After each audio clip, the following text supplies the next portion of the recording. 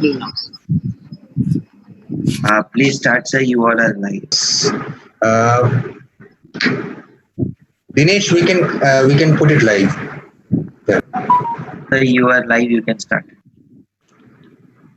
Dr. Khan, we can go ahead. Shall I start? Yes, please do. Okay. Good morning to one and all. Thank you for connecting so early in the morning, and also to all the delegates who have connected to us from across the world. We also have an international faculty who has joined today, and that's going to be the most exciting part, if not lesser than the Indian counterparts. Before I hand over to Dr. Gautam Pound, I from Alembic, the makers of cloth, would appreciate and would I feel privileged in hosting Sri Satya Sai Institute of ENT and Melody Voice Clinic, and in association with them, the National Workshop on Phonosurgery today. Before making it late, I would just hand over to Dr. Gautam Khan to take the proceedings forward. Have a nice day. Thank you very much, and good morning, ladies and gentlemen. Thank you for logging in so early in the morning. 8 a.m. on a Sunday morning is quite early. And yes, Dr. Phanindra Kumar sir, who has been the sort of founding father of the Association of Phonosurgeons of India, and he has also been one of the persons who has popularized phonosurgery in India. And Dr. Phanindra Kumar sir has been doing this workshop for a long time now. This would have been the 14th national workshop, but unfortunately, because of the pandemic situations, this has been converted into a webinar. I'd like to request Dr. V. Phanindra Kumar sir to kindly give his welcome address. Thank you, Dr. Gautam. Sairam. Good morning, friends from India, and good evening, friends from abroad. On behalf of Sri Satya Sai ENT and Melody Voice Clinic, India, I am extremely happy to invite you to the first webinar-based national workshop on phonosurgery in India. Due to the prevailing COVID-19 pandemic, this webinar planned as an alternative to the regular workshop, which was scheduled today as usual. The workshop starts with the traditional prayer.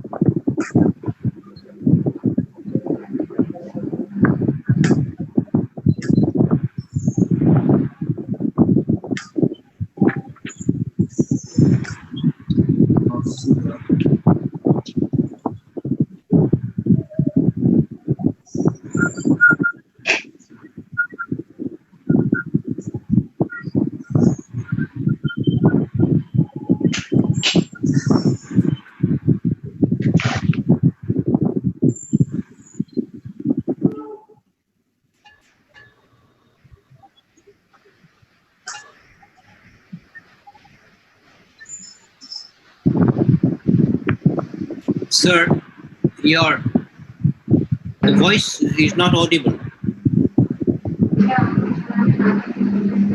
The prayer voice is not audible. Sound is not audible.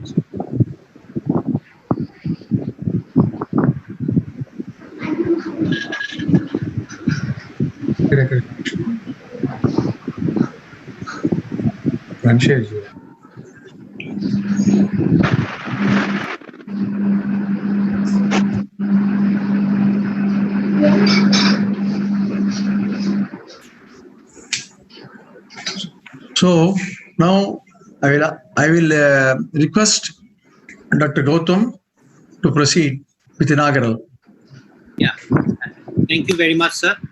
And today, to inaugurate this webinar-based workshop, I'd like to request Dr.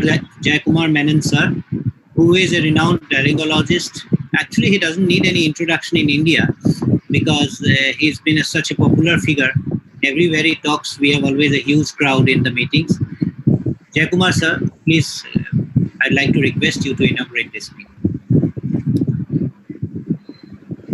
Thanks, Gautam. Good morning, all, and good evening to Dr. James Thomas. It's an extraordinary time, and we are seeing extraordinary things for me too, because this is the first time I am invited to inaugurate the CME. So when Dr. Phanindra Kumar called me a few days back, to tell me, Jayakumar, you are going to inaugurate, I was pleasantly surprised. I also got a little bit confused whether this is a promotion or a demotion. Knowing Dr. Phanindra Kumar, I know that it cannot be a demotion, it can be only a promotion, because he is the man who gave me the first opportunity to be a faculty in a national conference, and he was very instrumental in taking me as an international faculty elsewhere. So I am really happy to come for that. And you all know that Dr. Phanindra Kumar has been the beginner, the pioneer in this specialty in India, and that too coming from a Mofassil center like Guntur, not from a very big center. He actually single-handedly brought up the specialty, then a lot of us followed the path. And he has been doing this conference since 97, I suppose. But this is the first time because of the COVID time now. So many things have changed. Now it is all webinar. I personally, I have now participated in few webinar.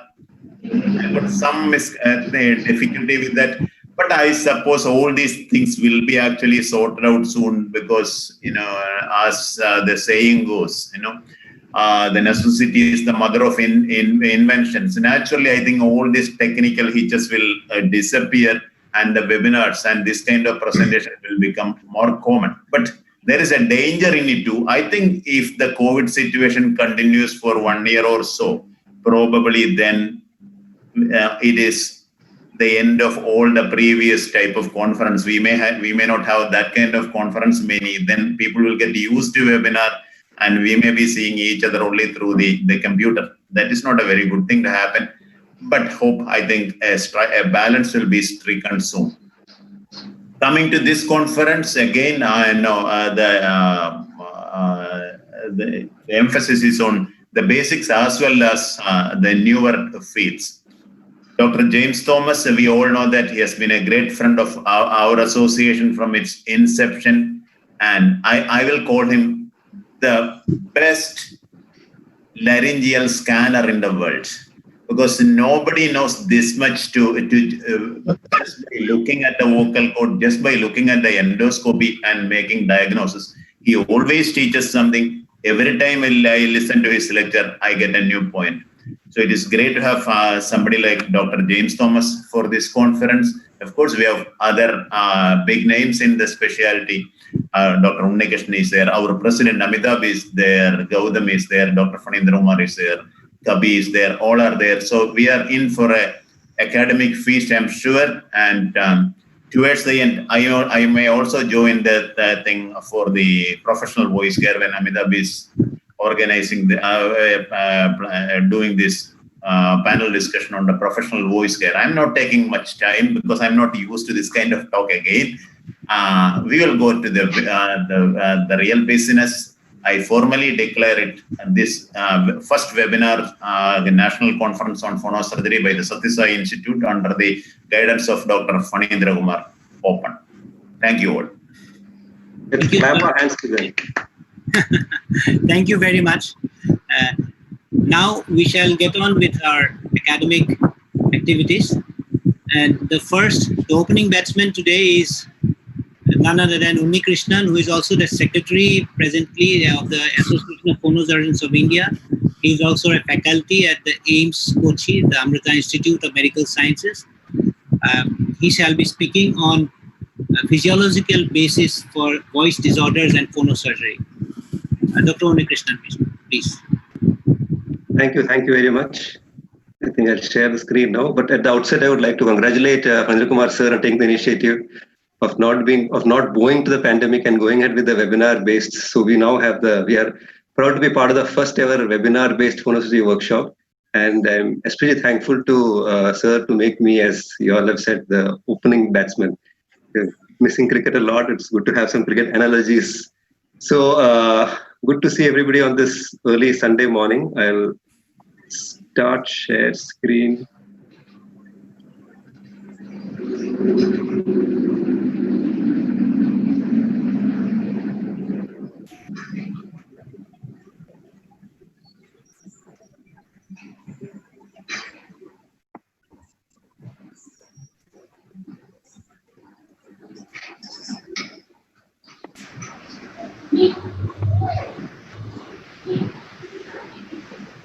Is it a slide visible? Yeah. Yeah. Can I proceed, Gautam? Can I? Please go ahead. Yeah. So good morning once again to all of those who are tuned in now on this early Sunday morning. So this is the topic given to me. The time allotted is 20. I've already said I may exceed by just a little bit. I'll try my best not to overshoot too much. So this to you all from Amrita Institute, although I'm sitting at home right now. Yeah. So these pictures show the importance of voice in humans. So animals also have voices, but they don't have speech. So when it comes to humans, it's not only our voice, it's also speech, and it's so important in every aspect of our life to convey emotions, to communicate, even for income, everything. Speech is important. And what is speech, as we know, is combination of phonation plus resonance plus articulation. And from the present point of view, we'll be talking about phonation specifically. So overview of my talk would be all these things. I'll be talking about the anatomy in brief of vocal fold anatomy, then in some details about the specific structure of vocal fold, the physiological aspects of phonation, followed by the voice disorders and phonosurgery, but keeping in mind how physiology affects voice disorders and how knowing physiology helps to do a good phonosurgery. So phonation has been defined as the physical act of sound production by means of passive vocal fold interaction with the exhaled air stream. Begin at the beginning, neurophysiology, where it all begins upstairs. So the desire to talk, desire to communicate, desire to convey emotion through voicing begins in the brain. There are multiple areas. I'm not going to details of that, just to show these few areas which have been documented: the limbic system, the periaqueductal gray, the amygdala, the neolimbic iris, all of which contributes to various aspects of vocalization. So it's not just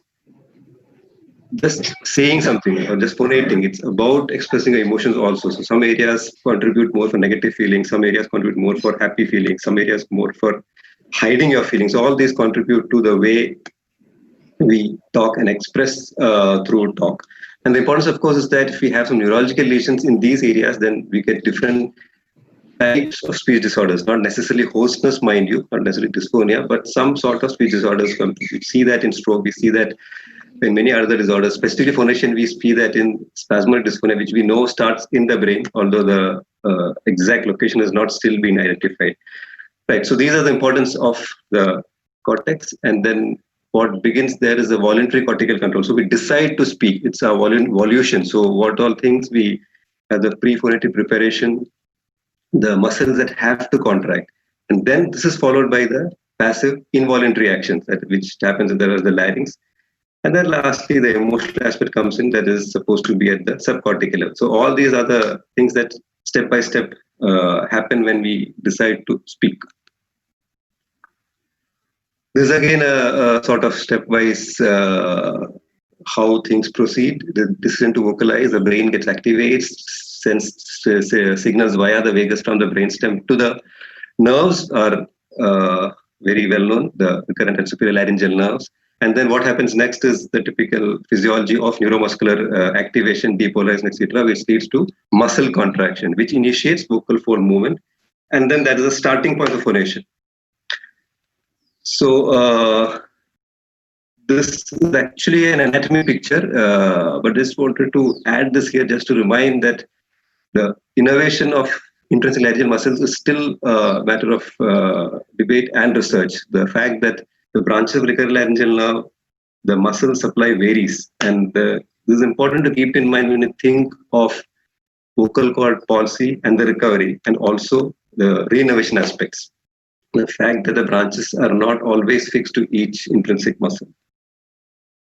Okay, this is our laryngologist dream slide, I suppose. When we talk of laryngology and phonation, there is no way we cannot have this or a similar slide. So the whole concept of body cover, which Hirano brought to our awareness, brought to our consciousness, which has revolutionized sort of especially phonosurgery. So we know now that there are in full breakup 5 layers or at least 3 layers of vocal fold, of which the body seen here in red is the muscle, specifically the vocalis thyroid muscle, and the deep layer of the lamina propria.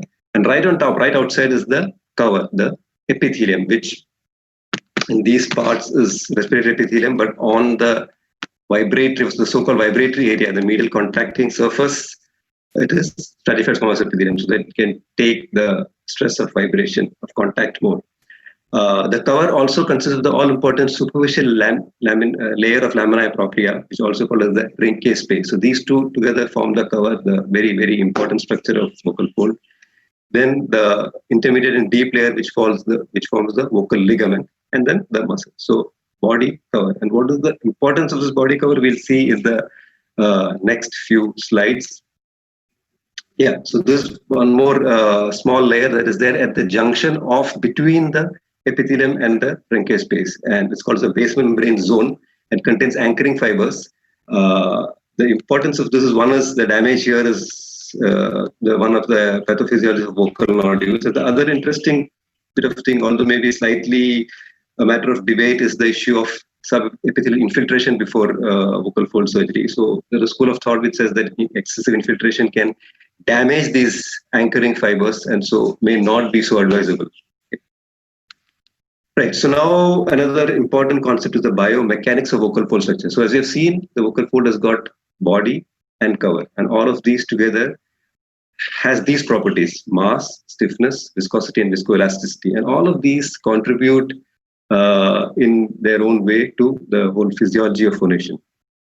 Now, when we talk of the 3 layers, the constituents of 3 layers. The superficial layer predominantly contains interstitial fluid, which allows for smooth wave motion because it's very much fluid-like with less solid or thick contents. The intermediate layer contains more predominantly elastin, which allows stretch. Okay, so you can think of a rubber band, something like a rubber band, which is getting stretched. So it has to have an elasticity. If it doesn't, it will either it will break or it won't be able to stretch it. So elastin. And the deep layer then contains more of predominantly collagen, which helps to absorb stress. So seeing all these, we can sort of understand what the things that are happening. Then you need something that needs to move like a wave. At the same time, you need something that can absorb the stretch and allow for stretch. So all these are happening while phonation. Now coming to these 3 things: mass, stiffness, and viscosity. Mass, as you know in physics, is inversely related to frequency. So when you increase frequency, needs less mass and vice versa. When you talk about vocal fold, there are 2 types of mass. One is the static mass, that is the body, which we just saw. The muscle and the thickened vocal ligament. So the muscle forms the body, but that is a static mass. When the vocal folds are at rest, there is a thyroid which is providing mass. But it's not always the same. When we phonate, it changes to an effective or the vibratory mass. Okay? I've put one example here, the cricothyroid action. It elongates and thins and therefore decreases the effective mass. And going back to the first point, when there is decreased effective mass, there is increased frequency, and so on and so forth for all the muscles. The point is, they're all, please keep in mind, I'm talking of physiology right now. So they're all natural changes happening in the vocal fold muscle. Static mass is something, but it would change the moment we start phonating. So again, the type of phonation that we do in different glottic configurations, there is a very tight. There's a tight closure, the mass changes compared to the loose closure. So each of these things would vary the effective mass. So stiffness is directly, as opposed to mass, stiffness is directly related to frequency. As stiffness increases, frequency can increase, and related to the tension of the vocal folds. So again, think of the rubber band is stretched and becomes stiffer or less stiff. Body and cover both control stiffness, and here again a bit of physiology, how each muscle controls the stiffness. So the ones in bold font are the ones that really change the stiffness. So which means when the cricothyroid contracts, it strongly stiffens both body and cover. Well, interestingly, when the vocalis contracts, it strongly stiffens the body while it slackens the cover, which means vocalis, as we know, is the vocal cord muscle. So when we are phonating, the body becomes stiff while the cover slackens. So it can understand the importance when you see the next slides of the mucosal wave. And all the other muscles essentially are described as seen here. Viscosity is, by definition, the resistance to tissue deformation. It adversely affects the phonatory threshold pressure, which I'll be describing in a subsequent slide. But generally keep in mind that it's better to have reduced viscosity for phonation. So lesser the viscosity, easier the movements of the vocal folds and the mucosal wave, and therefore better for the phonation. And these are the factors that affect viscosity. So we saw mass, stiffness, and viscosity of the normal vocal folds in static state and vibration state, and how all these are important of phonation. We'll see in the subsequent slides coming to biomechanics of phonation. Yeah, so these two pictures, there's always been a debate over millennia whether the vocal or voice box is basically a wind instrument or a string instrument. So over the last so many years, or last, let's say 100 years, this has been gradually been sorted out, and the explanation now is, the theory of phonation now is aerodynamic myoelastic theory of phonation. So aerodynamic indicates that there's an airflow, definitely. Myoelastic means that there's a muscle that is stretching. And I would like to remind that most of this is passive activity. Only the initial stage is active, then the rest is all passive activity. And where does it all begin? It begins, first of all, of course, we decide, it's a voluntary decision to speak, for which we have to phonate first. And in phonation, the first step has to be inhalation. I remember an analogy which I've heard from Jayakumar sir saying to the patient, that if we consider our voice box as a machine, the only fuel that we can provide is air. And where does the air come from? And we take in a deep breath. We take in a deep breath and fill our lungs with air. And that is what you're seeing here. The lungs are full. That is the first step. And that, just a point I've added here, that the maximum phonation time, which we so frequently check, is an invaluable test for the vocal cord status, but it also gives a message about this aspect, the lung status also. So we have now taken a full breath, the lungs are full of air, and we are ready to phonate. And now this is what happens in stepwise. When just notice it goes like this: 1, 2, 3, 4, 5, 6, 7, 8. The vocal folds have adducted. This is the first step where the vocal folds adduct. Here it's the neuromuscular active activity. We have decided to phonate, and so the vocal folds, the intrinsic muscles, relevant muscles, the LCA and the other muscles come together, and vocal folds are adducted. And now the air is building up under pressure in the subglottis till the PTP, or the phonatory threshold pressure, is reached. Once that pressure is reached, there is enough pressure now for the air flow to break through the vocal folds. So it just spurts through, and now we have the first vocal note, or the first sound, which we audiologically we say the F0, the fundamental frequency, has just happened, and the air then moves upwards to the vocal fold. Now the other point to keep in mind is the vocal medial edge is not an edge but a medial surface. So there is a lower lip and upper lip. The lower lip opens first, the air flows through, and then the reverse order closure also happens. Okay? Now the vocal folds come back in position by recoil. Please remember that the vocal folds are adducted all throughout. As per the muscle, as far as the body of the vocal fold is concerned, it's adducted all throughout. All the changes are happening on the cover. Now the recoil brings them back together. The recoil is basically based on the Bernoulli phenomenon and the viscoelastic properties. So there is no active muscular and neuromuscular activity happening here in recoil. It's just the Bernoulli phenomenon and the elastic properties which bring the vocal folds together. And then the cycle is, so in the vibratory cycle, as long as we are speaking, as long as I'm speaking now, all these things are happening until we stop to take the next breath, and the vocal folds have to abduct, which brings back the neuromuscular component. So this is all that happens during a cycle of phonation. And then as it's the next step that happens here, your picture seeing on the right is the air that's passing through the vocal folds, then becomes a traveling wave. And this wave, as you're seeing a picture on the right, is also reflected on the cover of the vocal fold. Okay, so the body has acted in the first step and is in place, fixed in place, and ready to absorb all the stress and stretch, while the cover merrily sort of moves along with the air wave that's moving up. So you have the mucosal wave, the so-called mucosal waves over the vibrating area of the cover of the vocal folds. This is just a quick video. I hope this plays. This is all familiar picture videos for all of us, but just I thought I'd put it here to show how beautifully there's a normal vocal, somebody's normal vocal folds vibrating so nicely. So seeing the mucosal wave as each airwave moves up. And so it's called as a transducer. We know by physics, transduction means the conversion of one form of energy to another. In cochlea, it's mechanical to electrical. Here, the larynx is also a transducer. That is, when the vocal folds vibrate, it converts the direct current airflow from the trachea into alternate current airflow. And this then converts the aerodynamic energy into acoustic energy. So now we have the answer to whether the larynx is a wind or a string instrument. In this, it shows that both are important. The airflow is there, which makes it a wind instrument. The vocal fold vibrates in string, make it a string instrument, converting into acoustic energy.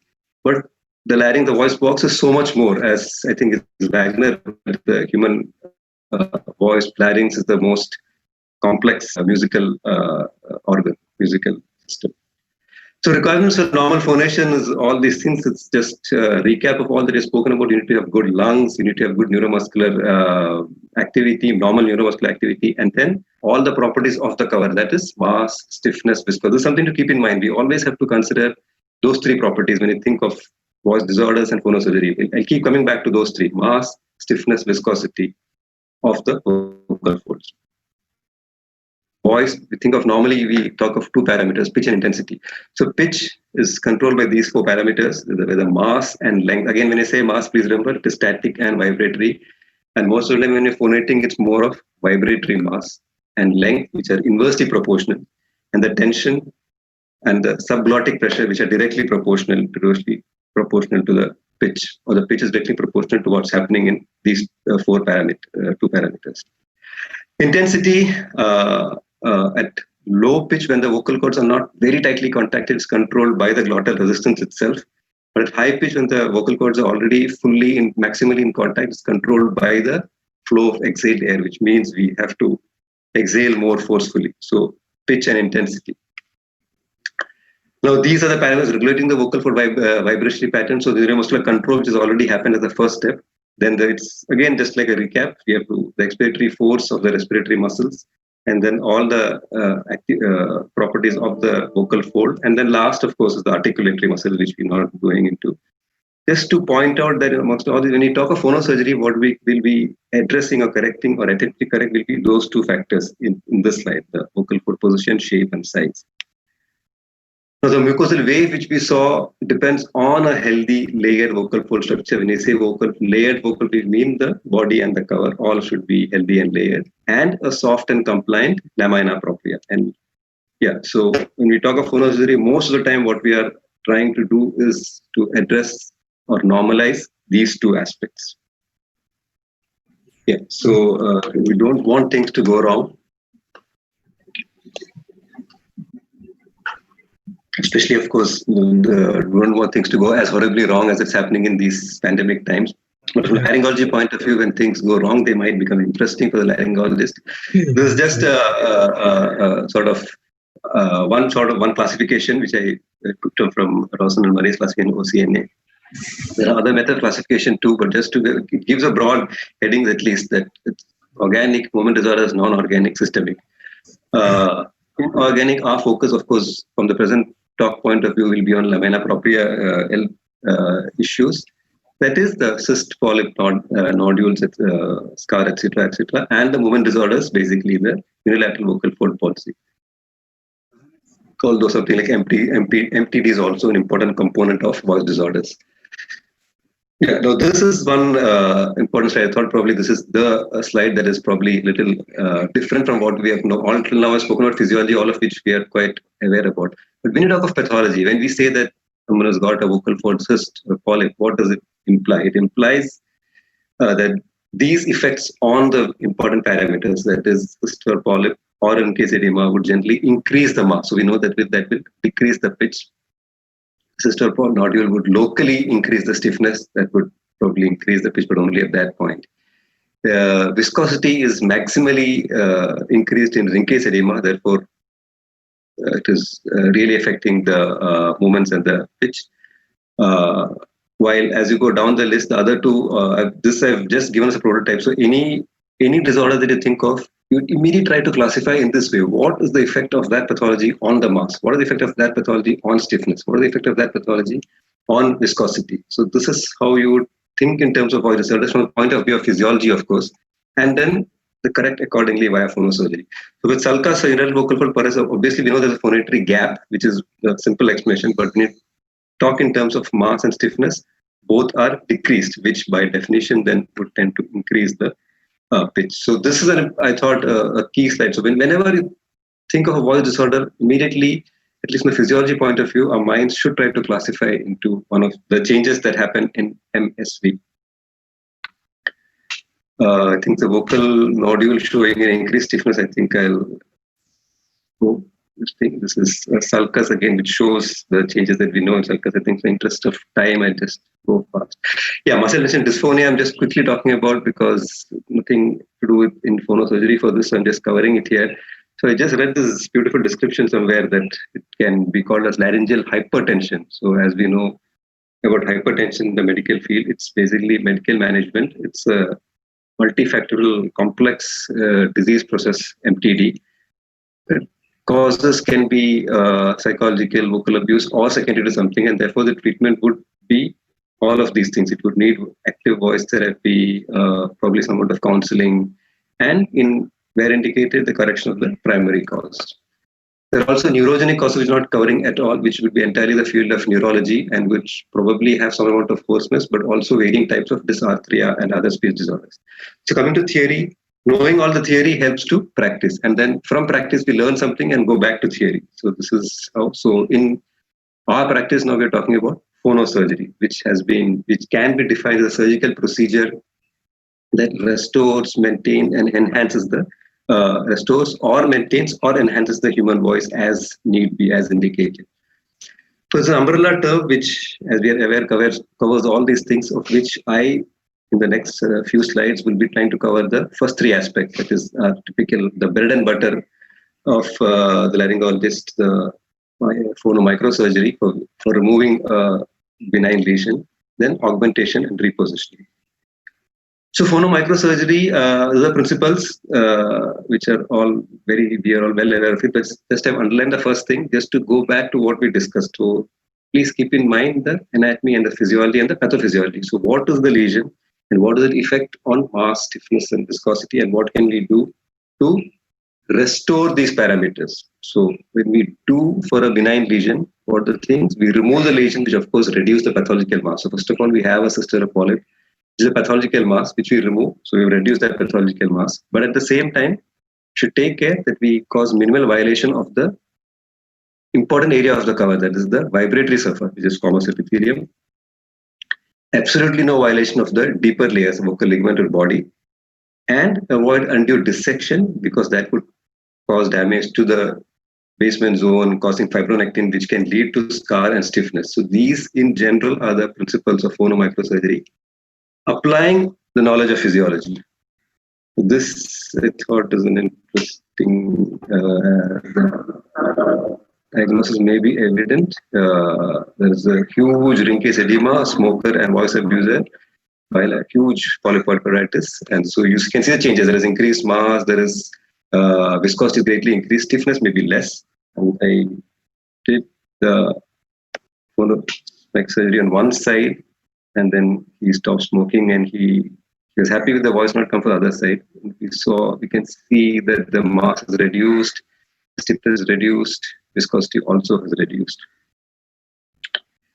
Okay, now the next is injection laryngoplasty. We are familiar with the indication. So what do we mean by injection laryngoplasty? Physiologically, it means there is some lack of mass and stiffness, and we are providing that by injecting something into the vocal folds. So we're providing mass and stiffness where it is deficient. Okay, that is, so I'm not going into the specifics of pathology concern, but in general, physiologically, what we mean by laryngoplasty is there is some deficiency in mass and stiffness which we are supplying. So we inject something and we improve that. That's common sense.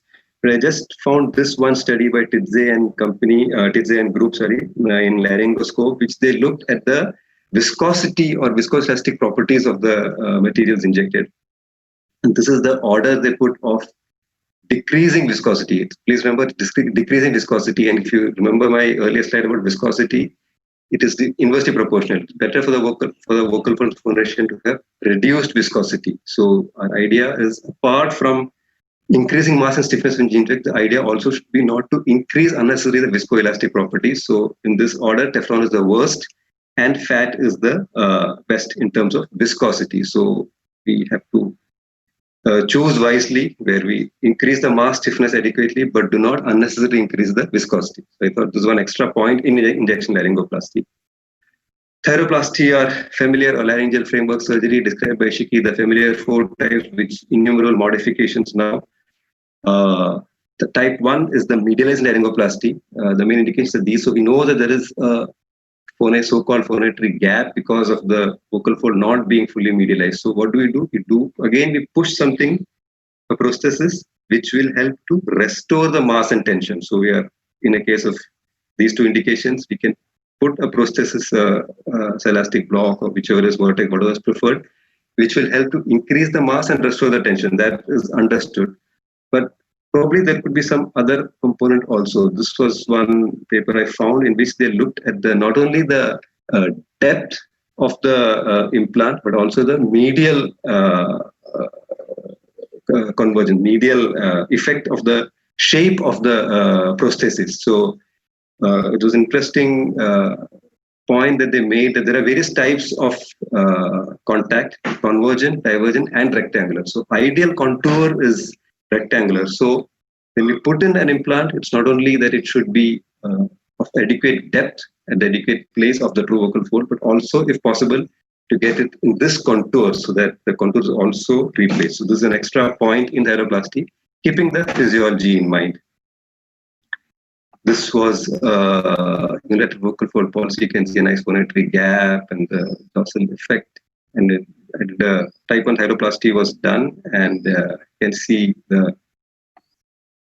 apart from the obvious closure of phonatory gap, which is the most obvious thing, also remembering that the contour seems to be quite good, the vocal fold contact seems to be correct, apart from the depth and correctness of implant placement. The other 2 pitch changes, I've put the picture of the guitar or violin there. So idea of this is the tuning of the strings of the voice box. So not going to explain too much details, but just to make you aware of the physiological aspect. So when we want a feminization, we have to raise the pitch, and then to keep the physiological aspect in mind, when we have to raise the pitch, we have to increase the tension or reduce the mass and length. So a lot of procedures described, not going into the details. Thyroplasty type 4 is the basic one, but there are a lot of modifications, and now we have our international faculty with us, Dr. James Thomas, who's got his FemLAR described by him. And conversely, for masculinization, biggest indication being puberphonia, or somebody who was gender change. When we have to lower the pitch, we have to lower the tension or increase the mass and length. And so we do whatever changes we have to in the framework to bring about these changes. So it could be any sort of changes, any number of procedures that you can think about. But keep in mind that we have to, whatever you do, you have to bring about these changes in the mass and length and tension. Pathophysiolaryngal innervation, I just quickly put this slide also because now for paralysis, the innervation is coming in a big way. There's a lot of studies on that. So this is something to keep in mind. When we say a paralyzed vocal fold, it's not necessarily a totally de-innervated nerve. It could very, very well be an improperly re-innervated nerve. So all this is important. I'm sure details of this will be covered in Gautam's talk. So looking forward to that. But there's something to keep in mind regarding the physiology from the point of view of re-innervation. And this is the last pathology that I'm talking about, spasmodic dysphonia. Rare but very interesting. It's definitely not a laryngeal pathology. It's something to do with neuromuscular, and the research now is implicating basal ganglia. But it's generally a family of dystonia. So the vocal folds, the muscle, the body goes into spasm. Why? We do not really know, but it could be any of these things: decreased inhibition, increased plasticity, etc., which causes either very breaking voice or a very breathy voice. And these are the physiologically explained principles of treatment. Either you reduce the neuromuscular activity, which is now the gold standard, that injecting of botulinum, or you denervate the muscle, or you simply separate the vocal folds in the case of adductor dysphonia, or you destroy the muscle. So all of these can be done to improve the voice. think with that, I've come to the end of this talk and take-home messages. The larynx acts as a transducer, converting aerodynamic to acoustic energy. Phonation is explained on the basis of aerodynamic myoelastic theory, most of which is a passive process. The vocal folds, the main contributor to phonation, has a unique structure with biomechanics involving mass, length, tension, viscosity. After everything, for all those listeners here, I'd be happy if you just keep this take-home message that vocal fold has mass, length, tension, viscosity, and anything you do has to be keeping these in mind. So voice disorders would affect some of these parameters, some or many of these parameters, and phonosurgery, you have to correct some or all of these parameters. So Sunday morning, a cup of coffee or tea awaits, hopefully all of us. Thank you all for attending. And before I end, I would like to put this picture from a throwback Sunday 9 years back, welcoming our dear international faculty leader, James Thomas. This was from the AA workshop in 2011. If James Thomas remembers, that is a Marilyn Monroe picture taken in my mobile. Thank you and welcome, Dr. James Thomas. Thank you, Dr. Unikrishnan. That was a very nice, exhaustive talk. And I think we will take the queries because there's some problem with the chat box. It will come in. We will take the queries a little later. And that's okay. We will now go on to the star attraction of this workshop, Dr. James Thomas from Portland. And I would like to request our V. Phanindra Kumar sir to kindly introduce James Thomas to the audience. Well, it's my pleasure to introduce James P. Thomas, specializing in laryngology since 1998, studied with numerous experts in the field from Europe to China. He is known around the world for his website as Voice Doctor Net, offering referrals, photographs, and video instructionals on voice disorders diagnosis. His publication, Why Is There a Frog in My Throat? A Guide to Hoarseness, offers many young otolaryngologists insights into the function of the human vocal folds. He has published many articles in academic journals and textbook chapters. His controversial perspectives on voice, including diagnosis by listening to the voice and criticism of overuse of anti-reflux medication in laryngology, lead to thoughtful discussion about the mechanism of injury to the vocal folds. He has pioneered the feminization of laryngoplasty, a transgender laryngeal surgery to alter comfortable speaking pitch and vocal range. Above all, is very compassionate and simple and associated with our Association of Phonologists of India for a couple of years, more than a decade. With these few words, I invite Dr. James Thomas from Portland, United States, to deliver a keynote address on recent advances in laryngology, the topic called visual neurolaryngology. I invite Dr. James Thomas. Thank you very much, Dr. Phanindra. Let's see, share my screen here. Okay. Yes, we can. All right. Well, I started my international speaking tour with an invitation by Dr. Phanindra Kumar to come to India a couple of years ago. And I've since traveled all over the world numerous times to India and have continued lecturing, and now I get to try it electronically as well. I'd like to talk to you about ways of seeing neurologic pathology in the voice, how to do that, how to avoid or not use an EMG, but how to use your eyes to see what is wrong with the vocal cords. And we're all familiar with a vocal cord that doesn't move and the word paralysis, but I'd like to take you beyond the word paralysis. And I know you're not all going to become neurolaryngologists, but you could take home these 3 points that are: 1, in order to see neuropathology, you need an endoscope. 2, you probably need a device to record it because everything happens too fast in the larynx to see with your naked eye. And 3, just with the application of a topical anesthetic like lidocaine, you can see much, much more than anyone else. And if nothing else, even if you don't do this, you should know perhaps what you're missing if you aren't using this. So let's take a closer look at what we can see.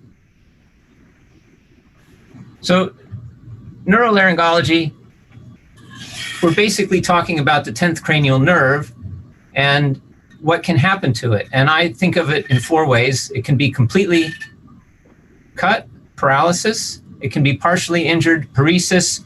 It can be recovering and recovering with competition, so synkinesis, or recovering with inappropriate motion, dyskinesis.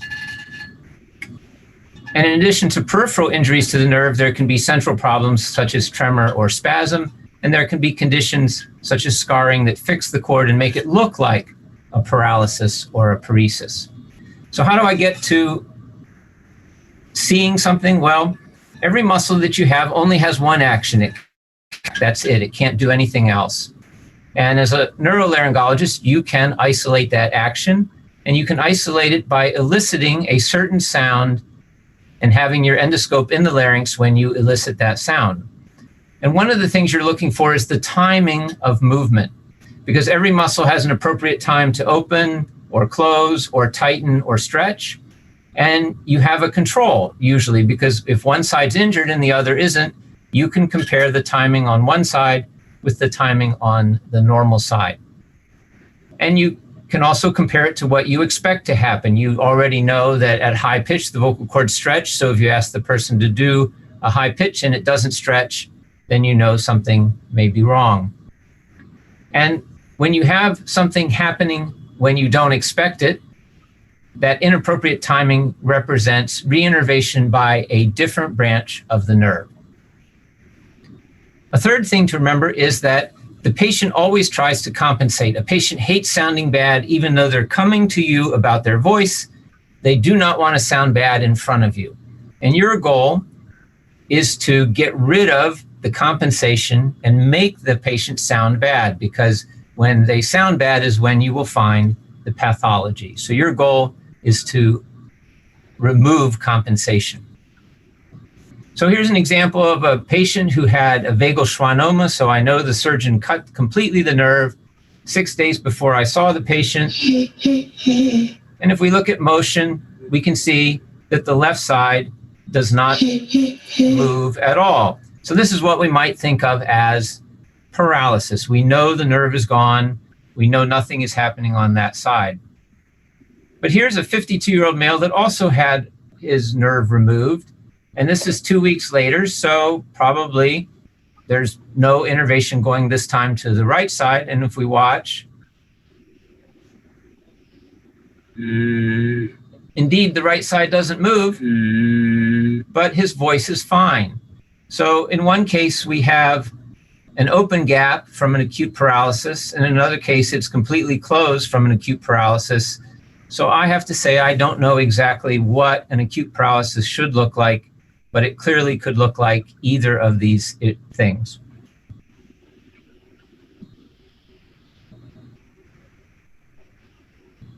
Here's a 72-year-old male that had esophageal carcinoma, and 2.5 months have gone by since the esophagus was resected and there was an injury to the left side. So let's look at this individual.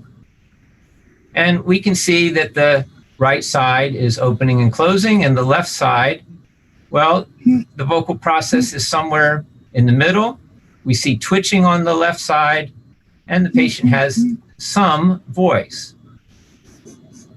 And when we look at sniffing, we don't see much movement.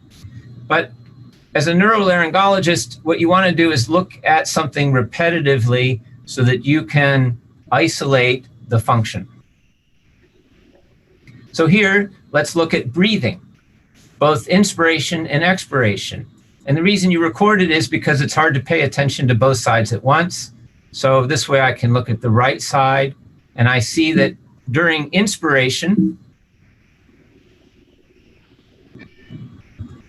that during inspiration, the vocal process moves laterally, and during expiration, the vocal process moves medially. So that's normal. We regulate airflow by opening and closing with each breath. And if we watch it again and pay attention to the left side, then we can see what's going on there. Is it moving a little? Is it twitching? What is it doing? And it's very hard to watch someone breathe, but if you can keep your endoscope in there for even 30 seconds, it will seem like an eternity, but when you're reviewing it slowly, it's very helpful to have several cycles of respiration to determine what's going on. Well, what's an appropriate neurologic exam if a person comes to you and you think it's a paralysis? What should you do for a complete neurologic exam? Well, obviously, we're going to look at the recurrent nerve, and the recurrent nerve has 3 branches to the vocal cords themselves: the posterior cricoarytenoid muscle, the lateral cricoarytenoid, and the thyroarytenoid. But this nerve has a number of other branches that we want to look at. So before I focus on the vocal cords, I always look at all the surrounding nerves first so that I don't forget to examine them. And the 10th cranial nerve has 2 branches that take off above the recurrent nerve: the superior branch and the pharyngeal branch. And the pharyngeal branch has 2 subdivisions. One is for the palate and one is for the side of the pharynx. So we want to look at all these, but before we even get to the 10th nerve travels out of the skull with the 11th and the 12th. So I include both of these nerves in an exam for a problem with the 10th nerve. And so I will look at someone's tongue if they're hoarse, and I will see if there are signs of fasciculations, as in this case on the left side of the person's tongue, it's fasciculating and atrophied. The 11th nerve, I will ask someone to shrug their shoulders to see if there is a problem there. And then I will move to the 10th nerve. So now I'm placing my endoscope in the nose, passing it back, and I'm going to look at the level of the palate. And I'm going to look at it while the person is moving. Here's a normal palate, and when the person says pa, pa, pa, it completely closes. Pa, pa, pa. And when they say shh, it completely closes, and there's no air leak. And you can look at this same view from inside the mouth. We're now looking at the undersurface of the palate, and here's what the findings would be in a case of paralysis. The person says ah, and only the left side contracts. And so the palate pulls to the stronger side. And if we go in the nose in the same person, and we have them say pa, pa, pa, we see that air escapes from the left side. And that tells us that the right side of the palate is weak. So the upper branch of the 10th nerve is paralyzed. In fact, we can use our endoscope, pass it through this opening, and we can seal up the opening. And the person gets louder on this test because you've blocked the air leak out the nose. So your endoscope is a tool that you can use to both visualize and obstruct something. So let's take a look further down. Now we've done the upper branch. Let's move down to the next branch of the 10th nerve. And we're going to look at the pharyngeal constrictor muscles. How do we do that? Well, we're going to watch the midline of the throat when the person goes to a high pitch. Ew. So the person is going, ew, reaching the high pitch, and we see that the middle of the back of the throat pulls to the strong side. Ew. We can also pay attention to the pharyngeal constrictor muscles. They're located on the side, the posterior on each side, and we'll ask the individual to again go to a high pitch.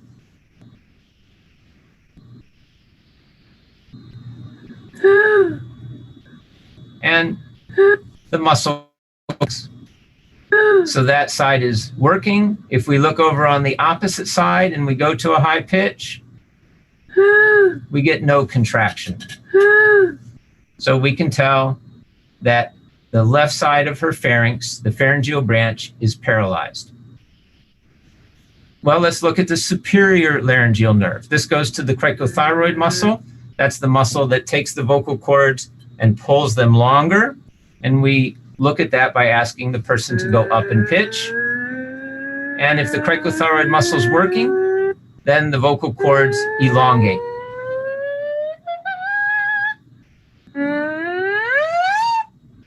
So elongation means the nerve is functioning.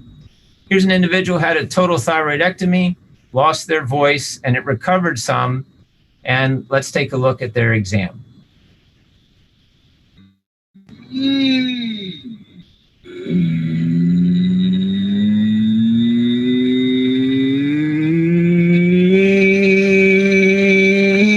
So two things we note. One, when we listen, the person never gets very high in pitch. But two, the vocal cords never elongate no matter how much he's trying. They tighten, the thyroarytenoid muscle tightens, but the cricothyroid can never stretch the vocal cords. A 62-year-old female who had an anterior cervical fusion, had a weak voice afterwards and said, I can no longer sing in my upper range. Let's look at whether she can lengthen her vocal cords.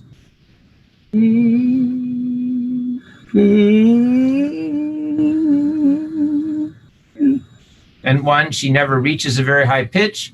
And two, the vocal cords never elongate.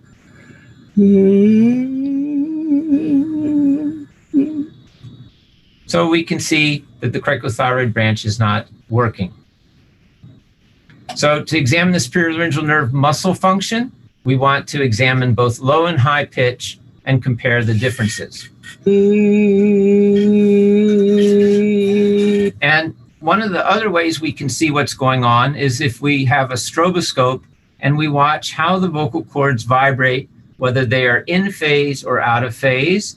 And in this case, at a low pitch, we know we are in the cricothyroid, and her vocal cords vibrate very symmetrically. And here's a high pitch.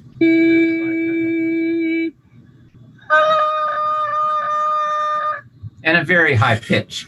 And if we watch the high pitch very closely, we'll see that one vocal cord is tight, the right one, and the left one is loose.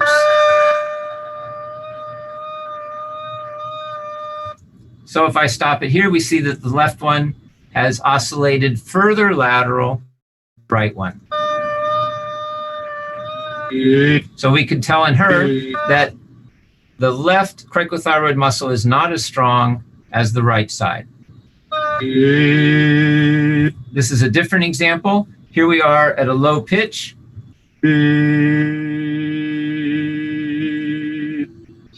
And the vocal cords, again, were very symmetric. Now let's see what happens at high pitch when the cricothyroid muscle pulls tight.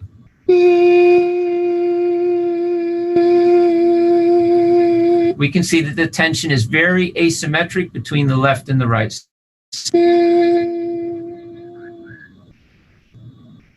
So two ways of looking at cricothyroid function. One is, do the vocal cords stretch? And two is, does their symmetry change in oscillation between low pitch and high pitch? So let's look now at the recurrent laryngeal nerve. We have three branches: the posterior cricoarytenoid that goes to abduction. We have the thyroarytenoid muscle that intrinsically tightens, and we have the lateral cricoarytenoid muscle that rotates the vocal process medially. What happens if we have an injury, say, of the thyroarytenoid muscle and we've lost half the fibers? How are we going to see that on a neurologic exam?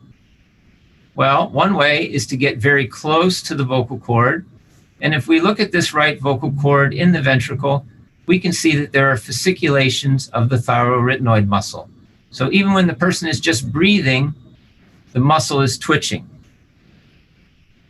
Secondly, we can look at mass. Here we've added lidocaine. I can go in until I'm almost touching the vocal cords. Here, the right vocal cord muscle has a certain thickness, so we can assume that it has normal, complete innervation to the thyroarytenoid muscle. Well, let's then look at the opposite side. One, we see how thin this is. That is, the muscle has atrophied. There's not many nerve fibers going to this thyroidnoid muscle, so it has lost bulk. And if we get close enough, we can look and see that there's a lot of fasciculations going on in the remaining fibers. So if we get both of them in the picture at once,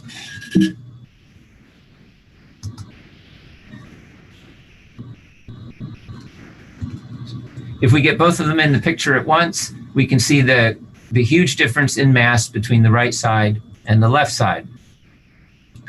Well, here's another tip if you're going to get close in order to see the difference between the size of the thyroidnoid muscles, because if we look here, the muscles look almost the same in size. But if we do what I would call a sniffing maneuver, that is, ask the person to sniff in through their nose, we'll see that there actually is a difference in size between the bulk. So once the person sniffs, if we stop the camera right at the maximum sniff, we can see that the right side is quite thin and the left side has a thick or thicker mass than the right. This suggests that the right vocal cord has a paresis, that it has partial muscle loss.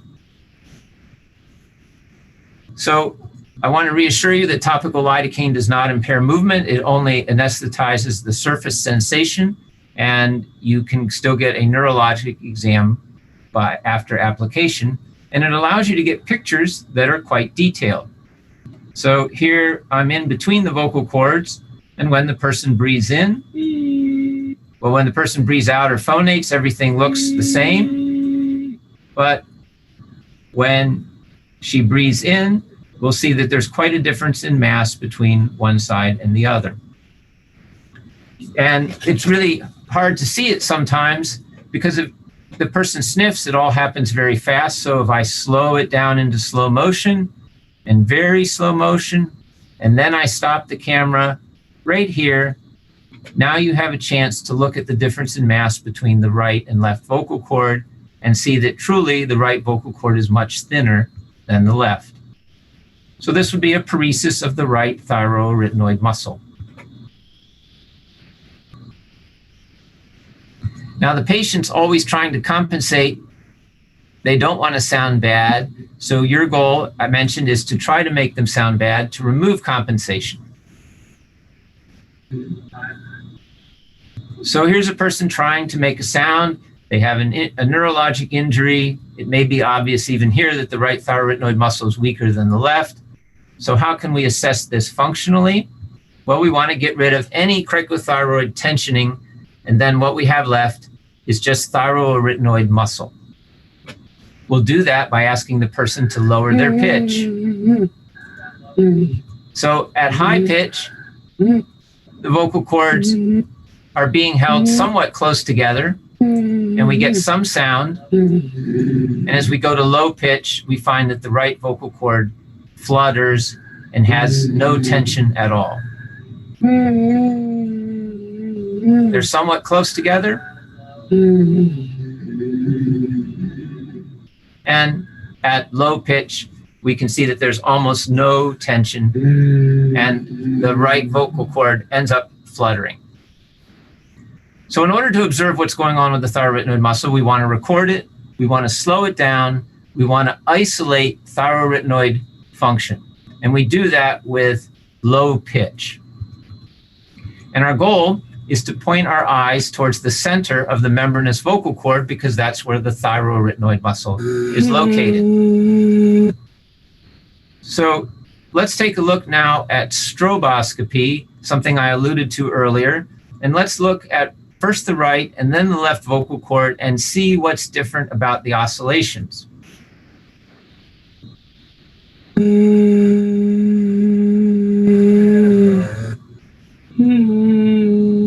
So we can tell that the right side is weak because it is curved out and it never reaches its axis. It stays lateral, it oscillates some, but it stays lateral the whole time. So if we drew a line between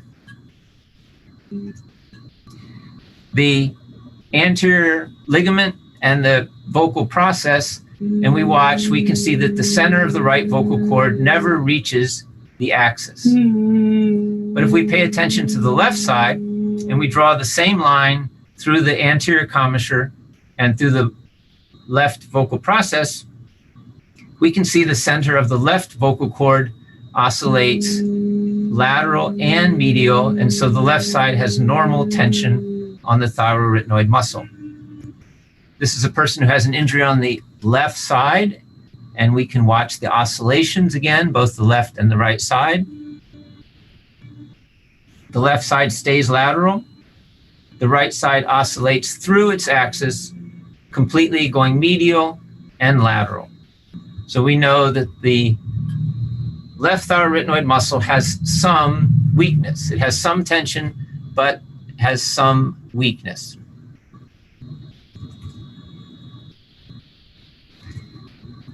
I mentioned the patient always hates sounding bad, so we're trying to make them sound bad in order to see the problem. So we encourage that during our exam.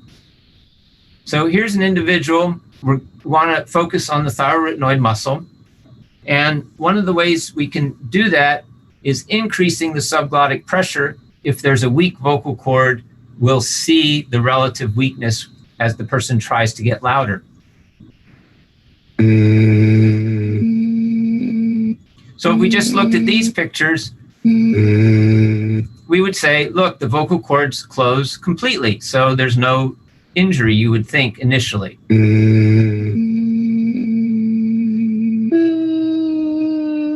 But we can see a subtle difference from one side to the other. But let's change something here. We're going to have them do the same low pitch, but we're going to ask them to add extra volume. And let's watch what happens to the left vocal cord versus the right.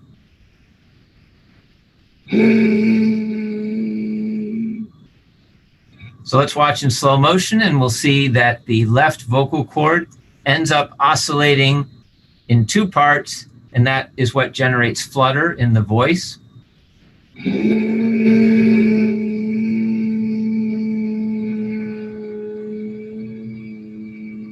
So actually the front and back halves of the left vocal cord are vibrating separately. And we were able to visualize that by increasing the volume in that patient. Let's look at respiration.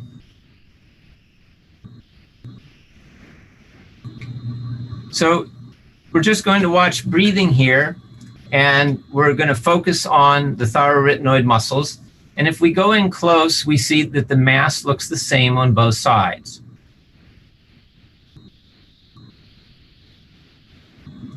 And now I will ask the person to make sound. And she goes to a high pitch, and it sounds pretty clear. But our goal is to make her sound bad, so we want to make her go to a low pitch. And when we go to the low pitch, well, we can't see anything at all. The false vocal cords have completely closed off our view. So how do we solve that? Well, first of all, this is not muscle tension dysphonia. We just aren't seeing the vocal cords because this individual is trying to compensate and keep from sounding bad. So how do we bypass that? Well, let's put lidocaine on the false vocal cords and then get her to make sound at a low pitch, that is, get rid of the cricothyroid. And we want to put our endoscope between the false cords so we don't care what the supraglottis is doing. And when we do that, now we get a view of the vocal cords. And it's a very brief view. But one, we can hear that she sounds bad, so we know we're going to see the pathology because we hear the flutter. And if I slow the video way down, we can start to see that the left vocal cord is actually bowed out and it flutters during our exam. So we can tell that even though it looked like it had some equal mass, the left vocal cord is not as tense as the right. Well, let's move on from the thyroarytenoid muscle and let's look at the next branch, the lateral cricoarytenoid muscle. The lateral cricoarytenoid muscle has the function of bringing the vocal processes together. So instead of now looking at the thyroarytenoid muscle in the center of the membranous cord, we want to focus all our attention on what the vocal processes are doing.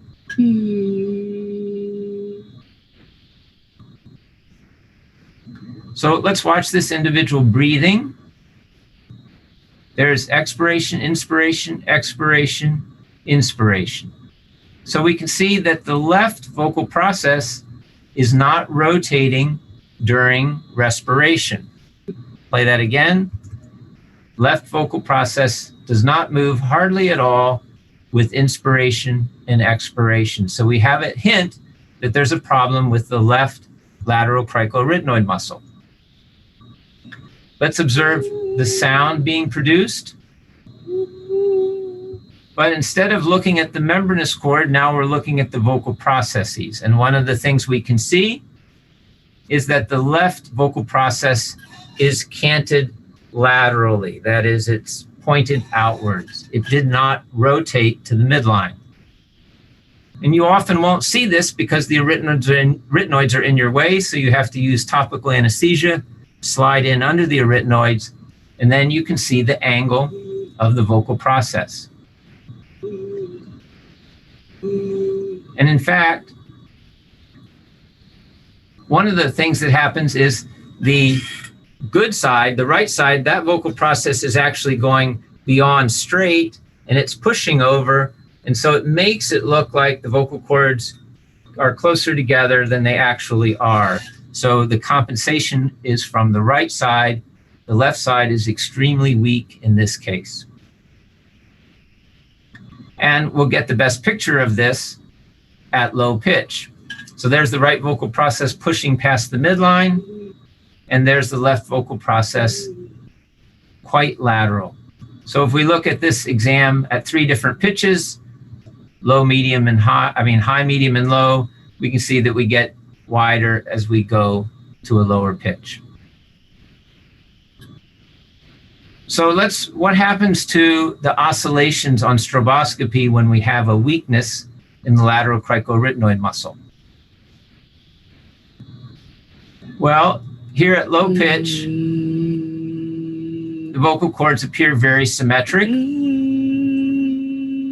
And as we go to a higher pitch, they get a little bit out of phase. So in this case, the thyroarytenoid muscle has normal mass, but there is a lag of closure from the left side. So the normal mass and the normal tension of the thyroarytenoid muscle lead to symmetric oscillations. And what happens at high pitch is now we've activated the cricothyroid muscle. It's pulling the vocal cords longer, and now the right side is more tense than the left, and the vocal cords start to oscillate out of phase. Also, we can see, if we watch closure, we can see the right side vocal process moving to the middle and the left one staying slightly away from the middle. If we watch respiration again, we'll see that only the right side moves medially during expiration, and both sides should be doing that the same amount.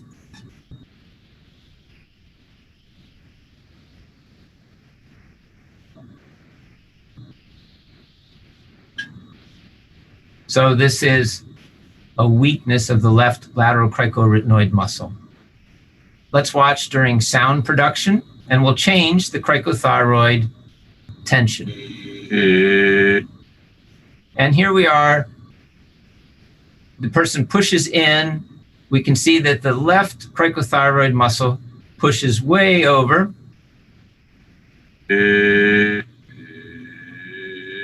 And there it is, pushing the right side out laterally. And then as we tighten the vocal cords, they come back to the midline because both cricothyroid muscles are working. So at high pitch, things are even. And at low pitch, the strong left side pushes the right side laterally. So at low pitch, The weakness on the right allows it to move laterally, and at high pitch, they are more symmetric. And why would you want to know this as a surgeon is because this is a person you could put an implant in the right side so that the left side wouldn't be able to push it out laterally, and you'll give the person a stronger voice. So we're using techniques of topical anesthesia, an endoscope, getting close. We're slowing down and we're watching respiration and phonation. And when we can look at our video recording several times, we look at it slowly so we can see details of the examination. So if we use a rigid scope, we might say, well, the person's getting the vocal cords pretty close together here. They look pretty good. They're both abducting and adducting. But if we take the same individual now and we put our laryngoscope into the posterior commissure, we'll get a closer look at what the vocal processes are doing. And we can see, one, that during inspiration, the thickness of the right vocalis muscle, right thyroarytenoid muscle, is much thinner than the left, so we have atrophy of the thyroarytenoid muscle. And if we watch during closure, we can see that the left lateral cricoarytenoid muscle is pushing in, and the right lateral cricoarytenoid muscle stays out. So in this case, we have an injury of both the thyroarytenoid branch and the lateral cricoarytenoid branch. And that leads to a large gap, particularly at low pitch, and air leak.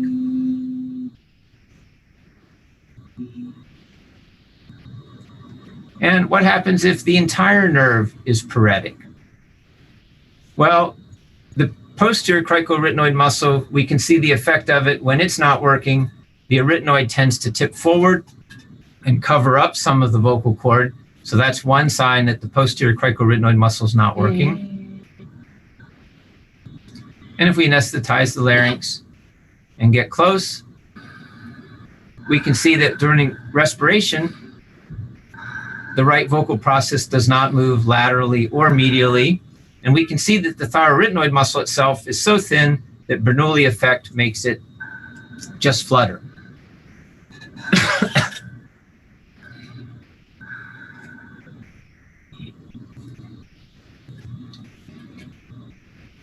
Let's take a closer look.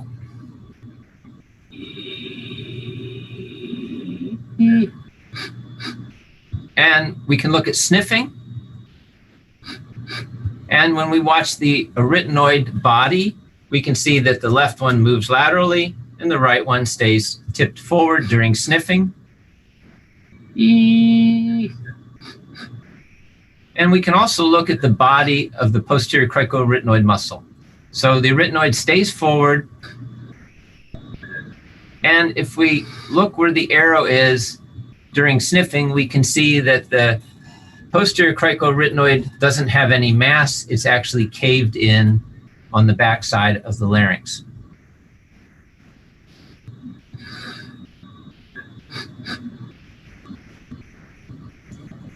Let's look at respiration now, and what we expect the posterior cricoarytenoid muscle to do during respiration.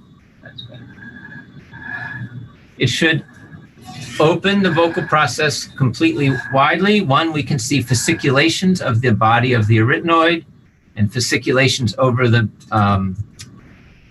surface of the posterior cricoarytenoid muscle. So we can tell it's denervated.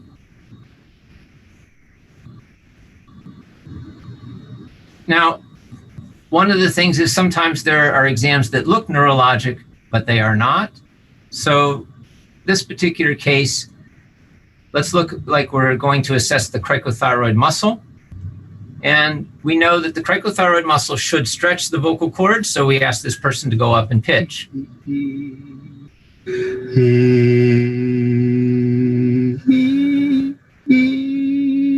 So at its highest pitch, the vocal cords are approximately the same length.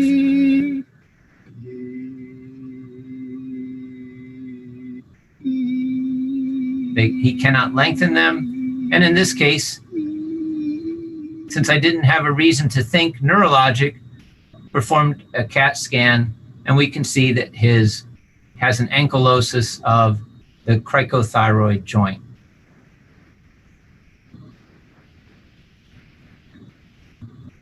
Another common confounding exam is post-intubation when both sides of the glottis don't open up very much. And this can look like bilateral paralysis. And the question you need to answer, is it fixation or paralysis? And why would you want to answer that? Well, I think this case is reflective of that. This is a 72-year-old female who had mitral valve surgery, was had a tube in her throat for 10 days, and she lost her voice. And then 6 weeks later, her voice started to come back, but she started to have trouble breathing. And the ENT doctor looked and said it's vocal cord paralysis, referred to a laryngologist who said it's bilateral paralysis, did an EMG study, put the patient on a proton pump inhibitor because always treat reflux, I guess. And lastly, went to a neurolaryngologist who did an EMG and injected Botox into the right vocal cord trying to unparalyze it. Well, this took 6 months of this person's life and she wasn't getting any better. In fact, she was worse after the Botox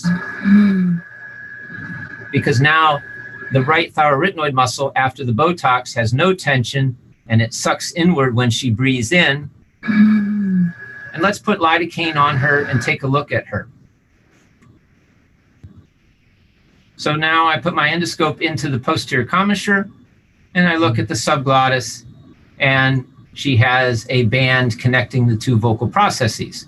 So this person went through 6 months and many tests, including an EMG, when all the otolaryngologist needed to do was look between the vocal cords and find out that they were fixed together with scar tissue. So let's think about these states of the vocal cord. Paralysis we've gone over, paresis is relative weakness. And what about synkinesis and dyskinesis? How do we evaluate those? Well, let's take a look at an exam and we're going to focus on breathing and look at the lateral cricoarytenoid muscle and the vocal process.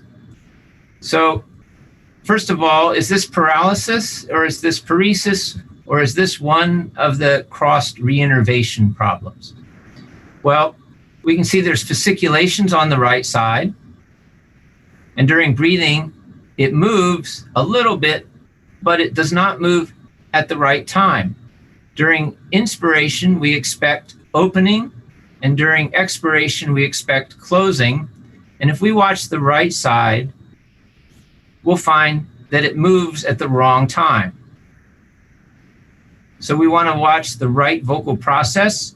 This is expiration, and now we'll watch inspiration. And it actually rotated outward. And when she sniffs, we can see that the right side during a sniff actually not only doesn't move out, it actually moves medially. So we want to watch this really slowly so we can see it. We're going to ask her to sniff, and I've slowed the video way down, and we can see that the right side actively moves medially during sniffing. There's the sniff again. And the right side rotates medially. So we can tell that this is actually dyskinesis. That is, posterior cricoarytenoid muscle fibers have gone to the lateral cricoarytenoid, and when she sniffs, the signal says move, and the vocal process moves, but it moves in the wrong direction.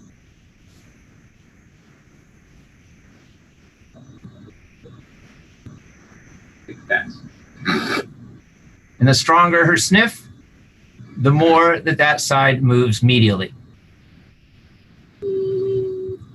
So why is this important? Well, this is a person who had a thyroidectomy 20 years ago, and she's been going to a pulmonary doctor for a number of years, getting all kinds of inhalers, and she's very short of breath. So we want to assess the left side what's going on with it. So we're going to look at her very closely, and we can see that after she phonates, this stimulates her left side. The vocal process actually pushes in past the midline.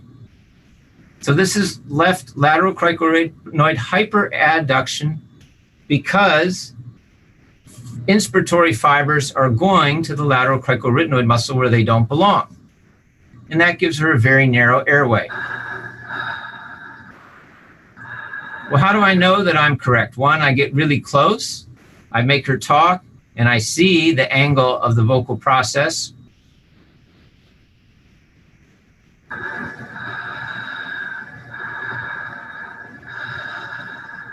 And then I can do an intervention to see if I'm correct. And the intervention that I'll do is I inject the paralyzed side, I inject the left side, I inject the lateral cricoretinoid muscle with Botox, and she suddenly breathes much better.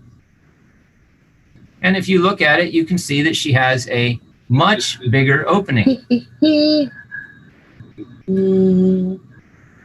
Now when she breathes in,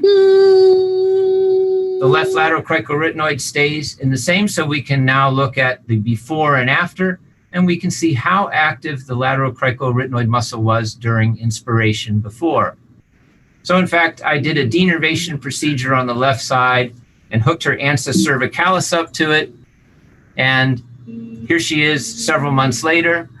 She still has a strong voice. And at 9 months, we can see that the left vocal process is now held vertically in the midline. It's no longer pushed over. It is held firmly in a straight position. And that's true at all pitches. So to summarize, neurolaryngology, every muscle has only one action, so you can focus on that muscle and isolate the action by changing pitch or breathing and looking at inspiration or expiration. Each muscle has an appropriate time to contract, whether it's during phonation, during inspiration or expiration, and you can compare the left and right sides and compare a normal to an abnormal side, and you need to look at it slowly to see what the timing issues are. And patients naturally want to sound good, and your goal is to make them sound bad. And then you can itemize and look through each of the muscles and see whether it's atrophied, whether there's fasciculation, how they oscillate, whether they have tension at low and high pitch, what's the range of motion. And all this put together will give you a close neurologic exam. So paralysis is no movement, paresis is some movement, synkinesis is simultaneous movement, and dyskinesis is inappropriate timing of movement. Thanks very much for listening. Thank you, Dr. James Thomas, for an excellent talk as usual. Very informative. I think before I go to the chat box, I think I'll like to ask Dr. Phanindra Kumar for his comments, and then we'd like to have comments from the experts in the panel here. Yeah, it's a really excellent talk by Dr. James. Thank you. And we learned a lot from him. We learned a lot from him. Thank you. Thank you very much. Yeah, Dr. Jayakumar, sir. James, great talk. But I just want to ask about the interarytenoid. Can you enlighten us something on the interarytenoid in this context? Yeah, I think if you watch those films really slowly, when you see a case of complete paralysis, if you watch during phonation, say you'll see one vocal process coming in, and you'll see the interarytenoid pull the opposite side that's weak. And the interarytenoid is a pull, where the lateral cricoretinoid is a rotation of the vocal process. So when you see the vocal process rotate, lateral cricoretinoid, when you just see it shift over like this, that's the interarytenoid pulling. So you can sort that out. And that's one reason why it's really hard to see complete paralysis, because even in complete paralysis, the interarytenoid will pull the weak side. So, And what happens in the bilateral paralysis? Does the interarytenoid get totally paralyzed in a bilateral case? yeah, I don't know the answer to that because, well, one, I actually think we don't really have bilateral paralysis very much.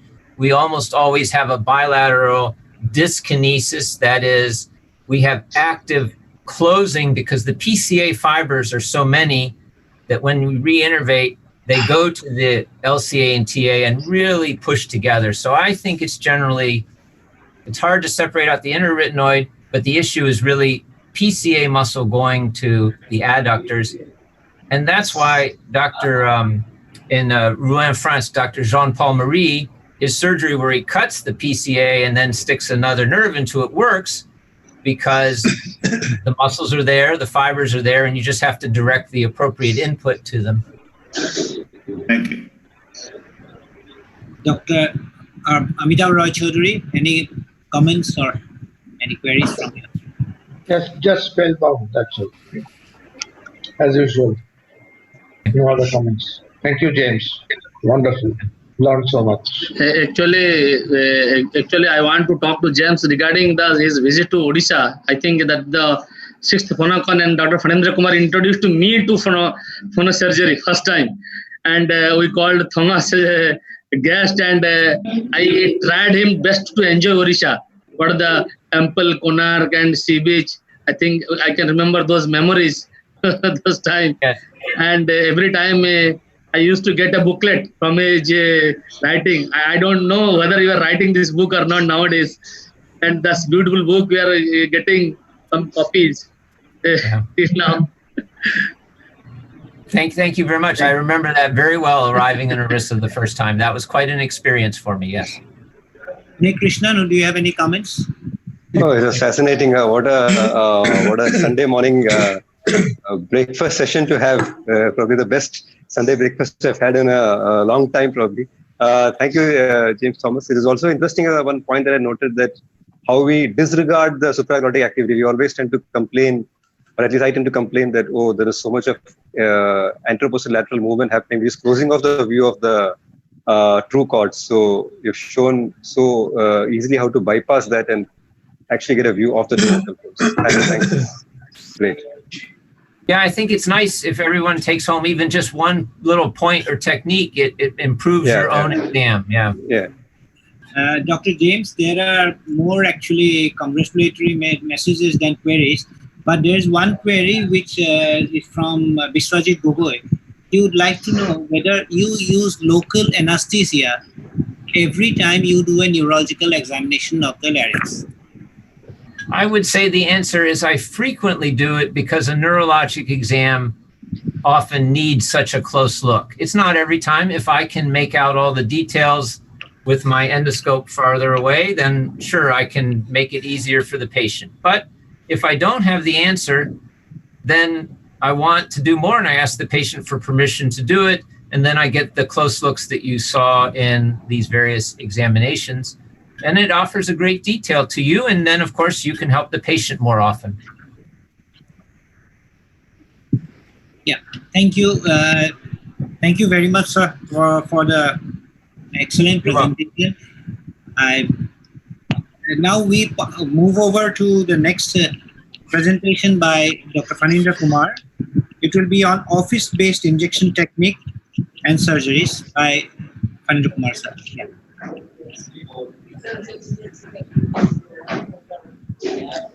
Thank you.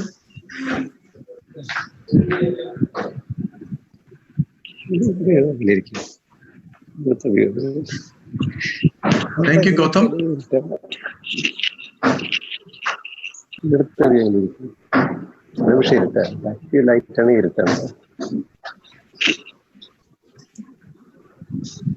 Thank you. Yeah.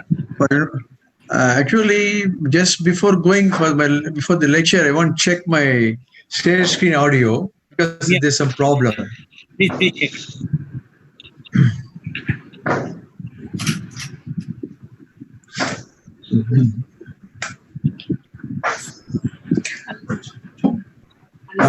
I got a message that my share screen is disabled. Sir, The host has to open that.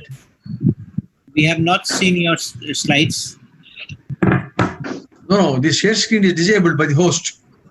Okay, okay. Just a minute.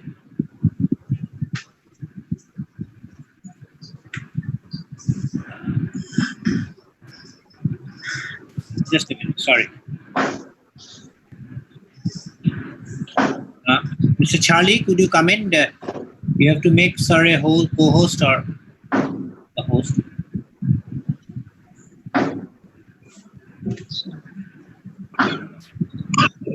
Yes, sir.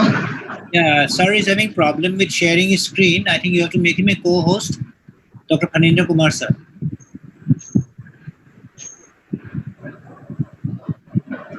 Sir, if you can check now. Yeah, I think you should be able to do it now. Yeah, now I got it. Yes, sir.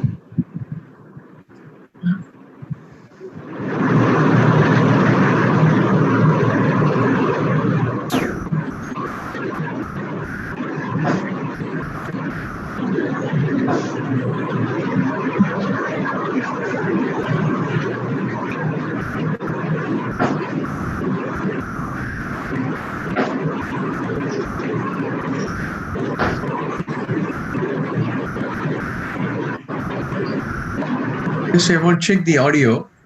Yeah, please share your screen, sir. We haven't seen your screen.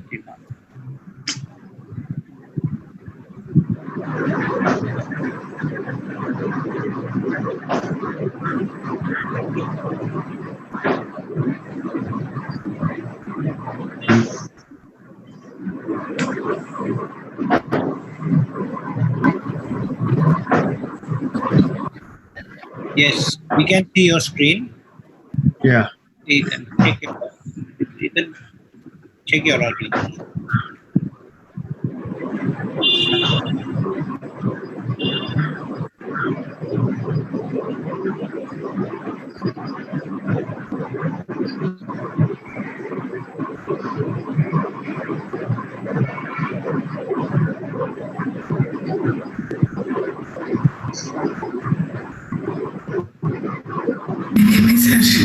Get a voice. Are you getting? Yeah, we are getting the voice. Okay, good. Thank you.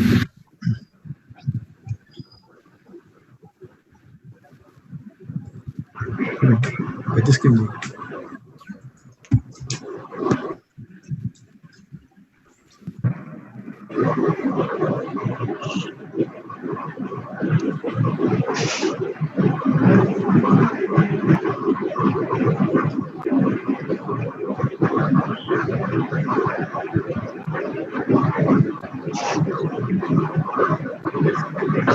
So it's okay now? Yeah, please put it. Yeah, you can go ahead, sir.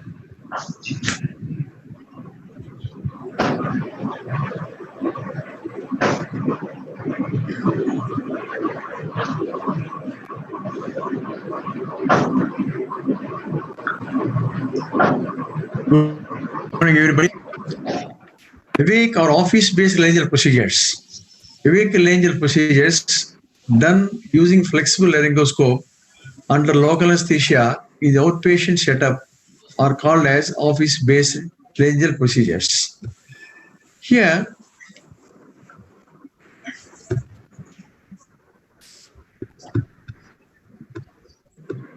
So we can't hear you. Your voice is off. can you hear them now? Yes, yes, yeah. So this is how the patient will enter into the office. We anesthetize the nose. And he'll be sitting in the office chair.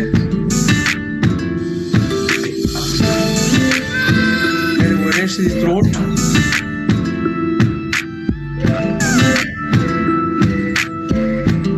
When you use the laser, we take all precautions.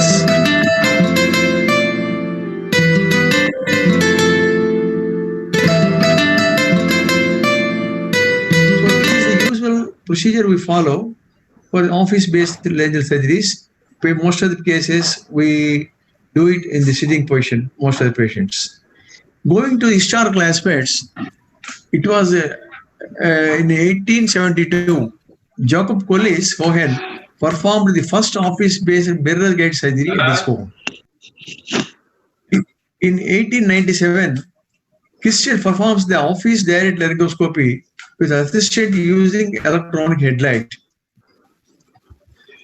In 1970s, flexible fiber optic scopes were introduced, allowing examination of the vocal folds procedures on awake or unsedated patients in the office. In 1999, digital chip cameras with 4.5 mm diameter flexible laryngoscope, brilliant illumination, high resolution, and working channel of 2 mm suction, flexible scopes, laryngeal fibers revolutionized the office laryngeal procedure, more precise and accurate. I think somebody has to mute their microphone. We are getting other sounds. Hello? Dr. Gautam? Hello? Yes, sir, I have corrected it. You may proceed, sir. Somebody I'm getting the disturbance. Proceed, sir.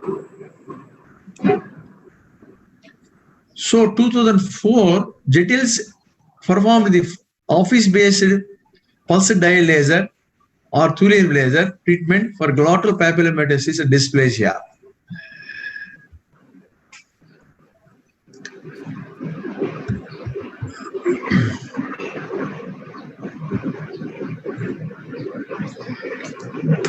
And total transnasal office laryngeal or awake fold procedures introduced for first time in India at our Satyasai Institute of ENT and Voice Center in 2005. And our initial experience was presented in the World Voice Congress in Seoul, Korea in 2010.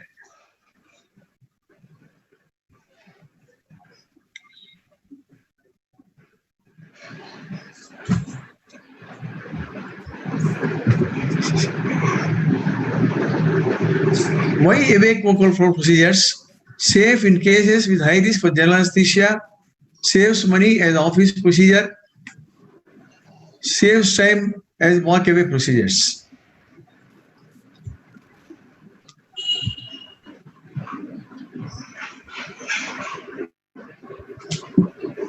What are the indications? All cases of difficult laryngoscopy or difficult neck for microlaryngeal surgery, like patients with the neck circumference more than 34.2 centimeters, limited atlanto-occipital extension of less than 19.5.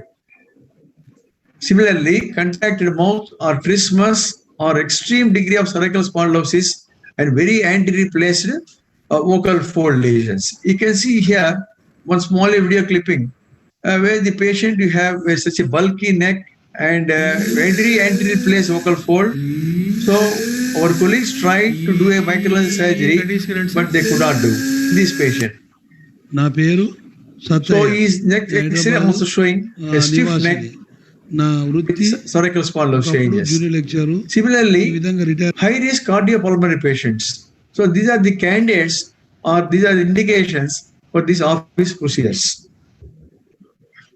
For the instrumentation we use flexible endoscopes. Mostly some endoscopes have a right side channel and some have a left side channel. So it is better to have both a right and left channels endoscopes. Preferably chip-on tips endoscopes and flexible laryngoscope forceps and a fiber laser. These are the instruments we commonly use in office-based procedures. Now the preparation of the patients. The counseling with the patient and the relatives with informed consent is got an utmost importance. This is very, very important. Sometimes the patients need a repeated counseling in the office basis. Similarly, audio, video, voice recording of the patient, computer voice analysis, video laryngoscopy are the things we do regularly in all the patients. And when the patients are professional voice or the singers, then we do dynamic phonation also. We'll do dynamic phonation also. So this is also very essential to know any functional abnormalities of the patients. To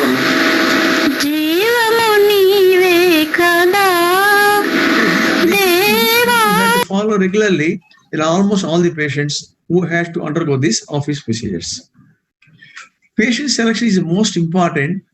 Patients should also be assessed for anxiety, pain tolerance to optimize the setting for the procedures. Comorbid conditions such as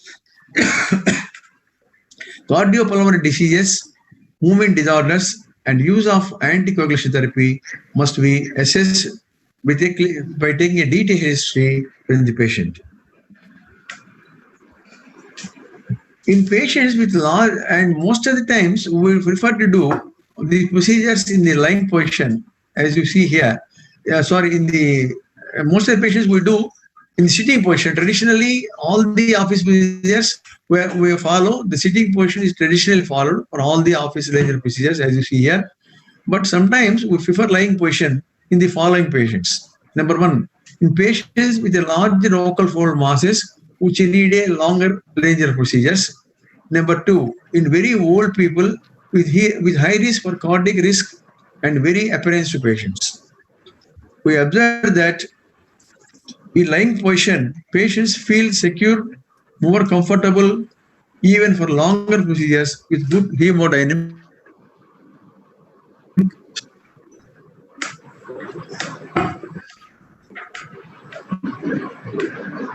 Handling of instrumentation is more comfortable for the surgeon and assistant with the patients in the lying position. So sometimes we had to change to lying position in some patients. So this is the picture. The first above is showing the sitting posture regularly done in the office, and sometimes we will do like this in the lying position also. Coming to the anesthesia, all the cases are done in local anesthesia. And in 1884, Kohler introduced the cocaine-induced mucosal anesthesia. In 1884, again, Kohler and Jenkins gave a live demonstration of the use of cocaine as local anesthetic for mirror-gate laryngeal surgeries. See, local anesthesia techniques include, one is the trans-oral sprays of 4% or 10% lidocaine, transnasal application of 4% lidocaine with or without epinephrine, transtracheal injection and installation of 1 to 2 ml of 2 to 4% lidocaine into the trachea, and sometimes transendoscopic injection of 1% lidocaine into the vocal fold directly. Sometimes we'll give supralaryngeal block. How you give block is like this: you palpate the thyroid space, place 25 gauge needle just inferior greater horn of the thyroid bone and superior to the thyroid cartilage, and inject 2 to 3 ml of lidocaine, local anesthetics, 1% lidocaine into that space. So the office-based laryngeal procedures include, one is the induction laryngeal techniques, and two is the office-based laryngeal surgical procedures. First, we will see the injection laryngeal techniques. Injection laryngeal techniques are either transnasal endoscopic. These procedures are followed with when you inject the substances like steroid, and recently a nanofat injection we are doing transnasal endoscopic. And most indications are either small vocals or sometimes vocal nodules. So here you find the injection of the steroid into a vocal nodule. You can see here.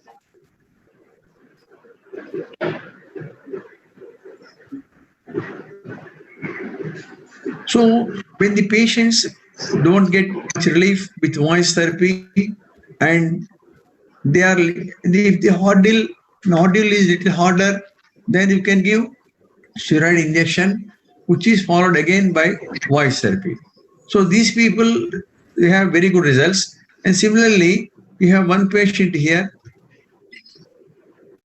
A scarred vocal fold. 2, 3, 4, 5, 6, 7, 8, 9, 10.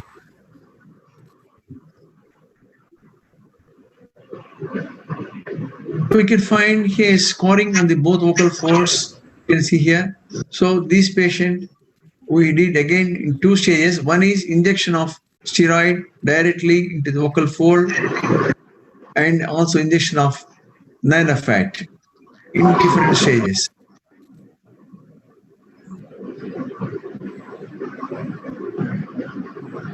That is how we can inject.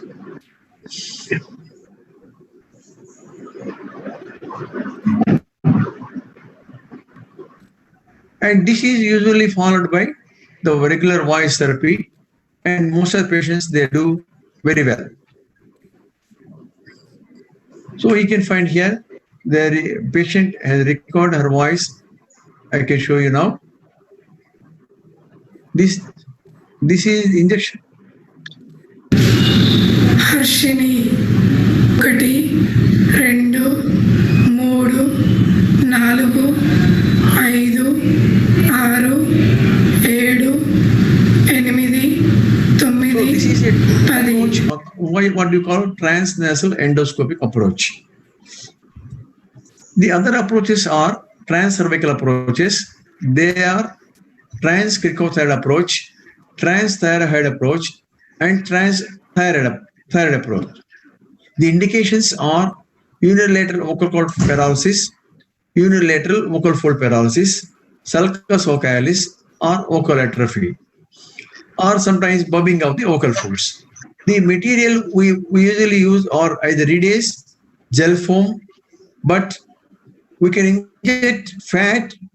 In some people, they do in office basis, and some people prefer to do fat injection as in the operating room setup, in sterile setup. So I also prefer to do injection of fat under local anesthesia in the office room setup, but not in the office base. So this is one case here. One patient you find here now, she has come with a hoarse voice and bubbling of the vocal fold. Just this procedure shows how you injected a transcervical transcricothyroid approach of injection of fat or injection laryngoplasty under local anesthesia. My name is Lakshmi Rajam. I am 37 years old. I had a problem. I had a voice problem since 1 month.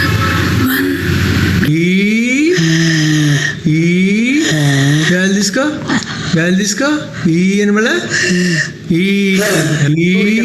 bobbing of the vocal fold. One side. Galdiska.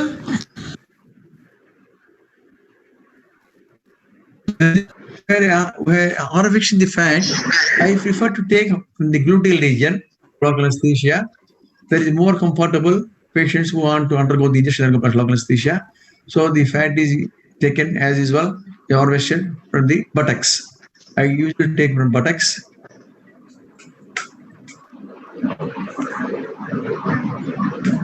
And this is the position of the patient we usually follow. You can hear, this is a transcricothyroid approach. First, I am injecting local anesthesia at the thyroid junction, and you will find here the needle entering subglottically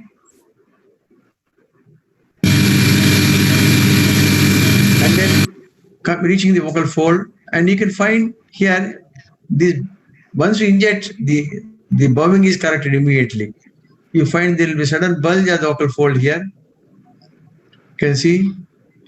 Hey, like this. Now you see the sudden, and now the bob is corrected. So this has become straight. You can see the vocal fold has become straight.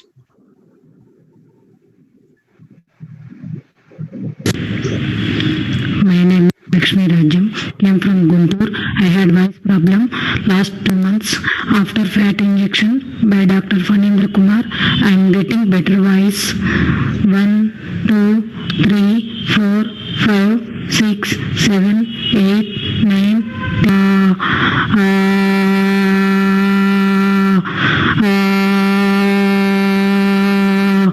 Today's date is 18th December 2015.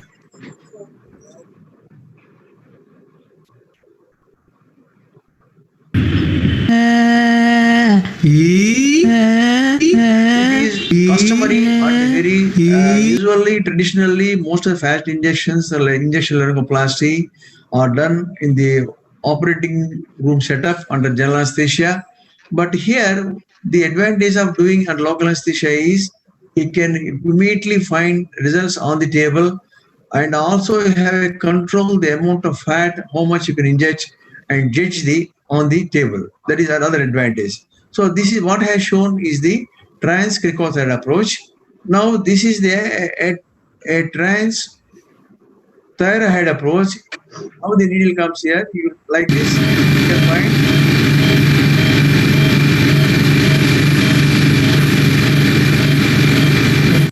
This is the view you will get when you do a trans-thyroid approach. So just inject just lateral to the vocal process under local anesthesia. Now you can see the contour of the vocal fold is suddenly changed. This is also a fat injection given as a trans-thyroid approach.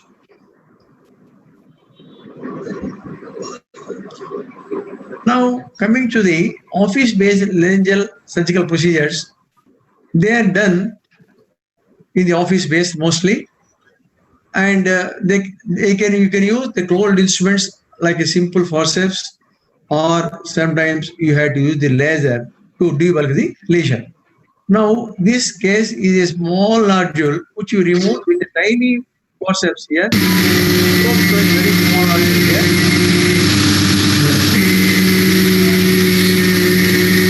So you can see how the nodule is removed. Very tiny forceps that is available with starch.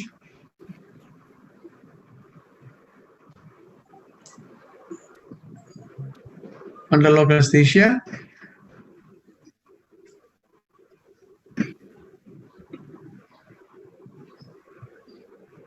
And this is the picture immediately after the procedure.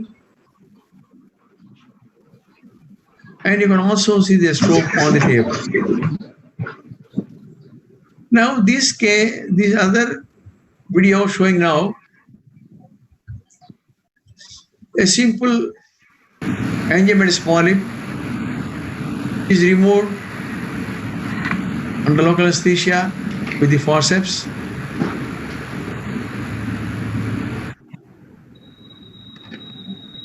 And when the lesion is large and little vascular, first we debulk the mass with the laser. We use diode laser for this purpose and debulk the mass like this. Now the laser is debulking the mass, and after debulking the mass, we'll remove the total mass with forceps. Actually, before doing laser, we will take a biopsy in most of the cases before applying laser for a proper histopathological examination.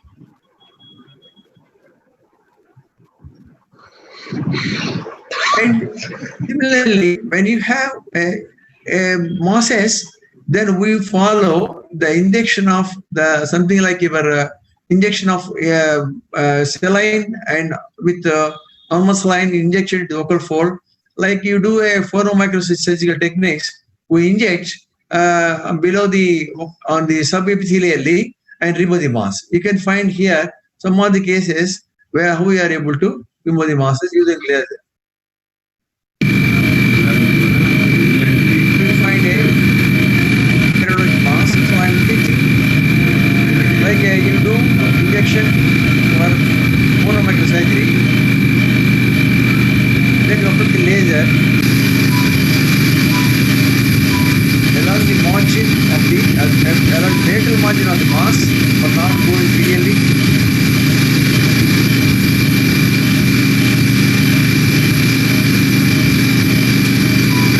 I am going laterally and medial margin of the gap, and at the end we remove the mass like this.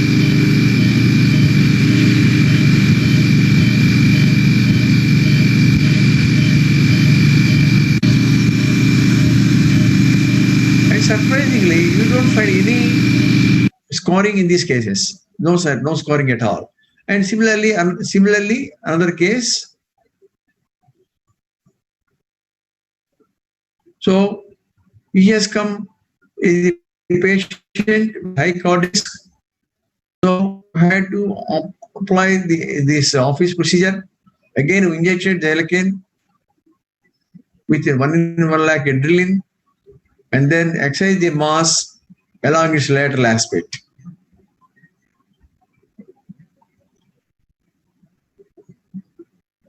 So when you do the laser, like in the local anesthesia like this, then you you had to practice very good control to avoid damage to the normal structures.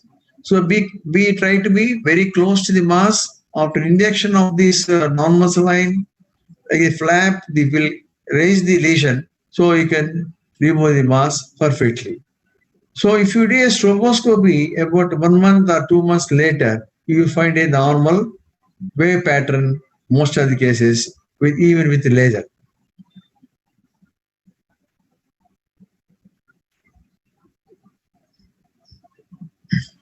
So this is one, I say, what is called pediatric office-based laser surgeries.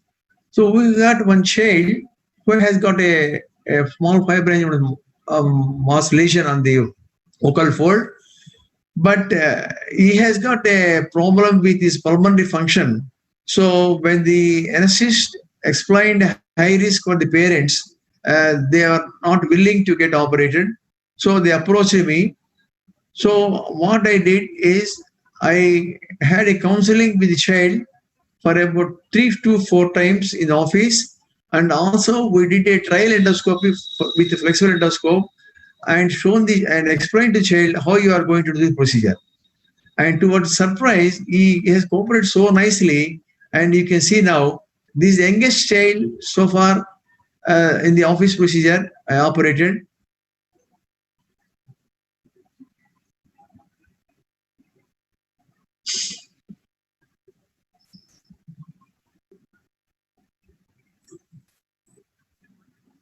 Two years.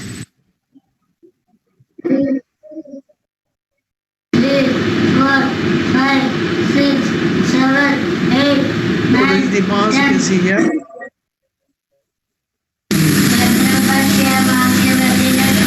See the mass here? And this is only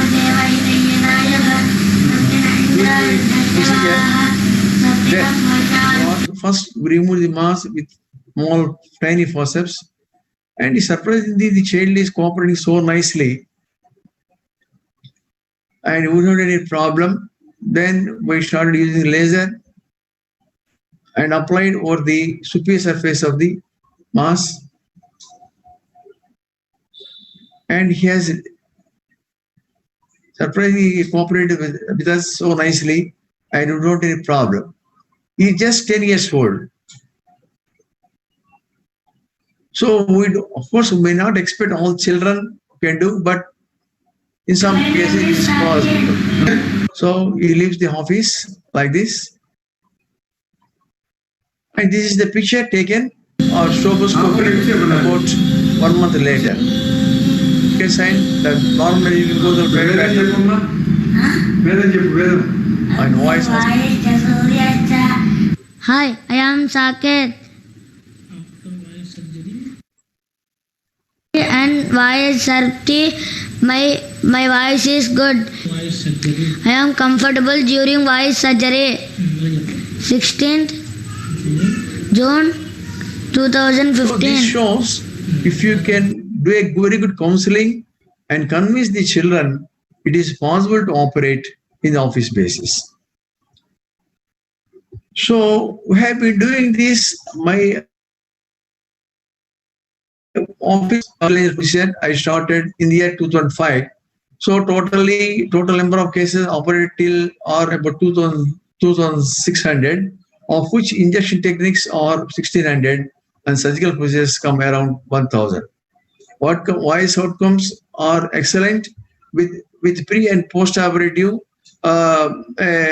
proved video stroboscopy findings and pre and post operatively. If you see now here, the one case The preoperative hygiene is polyp. You can find there.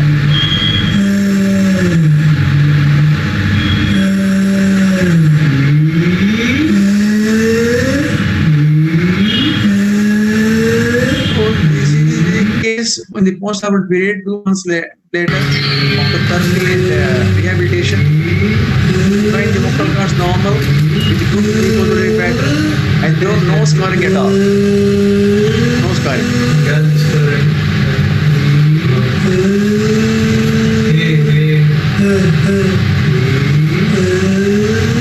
So, one patient, he got very anteriorly placed mass, and 2 times it was tried on general anesthesia by other colleagues, ENT colleagues. So they found difficulty in negotiating the endoscope with a difficult laryngoscopy. So the case was referred to a hospital for office procedure. Because the mass is a little larger, I had to operate him in 2 stages. First, we taking the biopsy and did a debulking of the mass. The first phase, and then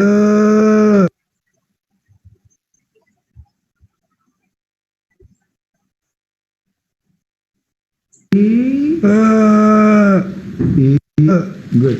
My name is Venkatramana. I am 35 years old, and I am from Vijayawada.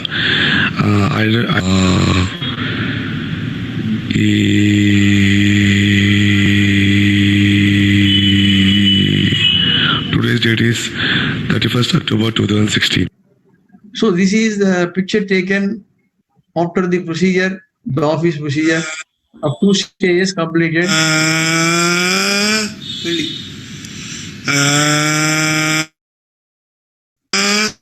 Voice on the record very well. Hi, my name is Venkatramana, CEO of a reputed company. I was not able to communicate properly because of my hoarse voice due to my polyp in my voice box. Microlaryngeal surgery, which was done under general anesthesia, was attempted by one of the doctor locally, and he tried to remove polyp, but it was not able to remove properly because of it was placed very anteriorly. When I consulted Dr. Phanindra, later I consulted Dr. Phanindra, a phonosurgeon, who removed my polyp by office-based using laser laryngeal surgery. This procedure is very comfortable as it is a daycare-based, and even I was talking to the doctor during the entire procedure. After this voice therapy, I got a good voice and comfortable in my profession. So this shows how the results are very gratifying in very experienced hands. So surgical management of the other fascinating for me for the office procedure is the which I started doing for a couple of years in indicated cases. Usually everybody accepts that surgical management of bilateral vocal cord paralysis is always a compromise between phonation and airway. Transoral endomicrolaryngeal surgeries, laser assisted, mostly CO2 laser assisted, posterior cardotomy with or without partial iridectomy, described by Denis Kashima in 1989, remained as a gold standard for several years for the treatment of bilateral vocal cord paralysis. But in situations where the suspicious laryngoscopy could not be negotiated and high risk of general anesthesia cannot be accepted, we are practicing office-based transnasal flexible endoscopic laser-assisted posterior cardotomy as an alternative to conventional procedures since 2015. The first case we had to take an option for this was a patient who has come to us with a bilateral vocal cord paralysis associated with the comorbid condition of cardiomyopathy. So she had already underwent a tracheotomy and local anesthesia, but the cordotomy was denied in most of the centers because of high cardiac risk under general anesthesia.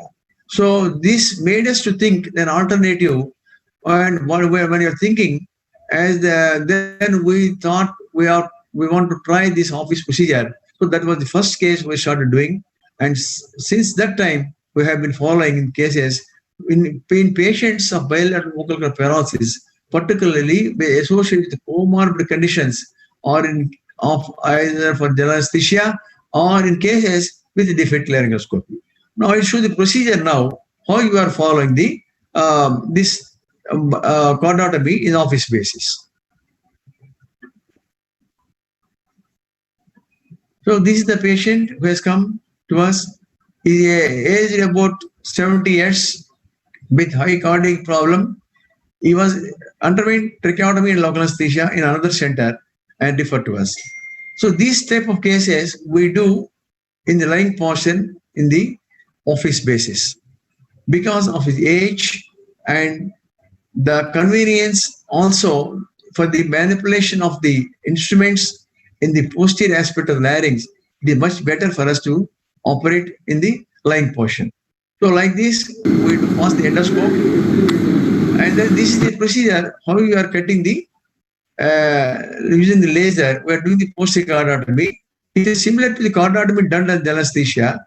We cut this vocal fold just above the vocal process and go laterally about 5 to 10 millimeters. One advantage is, in between, you can ask the patient to phonate and stop the voice. Once the voice starts to become breathy, usually we stop to avoid further cutting so that you can preserve the voice much better. So immediately after the procedure, you can decannulate the patient and watch for the comfortable levels for breathing. So after this, the patient can get up and walk out of the office. You can see here, the patient feels comfortable after the procedure. Then he's getting down, and funny thing is, when my assistant offered him the help, he even refused to take the help. You can see here,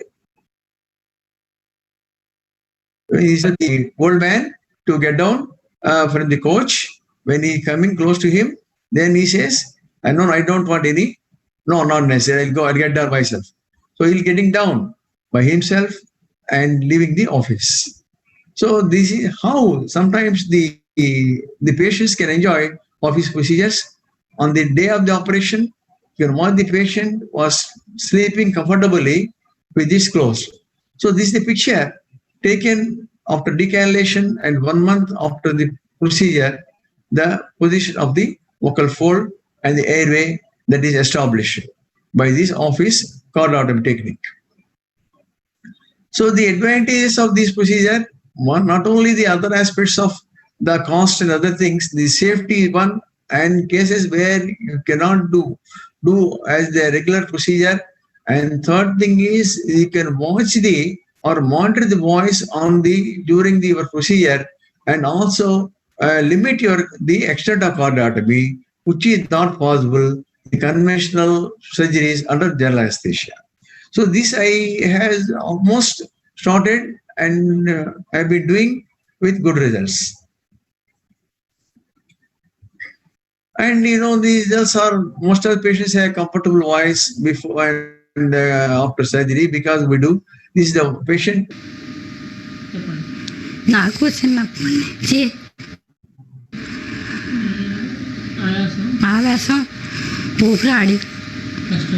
So this is only a post-operative picture.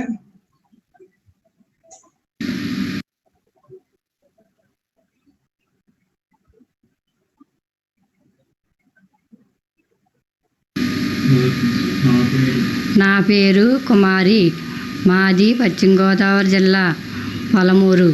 నాకు చిన్నప్పటి నుంచి గొరక ఆవేశం వస్తుందండి, ఊపిరి ఆడేది కాదండి. నాకు doctor Phanindra Kumar గారు ఆపరేషన్ చేసిన తర్వాత గొరక ఆవేశం తగ్గిందండి, ఊపిరి తిరుగుతుంది తగ్గిందండి. So these are the advantage of the local procedure is you can monitor the voice, that thing. So this is going on, and the patients are very comfortable. Now coming to the merits and advantages of these procedures, wireless can safely be applied in high-risk cases with general anesthesia due to poor general condition, or in cases where the lesions cannot be exposed by rigid endoscopy, as in extreme degree of cervical spondylosis, contracted mouth, and various degrees of trismus. Even diathermy and lasers can be applied very safely for debulking the lesion for the hemostasis The procedure minimizes the expenditure and hospital stay for the patients.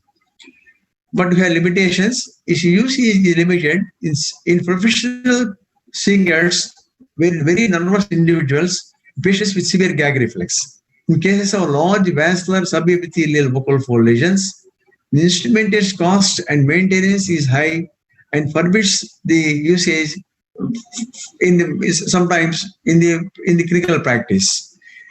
And practice is needed to work on the mobile vocal folds under local anesthesia. Sometimes there may be need for multiple procedures in the office basis. A thorough understanding of the capabilities and limitations of the office laryngeal procedures must be achieved in order to optimize the patient care. Since the patients are awake during flexible laryngoscopy, clear explanation of the succeeding steps helps to mitigate their concern. Selection of more patent nostril is important to reduce the trauma and discomfort during the procedure. Minimize the scope fogging with silicone drops and warming of the tip. Avoid contact with epiglottis and vocal folds. Remember to compare symmetry and closely explore the signs of trauma and hyperemia of the masses. So to conclude, the technological integration of smaller devices and use of different therapeutic drugs will broaden the scope of oropharyngeal procedures. As training in endoscopic procedures improves, surgeons may perform procedures that would be technically difficult in operating room setup. Office laryngeal surgeries cuts unnecessary costs and become more widely accepted. A thorough understanding of the capabilities and limitations of the office laryngeal surgery must be achieved in order to optimize the patient care. Human voice has the greatest capacity for modulation, and phonosurgeons work hard to make the voice a choice, as you find here.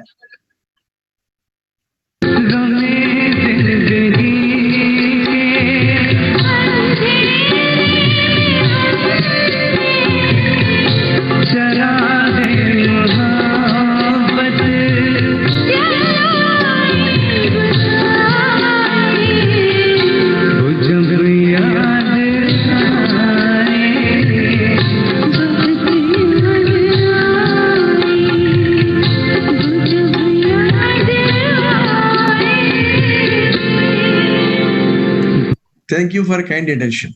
Thank you very much. Thank you very much, sir, for your exhaustive and very detailed presentation. Sir, there are a lot of queries from the audience, which is now 300 plus. Okay. Sir, if Dr. James Thomas is around, there were two queries for him, which we actually missed. I think we'll answer, ask him to unmute and maybe take, there are only two questions. Okay. Dr. James, are you around? Yep. Yeah, there are just two queries from you. One is by Dr. probably Gautam Kulamarba from Mangalore. He wants to know how can we isolate unilateral superior laryngeal nerve functionally?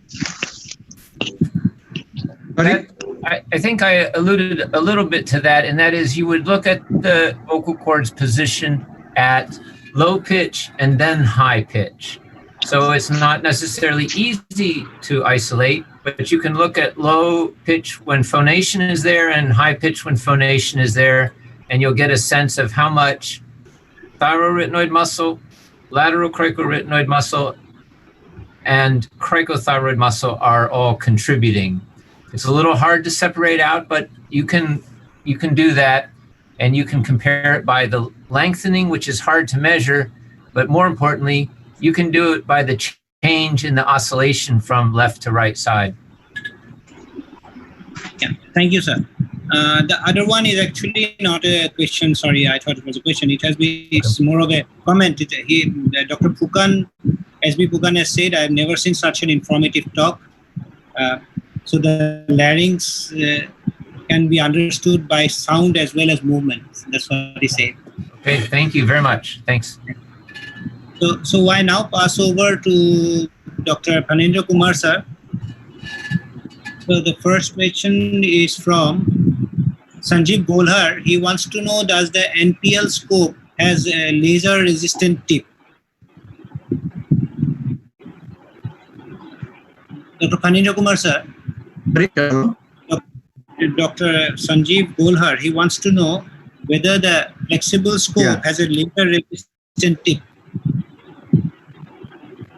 Laser resistant, yeah, it is laser resistant. Flexible scopes are laser resistant, yeah. Yeah. Then there's one query from Dr. Kripamay Nath. He wants to know how steroid injection in vocal nodules improves the voice. Because it reduces the scarring. You know, vocal fold scarring, one of the treatments is injection of steroid, but they were used to do it on general anesthesia. So these vocal folds with a scarred vocal folds, injection of steroid is one of the methods described. So definitely that is going to improve the scarred vocal folds. Dr. Devika Barua would like to know, after how many days of vocal nodule injection, voice therapy should be started? Usually we start the voice therapy maybe 2 to 3 days after injection of the steroid, and that will continue for about maybe 1 to 2 weeks. Okay. Dr. Hemanta Mohan wants to know, during injection therapy of vocal nodules, what amount of steroid and nano fat is to be injected? Steroid usually I use Tricort usually. It was about say 0.5 ml. 0.5 ml we inject, and the nano fat depends upon the amount of to compensate the position of the vocal fold, or to correct the position of the vocal fold, we decide the amount of nano fat. So there's another query from Dr. Devika. She wants to know what type and size of needle is used for fat injection during office procedure. Do you bend the needle? Yeah, I bend the needle to about 30 degrees. Any comment on the size of the needle, sir? Size of the needle, I usually use 18 size. Ordinary LP needle. Ordinary LP needle. Ordinary lumbar puncture needle, 18 size. Okay. Then we have got two questions from Sanjeev Golhar. The first question is trans NPL, that means fiberscope injection device. Please elaborate. Trans NPL injection device. Please elaborate. Sorry? What he means is when you inject through a flexible scope, how do you do it? No, we do it through the this biopsy channel is there now. So we do the transendoscopy through the channel, the injection. It means you have a needle. Yeah, there are needles are available. Special needles are available. Injection needles. So with that we pass this injection needle through the channel and then inject. Right. He also wants to know about precautions during using diode laser fiber. Yeah, diode laser has been proved very well in the various laryngeal surgeries under general anesthesia, and the advantage of using the diode laser for flexible endoscopic office procedures, number one, it is a fiber laser, it is cost effective, and also is portable. These are the things that's why we prefer the diode laser. I have been using it for the last for a couple of years, and the results are quite comfortable and good. Fine, sir. Then Dr. Umesh Torne, he wants to know about intra-op problems that you had with office procedures, intra-op complications, and what is your conversion rate from LA to GA? Actually, fortunately, we don't have any intraoperative complications so far. We never had any intraoperative complications. But sometimes in larger masses, patients are advised to undergo the procedure into 1 or 2 different stages, because sometimes they may not be able to cooperate in the first stage, then go for the second stage in the office basis. I think that comes to the end of the questions. I don't see any more queries. Any comments from our learned panel? from if somebody would like to add anything. Then the next actually the talk is actually by me on diagnosis and management. I think I move on. Amitav, we will be moderating now. Can I move on? Yeah, so we are again coming to a very important topic by Dr. Khan, and it's my privilege to again introduce him, though he's been moderating the session. He is the chief consultant of Nightingale Hospital and Pratiksha Hospital, Guwahati, and also he is the vice president of the Association of Phonosurgeons of India. And he does a lot of work on these subjects, and we are now going to listen to him on the diagnosis and management of unilateral vocal fold paralysis, which is a very common practice, which is a very common problem that we face. And probably he's going to go to the details about this. So over to Dr. Khan, please. Yeah, thank you, Amitav. Can you, is my slide visible? Yes, you can carry on, please. Yeah. So, good morning, ladies and gentlemen. I shall be talking on diagnosis and management of unilateral vocal fold paralysis. Basically, it's an overview. I feel it should have come earlier after hearing such talks on great technical details, because this is a sort of very basic thing. It would benefit more people who are not totally into laryngology, practicing laryngology at times. I mean, it's so we have seen Dr. James Thomas, and we have heard Dr. Unni Krishnan also describing in view how a coordinated movement of the vocal fold muscles actually are necessary to have a proper voice.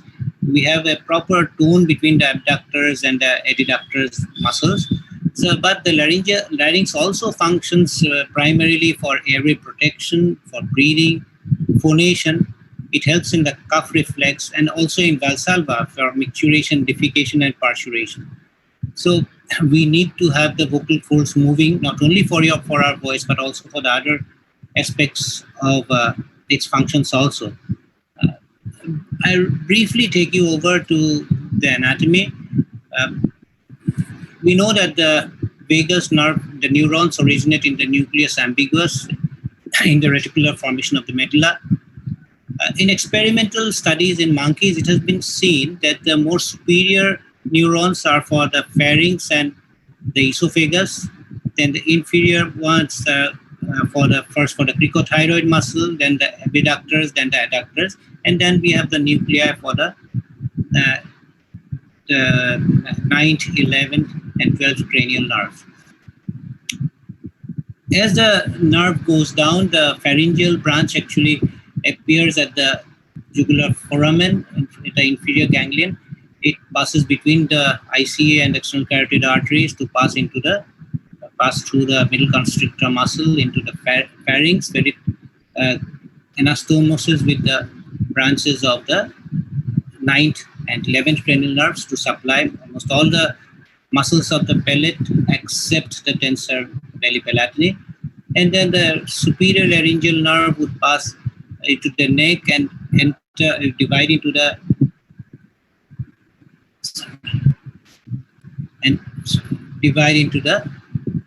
internal and the external branches. The internal branches is the sensory nerve, and the external branch is which will supply the cricothyroid.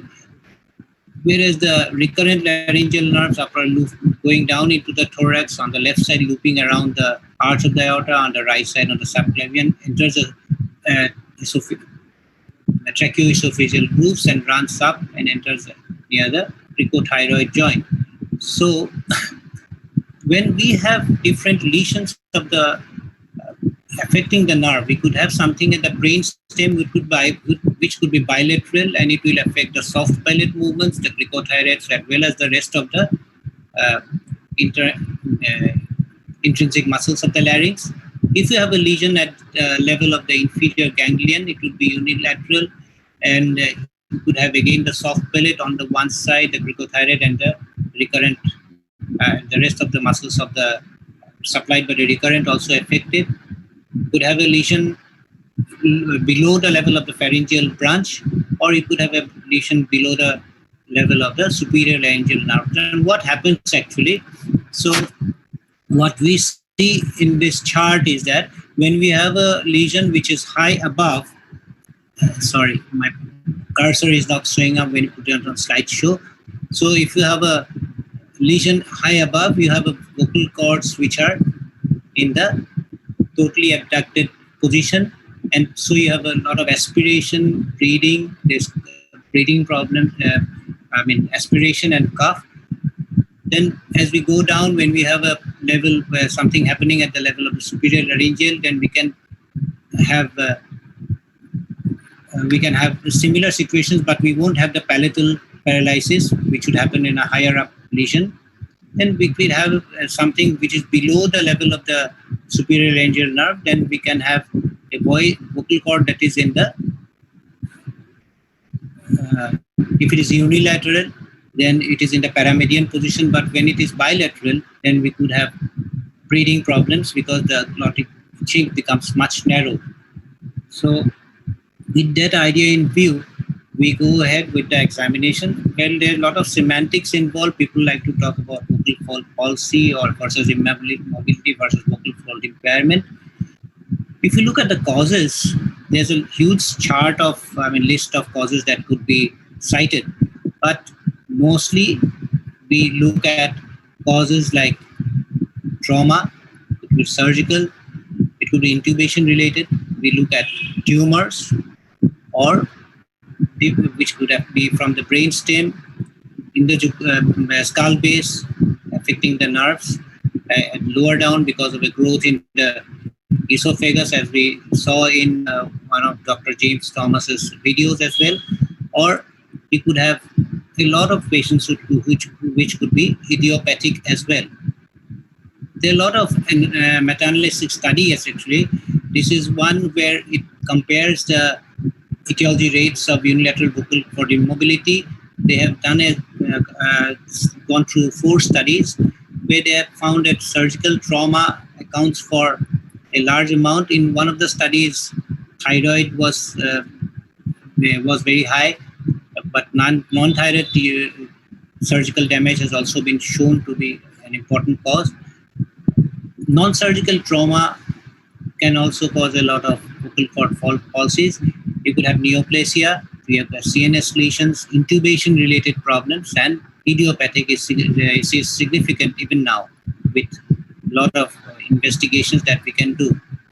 This is again from the Scott Brown's textbook where they have given us a lot of, if you look at the first one, which is in 1933, there you see that a large number of the cases are because of tumor. This is a very old study. The idiopathic varies from in different studies. In Yamada study of 1983, they found a quite high number, 41% is idiopathic. This is a study by Jayanti Pavitran and Jayakumar sir in the International Journal of Phonosurgery and Laryngology, where they compared the incidence of the various surgical procedures which can cause vocal cord palsy. In their study, which was in 2010, they found non-thyroid surgeries to be slightly higher, cardiac surgeries to be the most implicated. But if you look at the first study that's shown here in 1932, 100% actually it was following thyroid surgery. So things have been changing over time. Maybe we are learning to do thyroid surgery much better, and the complication rate in thyroid surgery as far as nerve paralysis has been going down.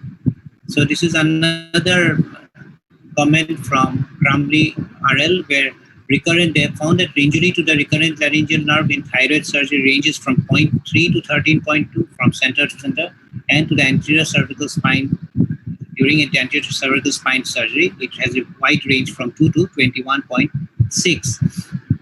When we take the history of a patient who is suspected to be who has a unilateral vocal cord palsy, we look at the onset, whether it has been a gradual, did it start suddenly. We look at the duration, definitely it's very sudden or not. We have to see we look at the severity of the dysphonia. We ask for coughing and aspiration to get an idea of the level of the paralysis. We look at asked about stridor. We asked about dysphagia also, because as I said, it could be associated with some malignancies of the esophagus.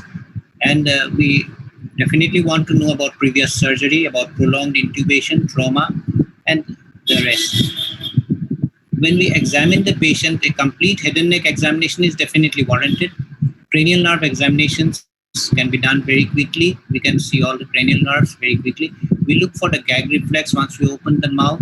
We look at the palatal movements, and we assess the voice. The manual compression test was pointed out by Dr. Oni Krishnan, is very useful actually. We can assess whether the gap between the vocal cords can be closed by pressing on the larynx from one side. I have put a query on the question about mirror examination, which is actually becoming a lost art gradually. I have a comment from one of the books I'll just like to share with you. Then the various types of endoscopic examinations. Well, we have the various perceptual tests. This would be more for assessing the improvement or the outcomes of the voice following surgical or whatever maneuvers we do. And the laryngeal EMG, again, is not a regular thing that we do, but it can help us in understanding the prognosis. We can differentiate a fixity from a paralysis without taking the patient under anesthesia, and sometimes for determining the site of the lesion. So we have these choices regarding laryngeal examination. Most of the time we do put in a rigid telescope and see the vocal folds. And when you see the vocal folds, we see the asymmetry of movements, we see the vocal fold bowing, the horizontal and vertical position of the vocal folds, and also if there is any structural lesion or any LPR associated. When we do a stroboscopy,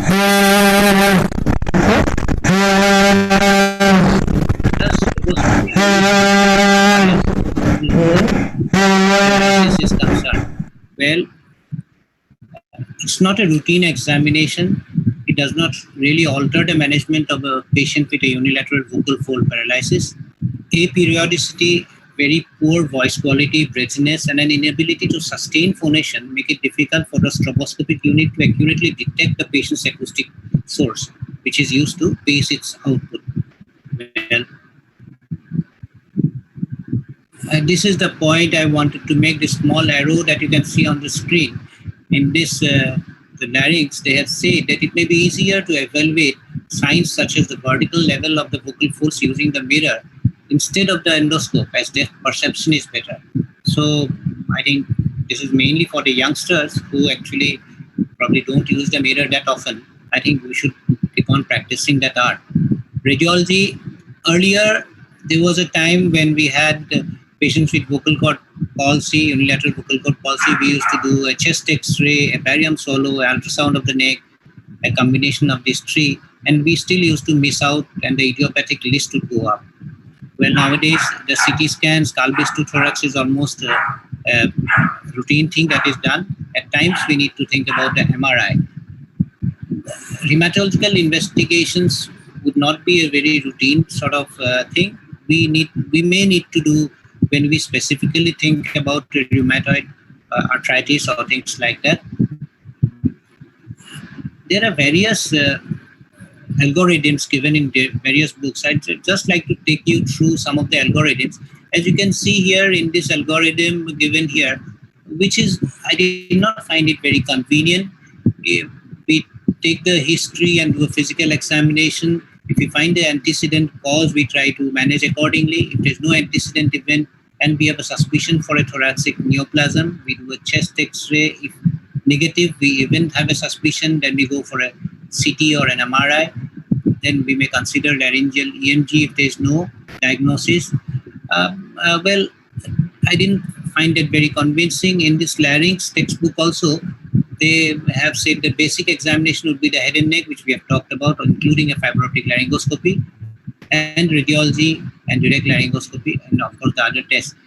I found this simple, algorithm to be very convenient, where you take a full history and examine in details, including the of the cranial nerves also.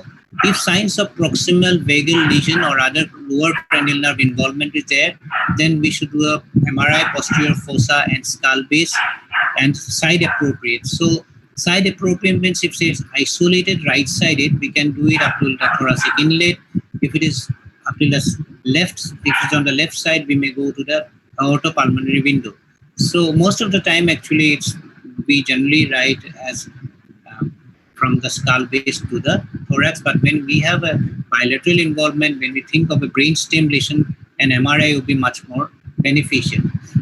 And for children, to avoid radiation exposure, we would prefer a MRI. So when they have commented that when CT is used in the first instance, posterior fossa MRI should be performed when clinical concern remains and CT skull base imaging is inadequate. So regarding the management part, medications have been tried like steroids and antivirals, nothing very convincing because the idiopathic group which used to be treated with those. Voice therapy is the mainstay when we do not have a definite cause, and even if we have a definite cause like a trauma causing the vocal cord palsy, we would definitely put the patients for voice therapy. Injection laryngoplasty, which Dr. Phanindra Kumar sir has already talked about. I'll just touch upon a few points. And laryngeal framework surgery, implant medialization. Again, I'll touch upon the very basics because this will be again demonstrated by Phanindra Kumar sir after 2 talks. Then we have the arytenoid procedures and re-innervation, which Dr. Jay Kumar sir has been trying to popularize in our country. And so again, when we look at it this way, cricothyroid subluxation is also an option. So voice therapy, how long? Well, most textbooks talk about 6 to 12 months, but in practical, we see that waiting for 6 months is what most of us do, or even some people wait for 3 months and then take a call. Injection laryngoplasties are talked about the various materials. When we should do it, we have got a lot of choice. How do we select which to go about with? Even Dr. Unni also talked about injection materials. Well, injection laryngoplasty would be a choice if there is significant aspiration. When we want to close the glottic gap as quickly as possible. When there is a high degree of vocal disability or the patient has a high vocal demand, he needs to have a talk immediately. We can give some benefit.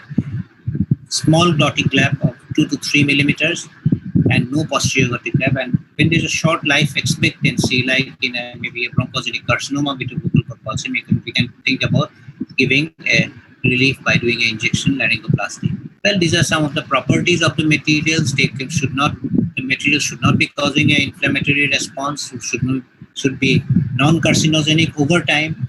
Many materials, implant materials which have been used from time to time got discarded because of various things that do not meet the criteria, and it should be appropriately reabsorbable or non-resorbable according to our choice. The material should not degrade into the body and should not cause, it should remain in position, should not migrate, and should not change in volume over time. And it should be easily removable in case of an adverse reaction. Well, these are the various materials. Sir has already talked about Restylane being hyaluronic acid being very popular and fat being the very ideal, as Dr. Unni has said. And we'll have a next talk on fat implantation, actually, in vocal fold paralysis.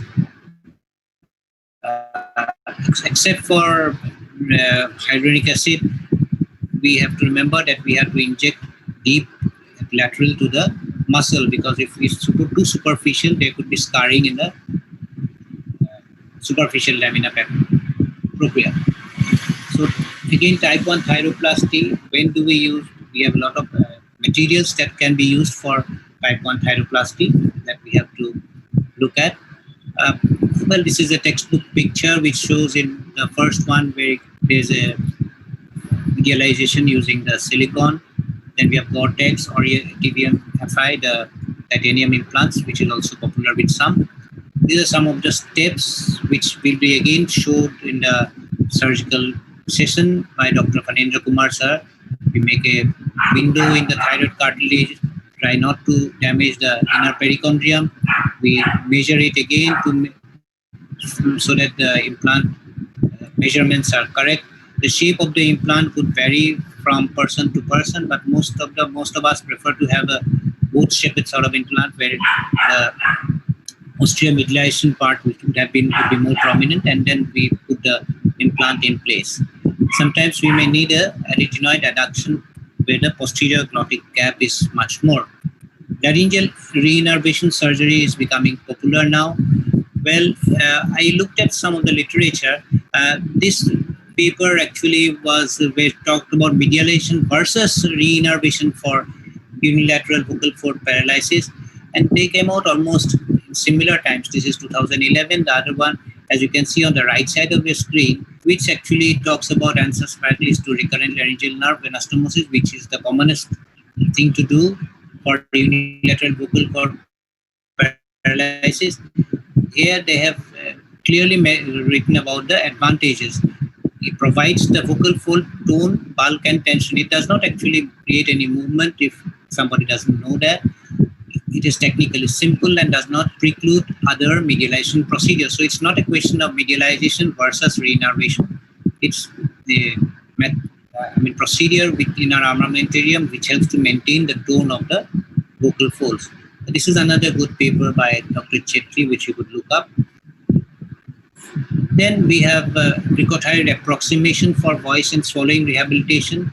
This is another good paper from All India Institute of Medical Sciences by Alok Thekkar and his team, where they have done a couple of cases for high vagal paralysis, secondary to skull-based neoplasm. Well, this is another thing which Dr. James Thomas has touched upon. You can see the vocal fold. The left side is hyperadducting. The arytenoid seems to have fallen forward. And this is a situation of vocal fold which is often missed by us because we are not tuned to looking at it. So these are very subtle findings. We have asymmetry of the vocal fold movements. There is bowing, rotation of the larynx, and compensatory hyperadductions, and anterior position of the parietic arytenoids to the non-parietic recurrent laryngeal nerve, and the tilt of the posterior larynx to the side of the paresis. So these are certain methods by which we can make, when we suspect a vocal cord paresis and we want to unmask it, these are some of the procedures that we could actually do to make it more prominent.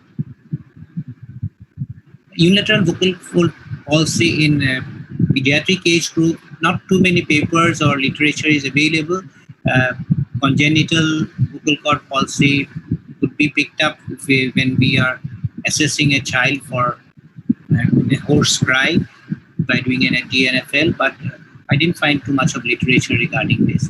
So, in summing up, the disease factors that affect the outcome in vocal cord paralysis, the etiology, the natural history, the possibility of spontaneous recovery, which should be borne in mind, and expected duration of the paralysis, because the neuropraxia following a surgery may recover actually, and the degree of voice disturbance.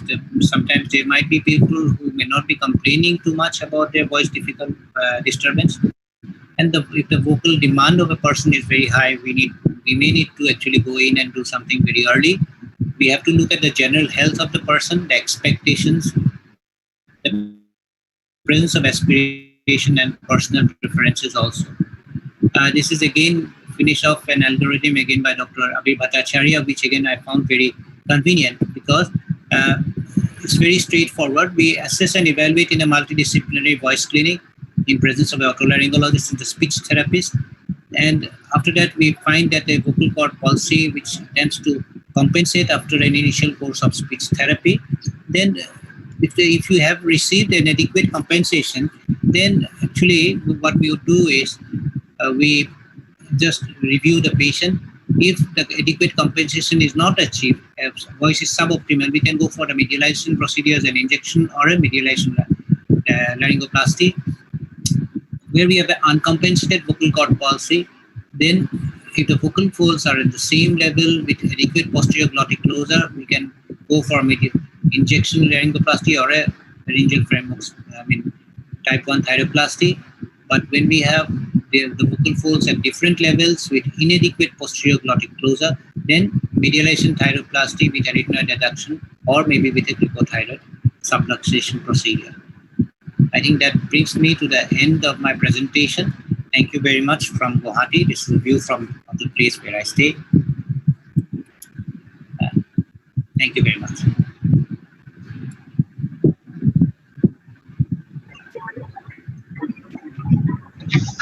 Thank you, Dr. Khan, for nicely elucidating that solution.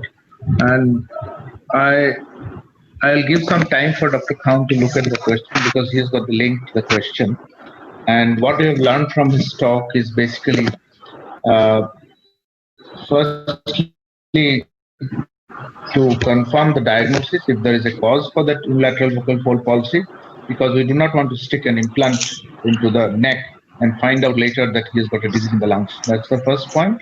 The second point we have learned from him is that the proper assessment of the vocal fold position will dictate what we do and also what suits best in a person's hand. And third probably is the timing that he talked about. We definitely know there has been a transaction of the nerve. You can do early intervention, but at the same time, even if for idiopathic cases, if there is a need for vocalization earlier, then probably early injection, like Dr. Phanindra Kumar has shown, is a good option. But then otherwise, if you want to do permanent procedures which are not irreversible but semi-reversible, those can be done 3 to 6 months later, depending on how much compensation is happening, how much re-innervation is happening. So that's a beautiful talk, and I think Dr. Pound, are you ready with your question? Yeah, there is a query from Dr. Phukan. Yeah. He has got palsy. Does it improve after compensatory improvement, and isolated sensory or motor can occur?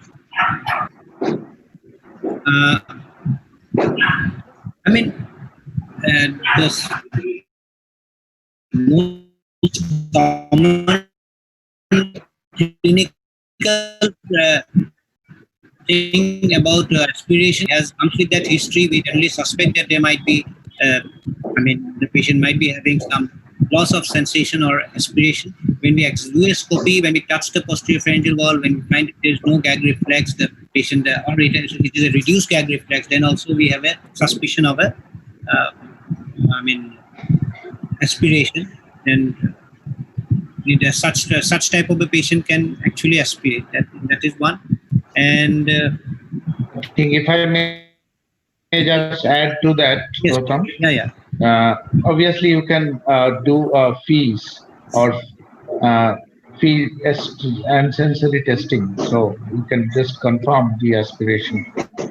You suspect in some patients, which you cannot document in a routine laryngoscopy.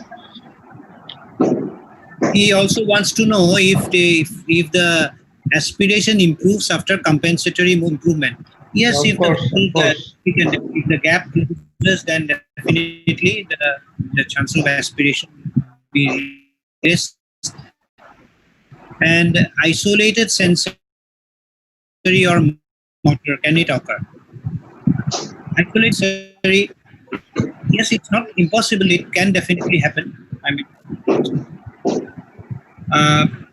Can I go to the next question? This is from Sabir Hussain, who wants to know, kindly suggest a line of treatment of unilateral vocal cord paralysis following vagal surgery or vagal schwannoma. That means what he means is actually a high vagal injury. So in a high vagal injury, only a type 1 thyroplasty will not suffice. You may need to do a arytenoid adduction, or as I have shown in the paper by Dr. Alok Thakkar, they do a glycothyroid approximation as well.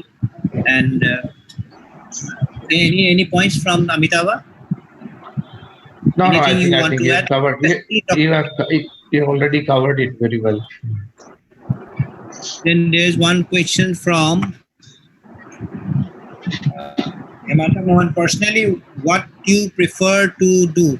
Trial with long-acting injectable material, or should you go for thyroplasty?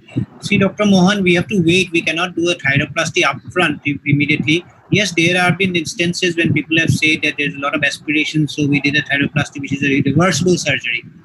But then we generally have a tendency to wait until the vocal cord compensation sort of happens, or if it doesn't happen, then we can take a call. A trial injectable material is actually, there's no harm doing it, because if the patient has a lot of issues regarding voice, regarding aspiration, we can actually go for it. I think. Any other opinion, Dr. Amitabh? No. I think if there is a high vocal demand and if there is a aspiration issue, then you have to do something early. Otherwise, and if the nerve has been transected, the surgeon had to transect the nerve because of the tumor, then probably an early intervention. And vocal demand and aspiration, swallowing demands. These are the two things in my mind which would dictate early intervention with injection and follow up and do a more permanent procedure later on. If there are no more questions, then we'll close this talk and then you carry on with your moderation for the next talk. So the next talk is by Dr. Kavikant Samantrai. He shall be talking on autologous fat injection laryngoplasty for UVFP. Dr. Kavikant Samantrai, you saw his picture with Dr. James Thomas during his presentation. He is a faculty, he is the professor at present in the Kalinga Institute of Medical Sciences, Bhubaneswar. Over to you, Dr. Kavikant. And he was also the ex-vice president of the Association of Phonosurgeons of India.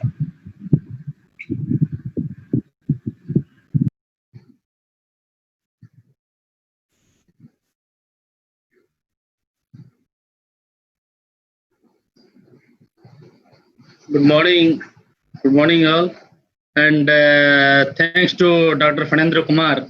As the association goes in his name, his initiation, and this first webinar workshop goes in his name also. So nice, thank you, sir, and giving me opportunity to talk regarding autologous fat injection laryngoplasty in lateral vocal cord palsy in your workshop webinar. And I was a regular visitor to Guntur and getting hospitality from madam and sir and feeling a member of their family. So thank you, sir. So regarding everybody had talked about, and Dr. Gautam has elaborately talked about the unilateral vocal cord palsy, and my part is now to how I do a autologous fat injection, and by using a Bruning apparatus I use mostly, and I use by under GA, general anesthesia. So my point is autologous fat injection laryngoplasty in unilateral vocal cord palsy. So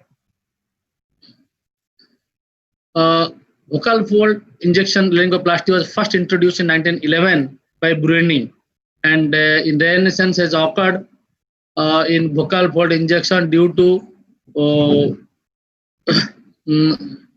advanced new technologies, visualization and materials, and new injection approaches.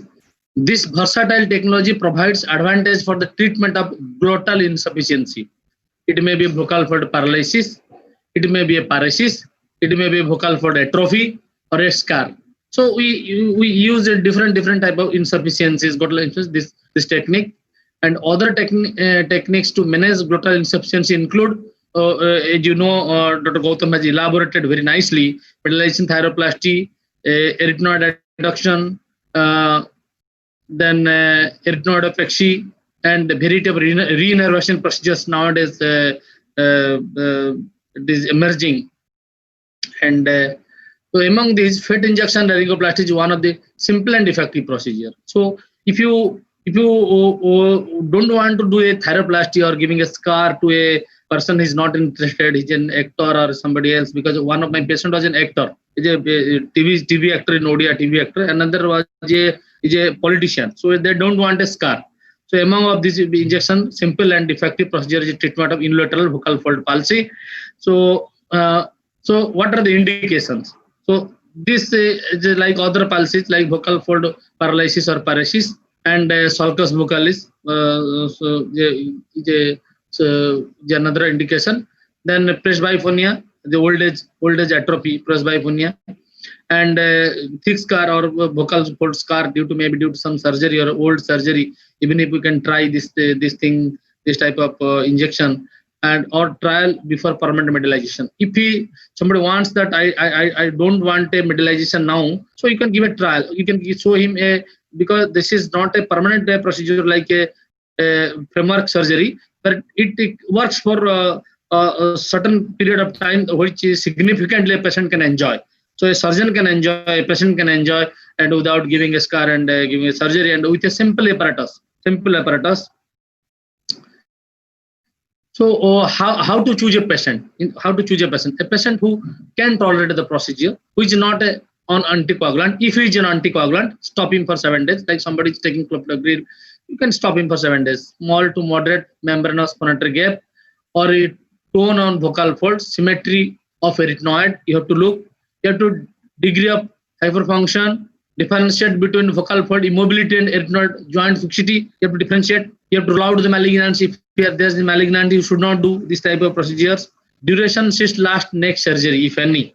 So if somebody has a neck surgery, like a thyroid surgery, and you can get those type of patients, then check the diagnosis and repeat the flexible scopy. So before doing any procedure, as a laryngologist, we should repeat the procedure. Whether we should give a gap to the patient, minimum 3 months, as we do for thyroplasty. 3 months, then you repeat a flexiscope and you repeat a strobo, then you go for. So types of materials used. Basically, what you use, Dr. Phanindra Kumar was gel form, carboxymethyl cellulose, somebody using hyaluronic acid, and somebody using collagen derivatives. I doesn't have any experience of giving these artificial matters. I only use fat. I have only, and in fat implantation or a autologous fat injection, I have only experience of injecting a fat into the vocal fold, which I harvest or I get it by liposuction by my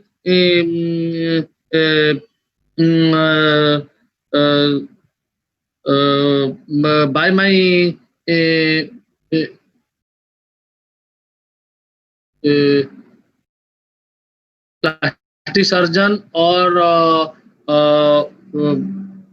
by my assistant. So we are also trained. We are getting training from our plastic surgeons how we can harvest a fat. I'll show in a video, short video. You can also easily harvest a fat to inject before injection. So ideal material for injection. What is the ideal material for injection? It should be biocompatible. If it is from your own body, it's very nice. It should easy to prepare. It should not be very difficult to get a prepare, because the fat implantation, or you get a solid fat, you have to melt it by insulin or some other things. But if it is a liposuction fat, directly you can inject. You should not prepare it. Just sediment it. The fat will get settled. You can inject. You can put into the needle and you can inject. So it should be low cost. It should be, so if it is from own body, it's no cost. So and it is long lasting. So I am following my patients since 1.5 years. So we are getting good results. So we are following them. If any problem, we can take them after 2.5 years or 2-3 years. We can tell them for another injection. I think I will convince them. I can convince them for the injection. So comparable viscoelasticity of vocal fold. So it should be a comparable viscoelasticity for the vocal fold. Then in our experience, I am sharing one of my patient who is a 58-year-old male and having a hoarseness of voice since 6 months, and is gradual in onset and progressive in nature. No history of aspiration, hemoptysis and weight loss. He is a non-diabetic, hypertensive since last 8 years.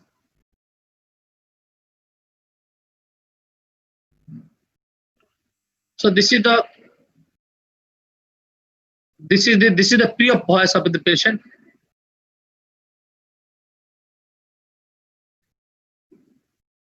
He is a politician. He is a sarpanch by profession, and he talks and uses his voice very often. And I do a left vocal fold palsy. I got a glottic gap of 3 mm, and we did a NCCT thorax. We preferably most of the all cases of palsy we do, and when it's the old man we did it.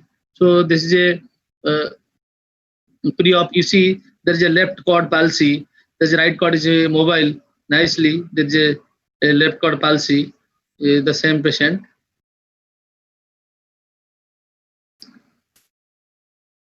So evaluation and investigating to the patients is a very is mandatory for all the patients. You should do a strobo, you should do a scopy, you should do the counseling, you should do all the blood investigation, you should do a chest X-ray and all the parameters to make the fit for the patient for this surgery. So liposuction of abdominal fat follows by autologous fat injection. Angioplasty was performed, and for these patients we you see, we mark that area on the abdomen. And before that, we infiltrate saline into that area. Then we put a liposuction needle to that area, and we put a liposuction to harvesting fat. So this is we harvest the fat in a 50 cc syringe. We put it and we settle it down for some time, and when it settled down, the lower part, the blood and the other fluid that will come out to the lower part of the needle, then the fat is there, settled down. We use that fat for injection. So this is the apparatus. This is the Arnold Browning intracaudal injection set, which I have kept in my hospital KIMS. So I do all my cases of this type of in our medical college, and so this is the Arnold Browning injection apparatus, and this is the syringe. It is supplied by the company, and this is the needle. And this is the needle, and this is the apparatus which I have. I'm hold, and I have to put the needle in front of it. I'll show how I put the needle in front of it. So you see, I'm putting the fat into the syringe. Then I have to feed the syringe to the apparatus. Then I have to put a needle, because there are needles of different diameters they have given by the company. It's a Storz Mac apparatus. So we use this needle before injecting, and under endoscopic view, by endoscopic view, I inject into the lateral aspect of the cord. So now I am injecting the lateral aspect of the left vocal cord, and mostly I start from the lower part, and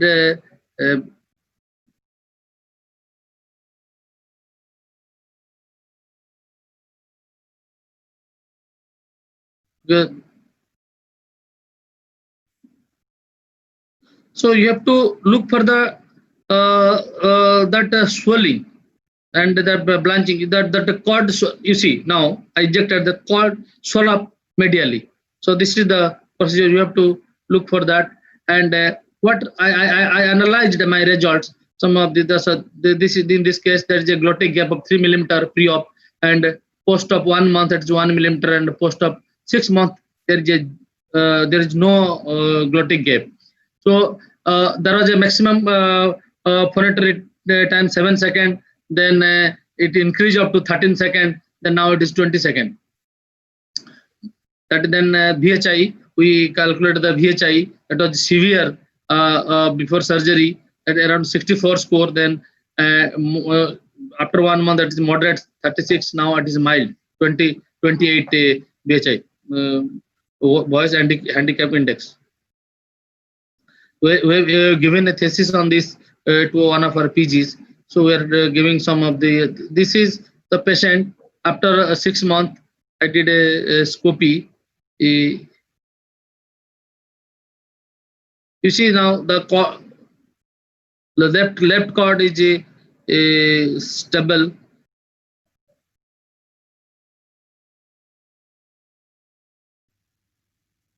And there is almost a complete closure, and there is a voice. The patient is in his village, and he is reluctant to wear a shirt at least. So this is the voice. This is the voice after 6 months. So we give a little bit speech therapy to the patient, and he got almost normal voice, and he is now doing his job, and he is back to his political career. So on discussion, autologous fat injection laryngoplasty is an easily accessible treatment for option for unilateral vocal cord palsy, temporary paralysis or paralysis with uncertain prognosis, and mild to moderate glottic insufficiency. So patient, I don't prefer for a severe insufficiency, but in a mild to moderate, I prefer this if somebody is not ready for a scar or injection or for a implant. So it allows the better technical control of needle location and injection distribution as compared to the injection in a awake patient. So in a anesthetic patient, you can decide how much you want to inject. If take more time, you can multiple site of injection you can choose, and simultaneously you can correct if somebody has a scar on the other side, you can inject a little bit to the fat on the other side. So furthermore, having a patient under general anesthesia allows additional surgical procedures such as autologous fat or fascia harvest. You can do easily the liposuction, fat liposuction from the abdomen without knowledge of the patient. So without giving pain to the patient. In case of vocal cord scarring injection, the operating in the operating room prefer to microsurgical dissection of the further evaluate this diagnosis. Finally, anxious, uncooperative patients are best treated under general anesthesia. So they don't want to get this injection while sitting or while talking. They are very apprehensive. So you can give a general anesthesia easily. You can do this procedure. It takes half an hour, and you can analyze your data. You can give these patients justice to this type of patients. So in conclusion, treatment of unilateral vocal cord palsy by intra-oral autologous fat injection laryngoplasty improves the vocal fold in performance and has a protective role in the larynx. This is a cost-effective, simple and safe treatment modality because in a small towns, because Arnold Browning instrument is not that cost. It is around 2.5 lakhs or something else. And in a small town, whenever we are some patients doing some surgeries or ear surgeries or some surgeries at very low cost, this is not that cost. So if you want to reduce your own cost a little bit, so this is the within 30,000, I think you can do in a small town. You can do this type of procedure and give the patient to very nice result. This is and the patient is unilateral vocal cord palsy. You can do all the NCIs and patients. So thank you. This is a very small and brief presentation because we have prepared very short duration of time of Dr. Phanendra Kumar, and I always congratulate him in his initiation, and I congratulate all the members of APSI, and basically Dr. Khound, who has in a very short notice organized all of us in a very nice way, and I have not imagined this will happen in this nice way. Thank you all. Thank you, Dr. Samantrai. Thank you for your it's much before time as well. So we are way ahead of time now. So there is a question from, any comment from our esteemed experts on the, otherwise let me first go to the questions. And apart from somebody congratulating you, there's a query from Myanmar. I may be wrong in pronouncing the name. It's Hito Hito.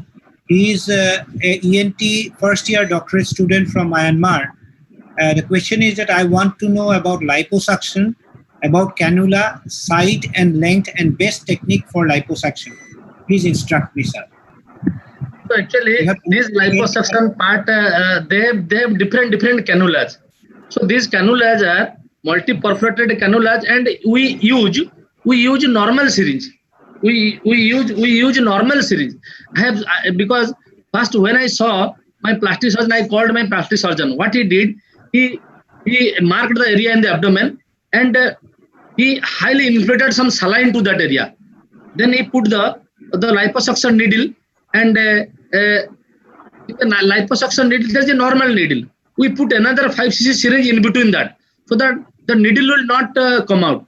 Then he just move his hand. What I saw in my video, only move his hand. The fat automatically will come into the with saline, because we have already infiltrated saline into that abdomen, and we just that marking area, that round, we just to and fro, to make your movement to and fro very quickly. The fat flow to the syringe like a liquid. So then when you put immediately those, when it is the 5cc syringe fill up, we put into the 50cc syringe. Then after that, when it is collected, it automatically suddened out. I have shown all the pictures. It is suddened out. Then the blood, lower part of the blood, you discard, you take that fat directly to the Browning apparatus. Because Browning apparatus, they have supplied a minimum 200 syringes. You can make it as disposable. In one packet, they have given us minimum 200, 300 syringes. So you can use, you can throw. And these are special syringes, because the syringe has a spring. So you have to you use that, because that is a spring in that syringe. So that is made by Storz, and they have given us. So we are using that. And liposuction is a very easy method. They can ask their plastic surgeon, they will do for it, because it hardly takes 10 minutes to a plastic surgeon to harvest the amount of fat, 10-20 cc for you. So it's hardly, I think I have discussed Dr. Nupur, and she also does the same way, and she calls her plastic surgeon. Most of you people also are doing, because if you have a plastic surgeon friend, you can call him, he will do within 10 minutes. Yeah, thank you. Dr. Kavi, can you, switch off your share screen? We can have everybody around. I do not see Dr. Jayakumar sir. Probably sir must have will come back. But I can see Manju there. If Manju would like to have a comment, because I know they do a lot of liposuction apparatus, Manju would like to come in and give a comment on the liposuction thing, because this is a query coming in from a young person from a different country. I think it's good that we give them a full information, or anybody else for that matter, on liposuction. No. Anybody of our panel is using the Browning apparatus? I think all of you are using Browning apparatus. Any experience they can share with us also, the Browning apparatus? No, I don't have any. So no, I'm not using Browning, but regarding liposuction, it's again plastic surgeon. They do it quite.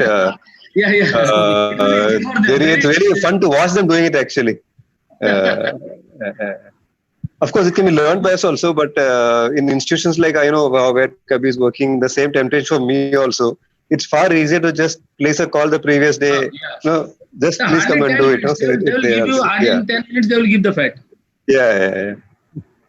Thank you. We are exactly on time. We were to start Dr. Phanindra Kumar sir's talk on step-by-step demonstration of thyroplasty at 11:20. It is exactly 11:19 now. We are on time. Thanks to Kavi. So, that's very good. So Phanindra Kumar sir, please come in. We want to listen to you on your step-by-step demonstration of. Good afternoon, everybody. You know that the thyroplasty was originally described. Hello? Yes, sir, we can hear you. I want to share the screen, I think, Yes, you have to share this.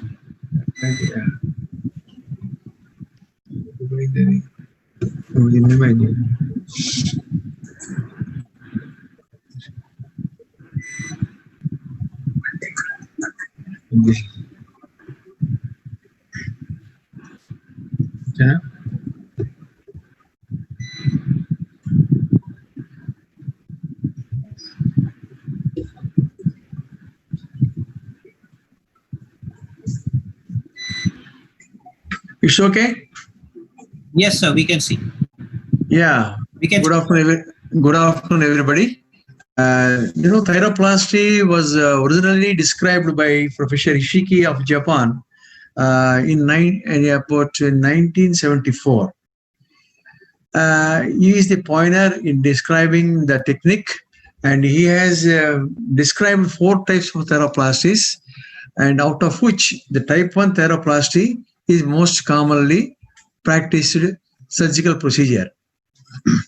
Every year during our workshop, we conduct hands-on training for the delegates who are interested in learning the thyroplasty techniques. This year, because of this COVID, prevailing COVID other problems, now have come out with a webinar. So I try to bring you almost a step-by-step dissection demonstration of the thyroplasty. The first thing we had to know about the thyroplasty is regarding this the instruments. What are instruments needed?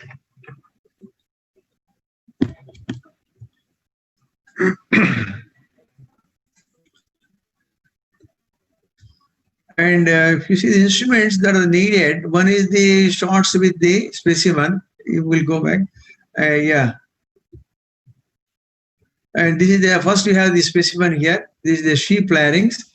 Earlier we were used to do these dissections on a human cadaver larynx, and later it was observed that the sheep larynx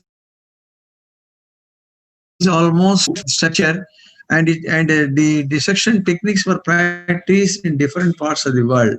So we started applying this hands-on training on sheep larynx from a couple of years, maybe 4 to 5 years, and we're the first institute in the country who started the practice of thyroplasty dissection on sheep larynx.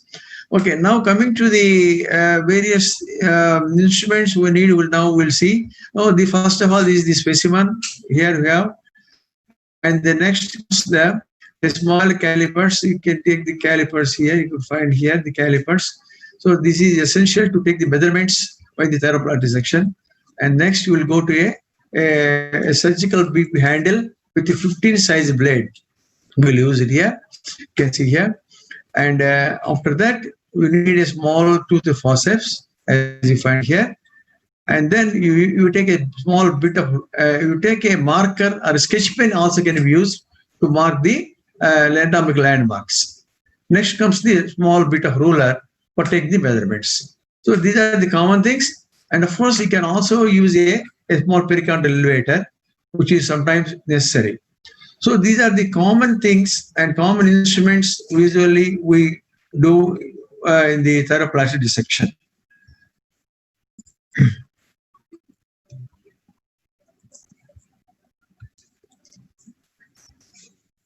Next, the next step is the identification of the anatomical landmarks on this specimen. That is the next step. So let us see how we are going to identify the anatomical landmarks. So now you can find here the specimen. This is the thyroid lamina, and this is the Adam's apple. You can find here Adam's apple here. The Adam's apple you can find. It looks like almost looks like a human larynx, and not much difference. And this is the inferior thyroid notch. I made a mark. And this is the superior thyroid notch here. And afterwards, you've got the inferior border of the thyroid lamina, and that is the posterior border. And then the superior border and the anterior limit and anterior mid part of the thyroid lamina. So these are the important landmarks for starting the dissection.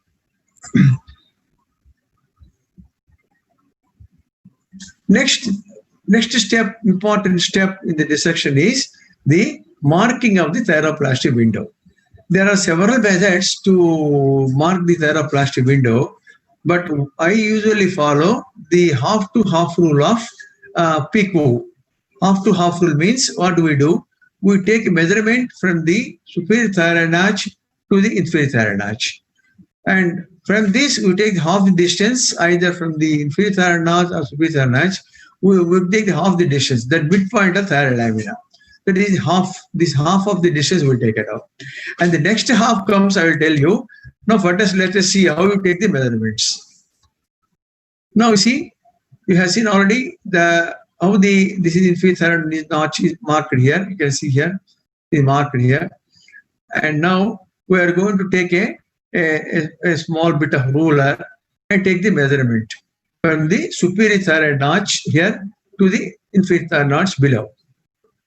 So here in this case, it is coming about say 30 millimeters. So at this level, what you take calipers and take half of the distance. That means it becomes 15 millimeters. So you take about 50 millimeters measurement with the calipers on the roller and take the calipers onto the specimen and mark it at the level of 50 millimeters from the inferior thyroid notch. See, I am marking here. This is inferior thyroid notch. So I am marking of the distance, that is 15 millimeters. So this marks the midpoint of thyroid lamina, and this is the most important aspect of the thyroplasty surgery, because the depends on this only your thyroplasty operation will depend, because your thyroplastic window should never go above this level. So this is the important step everybody must observe. So I suggest you do perfectly exactly 50 millimeters. So it coming now, we take a marker again, and I will mark here about 50 millimeters at this level. So we are marking at 50 millimeters level on the anterior aspect of thyroid lamina. So the next important step is actually we had to go about 5 to 6 millimeters posteriorly from this midpoint in making the thyroplasty window, because if you are very much anteriorly placed, you have the Broyes ligament anterior commissure. So to avoid injury to these structures, will come posteriorly from this midpoint about 5 to 6 millimeters. Say in 5 millimeters in females and 6 millimeters in males. So that step now we are going to follow. Now again, after marking the midpoint, then what we do? Again, we will take a ruler and measure about 5 to 6 millimeters from the midpoint posteriorly. So what I am doing now, that's one. Just watch. I am going from this midpoint, I am going posteriorly, going posteriorly, and make another mark here. This is another mark. We are making another mark here, about at the level of 5 to 6 millimeters from here to here. So this is very important aspect. This is also important. This is midpoint, and this is it. So for inferior thyroid notch, we have taken 15 millimeters, and if I come back again 5 to 6 millimeters posteriorly to make another point of mark. So this is the crucial important aspect.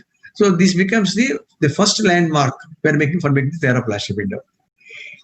The next step will be we take the half the distance from this mark to the inferior thyroid margin, thyroid lamina, inferior margin of thyroid lamina, and again we take the half the distance. So and make another mark. That I am going to show you. So that's why it's called half rule of PQ. He described here we have taken half of the distance from superior thyroid and inferior thyroid notch. Again, we are applying the same half to half rule from this point of and to the inferior thyroid margin of inferior portion of the thyroid lamina, inferior thyroid margin. That also again becomes a half. Now let us see now. So this point again we are going down towards the inferior border of the thyroid lamina. So this comes about 5 to 6 millimeters. We have come back posteriorly and marked here. It is very clear. Then here again now this is the inferior border. You can see here the inferior border, this is inferior border. So from this point we have to take this is the inferior border, yeah. And now we take again we have to mark half the distance from here to. So there we have got 50 millimeters of the distance. From here to here again half the distance means 7.5 millimeters. So we take the exact measurement with the calipers and roller again. We will go to calipers and roller again and take the exact measurement. So now let us see how you take the measurement again with the calipers and the roller.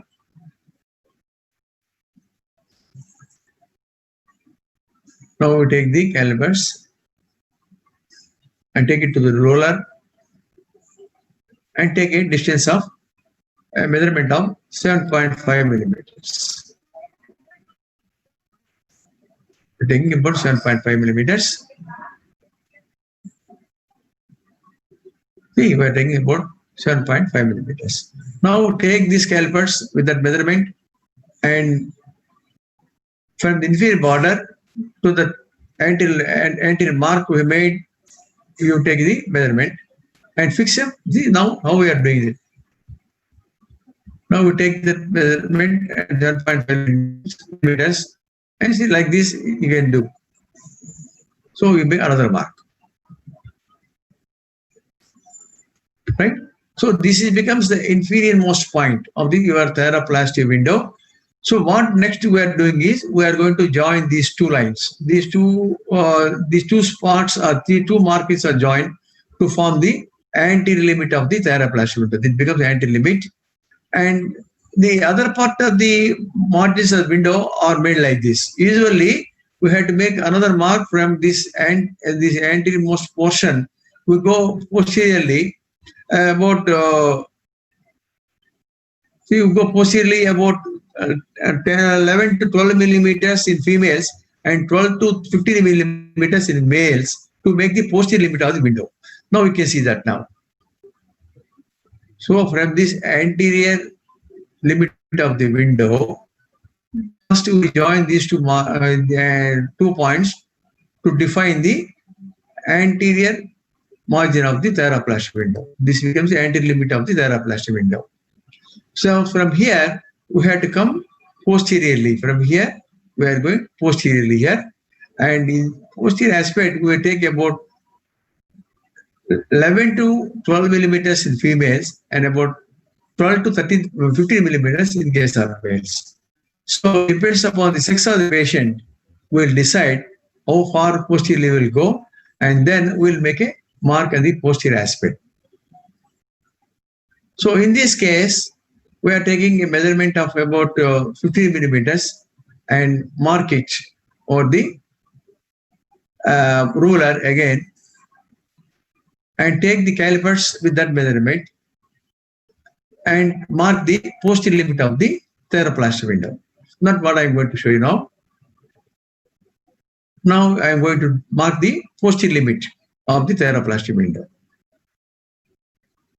You know that the marking is very important for the success of the operation, because the surface landmarks are very important for the success of operation of the thyroplasty. You have to be exactly at the level of the vocal fold. That is very important. Now you are going to join all the four borders here, and you make another mark parallel to this posterior limit mark here. On one more mark you make here now, and now you are going to be. Another aspect, the important aspect, what I am showing here, always the inferior, sorry.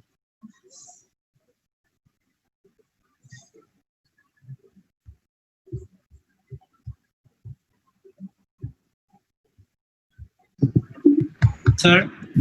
Oh, sorry, there is something. Just wait 1 minute. I'll get you back.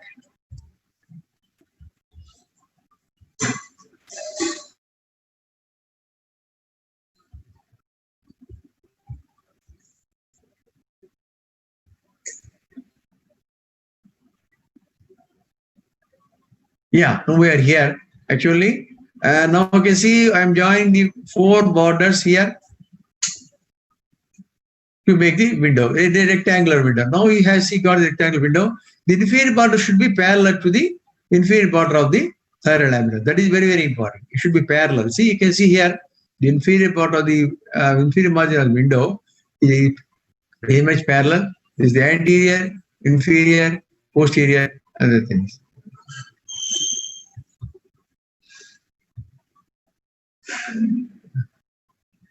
Problem.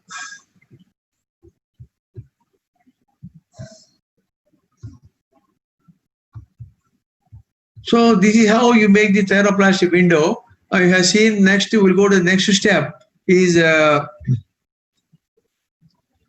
making the thyroplasty window. So you have seen all the four borders here, we made it perfectly. And one thing important is the inferior margin of the window should be parallel to the inferior border of the thyroid lamina. That is very important. And you are about 5 to 6 millimeters away from the anterior commissure. So you come posteriorly. That is also very important. You are taking the half the distance from here to here, and again half the distance to this point is right. That is called half to half round of PICO. Now the next step will be the opening of the window. In the opening of marking and making the thyroplasty window. Now first we will cut along the anterior part. The window is cut most often starting from the anterior aspect here, on the anterior margin of the window, because the anterior portion of the window is the thinnest portion and posterior part is the thickest portion. Similarly, the superior portion is thinner compared to the inferior portion. So you always better to start the opening the window along this, the anterior margin of the window. So where you can open, you can use the knife, or during surgery, you can use the drill if necessary, if the cartilage is very much calcified and hard, and also you can use a laser. One of these things you can use, but one should be very, very gradual, should not make a through and through cut, so that you will not damage the inner pericardium. So you should a gradual stepwise dissection. You should not do a stabbing like that. You should not do stab. So here I am now separating the inferior margin. Now the anterior and inferior borders are free, and now I am going towards the posterior aspect. Right? Now I am going to the posterior aspect. Now, in the usual practice, what do? We have cut this one also. This one in the original description of Ishiki and other things, we will cut all around the window and then remove the entire cartilage and put the elastic implant. But in this technique, how I do it, I am showing you what is called the sandwich technique, where I cut only the anterior. I cut only the anterior, inferior, and posterior borders of the window, but I leave the superior margin intact. And what I do, I lift this entire cartilage, a hinged door, and fracture it over the superior margin and keep it like that. And then I will show you in the next slide how I am going to do it. Now in this we will find, that's why I am not cutting here all the margins. I am showing you my technique of sandwich thyroplasty, which I do practice regularly in my clinical work.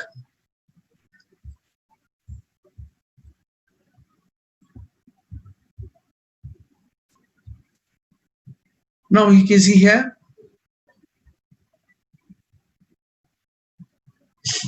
I am separating it, the cartilageous door from the underlying pericardium.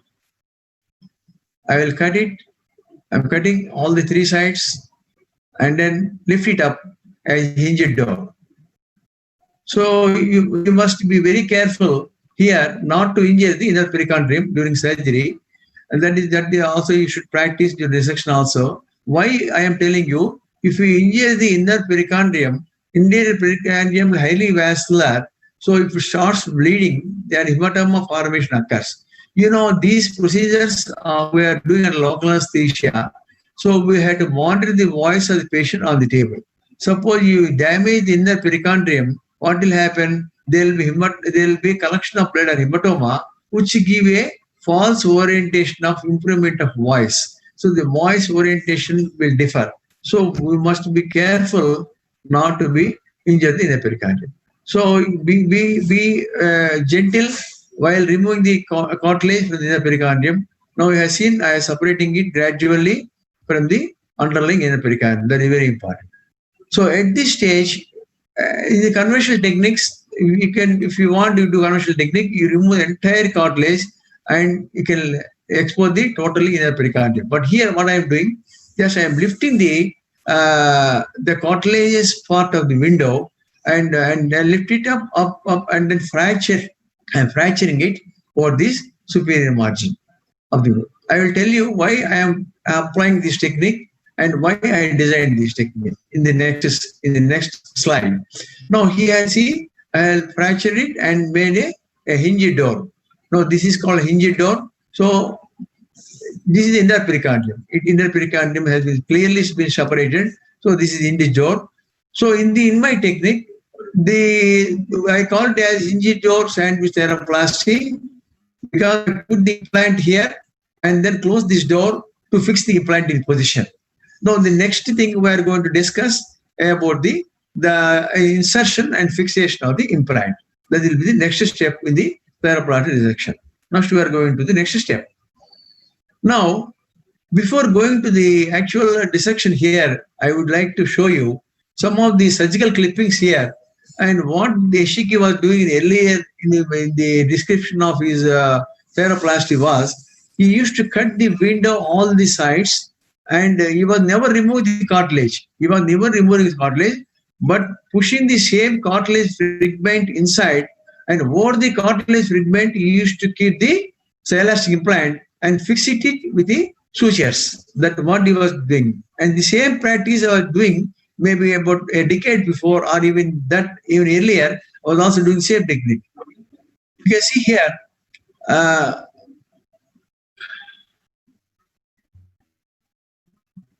see, I show you now what the technique, what Eshiki is practicing. Now, after removing after making the window here, he used to push the entire fragment, medially, and then we had to make two holes above the superior margin and one below the inferior margin, and pass this prolene between these holes and the implant and try to fix the implant. So, after making after inserting the implant, the question of fixing it in position is very important. So that was the technique described by him when he described for first time the theraplasty. So this I was practicing for some time, and afterwards, a Kaufman in the United States, he described another technique. I'll show you this technique, and this is being practiced by many people, most of the people, and here the insertion of the implants, elastic implant,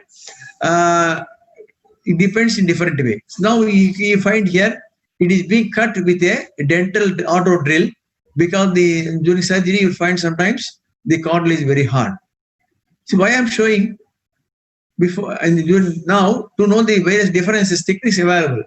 Now I used to do like this. I used to remove the entire fragment and totally remove the cartilage. See, I'm removing the cartilage here.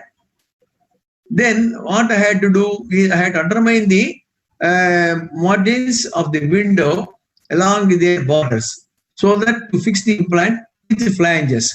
So this is one method where you had to create a flanges in the elastic implant. See, you had to cut like this. So you cut like these flanges and fix and insert the flanges just below the borders of the window to fix it and fix it up in the position. So either you had to use the Eshiki technique of suture method, or you had to use the technique of Kaufman by cutting the implant on the table and to fix the implant in position. Now you see here, this is the technique I was doing earlier. I cut the margins of the implant and make flanges like this, and afterwards I take this implant and insert it into the window and then and fix it up. So what I'm doing here, I'm taking and inserting window. So this is the hinge. This is where you have to make the hinges to fix the implant in the window, theraplasty window. So either suturing or making the flanges. So after practicing for several years, I found both are time consuming. Either suturing take more time, or the flanges making on the table takes consume a lot of time on the table. So I thought of doing a different technique, my own technique, that's called hinged door sandwich theraplasty, which has been published in Indian Journal. Next slide, I'll show the reference to you. The advantage of this technique is that it can consume less time, because sometimes you had to combine this theraplasty type 1 with erythroid adduction technique. Actually, all these procedures were doing at local anesthesia, and erythroid adduction technique is much more difficult technique compared to the theraplasty type 1. and we are supposed to complete the entire surgical procedure, both retina reduction and thyroplasty, within a period of maybe 2 hours. So if you spend more time on the table, patient may get problems like glottic edema and stridor. So I thought then when I was thinking how to reduce the time, then I designed this technique, what is called hinge door sandwich thyroplasty. Now let us see what I am doing this. After that I will show the dissection on the dissection specimen. So here also, see I am marking the window.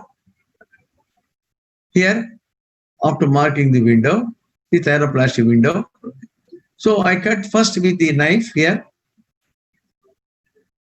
Cut the gradual cutting, the inferior, anterior, and posterior margins, but not the superior. So here you can find for the convenience of demonstration, I was using a microscope actually. So this I am cutting the drill under microscope. You can also do this because you can injury to the pericardium. If you want, you can do microscope or you can do with the naked eye also. But here what I am doing, the anterior and inferior margins I am cutting. Then I cut the posterior margins and I don't cut the superior border. Just I am lifting this entire fragment. You can see I am lifting the entire fragment. See this now, the entire cartilage has been lifted. See how nicely the pericardium has been freed from the cartilage. So this remains as a hinged door for the superior margin. So there is no need to use the sutures here. No need to make a flanges on the table. So simply what you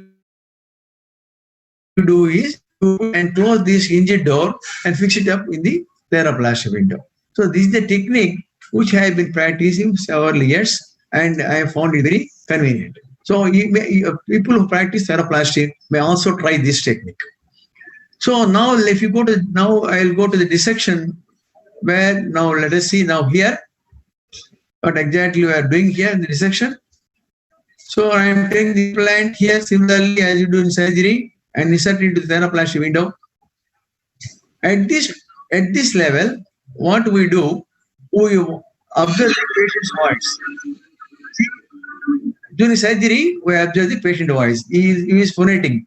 So at this level, ask the patient to phonate and simply close the hinge door and fix the implant like this.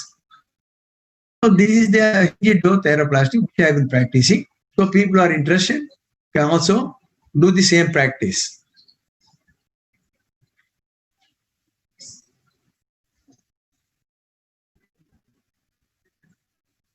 Next, after fixing the implant, the next step is the confirmation of the implant in position. How to confirm? One, your voice itself confirms that you are perfectly at the level of the vocal fold and medialize the vocal fold perfectly. And also, you can also confirm it by passing a flexible endoscope on the operating table. But here for dissection, when you are doing dissection, you can do the same confirmation using a nasal endoscope. Now I am going to show you how you are going to the confirmation. This is the final step in the thyroplasty dissection. You can see here, I am just, you can watch here, I have put the implant here, and this is the sandwich door, hinge door here. So I am moving the implant here. So you can ask the assistant to pass a nasal endoscope through the larynx here. So he is doing a video nasal endoscope here, and you can watch it on the monitor, the position of the, to confirm the position of the exact position of the implant in regard to the vocal fold. See, you can watch like this. See, you can find here on the monitor, you can watch the movements of the vocal fold. See, the vocal fold. See, I am exactly in the level of the vocal fold. That is how you can confirm at the end of the dissection, which is same thing you will do in surgery with a flexible endoscope. So these are the important steps. I hope it is very clear and you enjoyed the dissection very much. And this about this sandwich thyroplasty, I published this in the Indian Journal of Otolaryngology. So people who are interested can refer this for more details on this aspect. And now for a while, I'll stop the share screening, and I'll come back with a share sound audio. So I will do it again now. Share the screen again.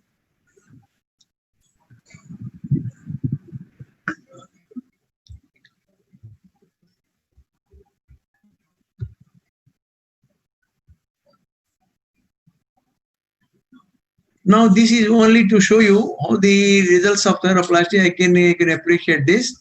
This is the patient who underwent a sandwich theraplasty along with the reduction. This patient has a vocal cord paralysis of idiopathic when he was 2 years old. So he was suffering for 40 years. After that, we operated him. And this is the pre and post-op device. This is only to show the results of theraplasty are very much gratifying in the experienced hands. I am V.N. Raju. I have come from Montreal. Voice disorder since my childhood. 1, 2, 3, 4, 5, 6, 7, 8, 9, 10. The pre-operative device.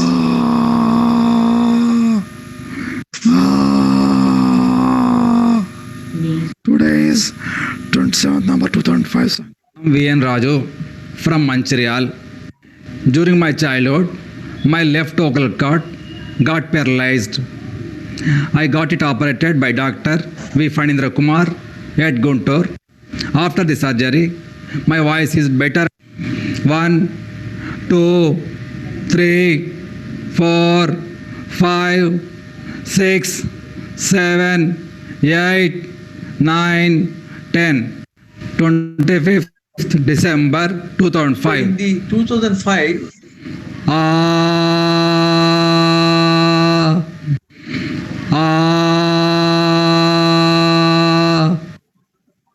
So in 2005, when I presented the sandwich theraplasty technique in the Voice Foundation in Philadelphia, United States, I happened to be associated with Ishiki, who appreciated the technique and given a positive comments on this technique.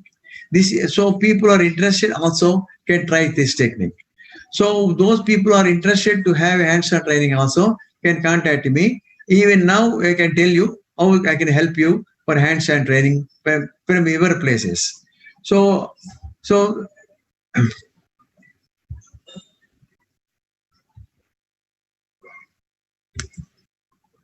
thank you very much for your kind attention. Thank you very much.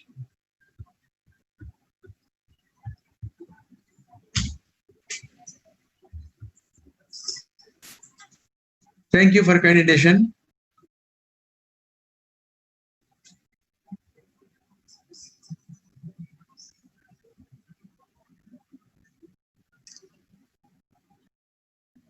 Hello. Yes, Fanindra Kumar sir, have you finished? Yeah, is it clear? Yeah. I think it may be useful for most of the people who attended this webinar. Yeah, because your time was much more. So it is open for questions and answers. Yes. First of all, sir, I'll ask you there were two questions for Kavikant that I had missed actually, because they actually sometimes got a lag, they come in a little late. The first question is, there are two questions from Dr. Sambhunath Mukherjee, who wants to know about how much fat is to be injected and what is the frequency. You mean fat, you mean for injection laryngoplasty? I'm asking for Samantra, sir. For Samantra, from his talk, there are two questions left, then I'll come to you, sir. Okay, the fat injection, how much? Actually, we collect around 20 cc. But once first I'll load 5 cc. So you need mostly within 5 cc, 2-3 cc or less than 5 cc, because mostly we use laterally and lateral to the muscle and in the lower part, because the lower we want to cover the lower gap.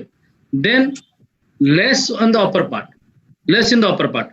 So within 5 cc till today, because I have done near about 4 patients, and lower part, only mostly lower part and within 5 cc, not more than that, because the syringe is 5 cc in one side. Right.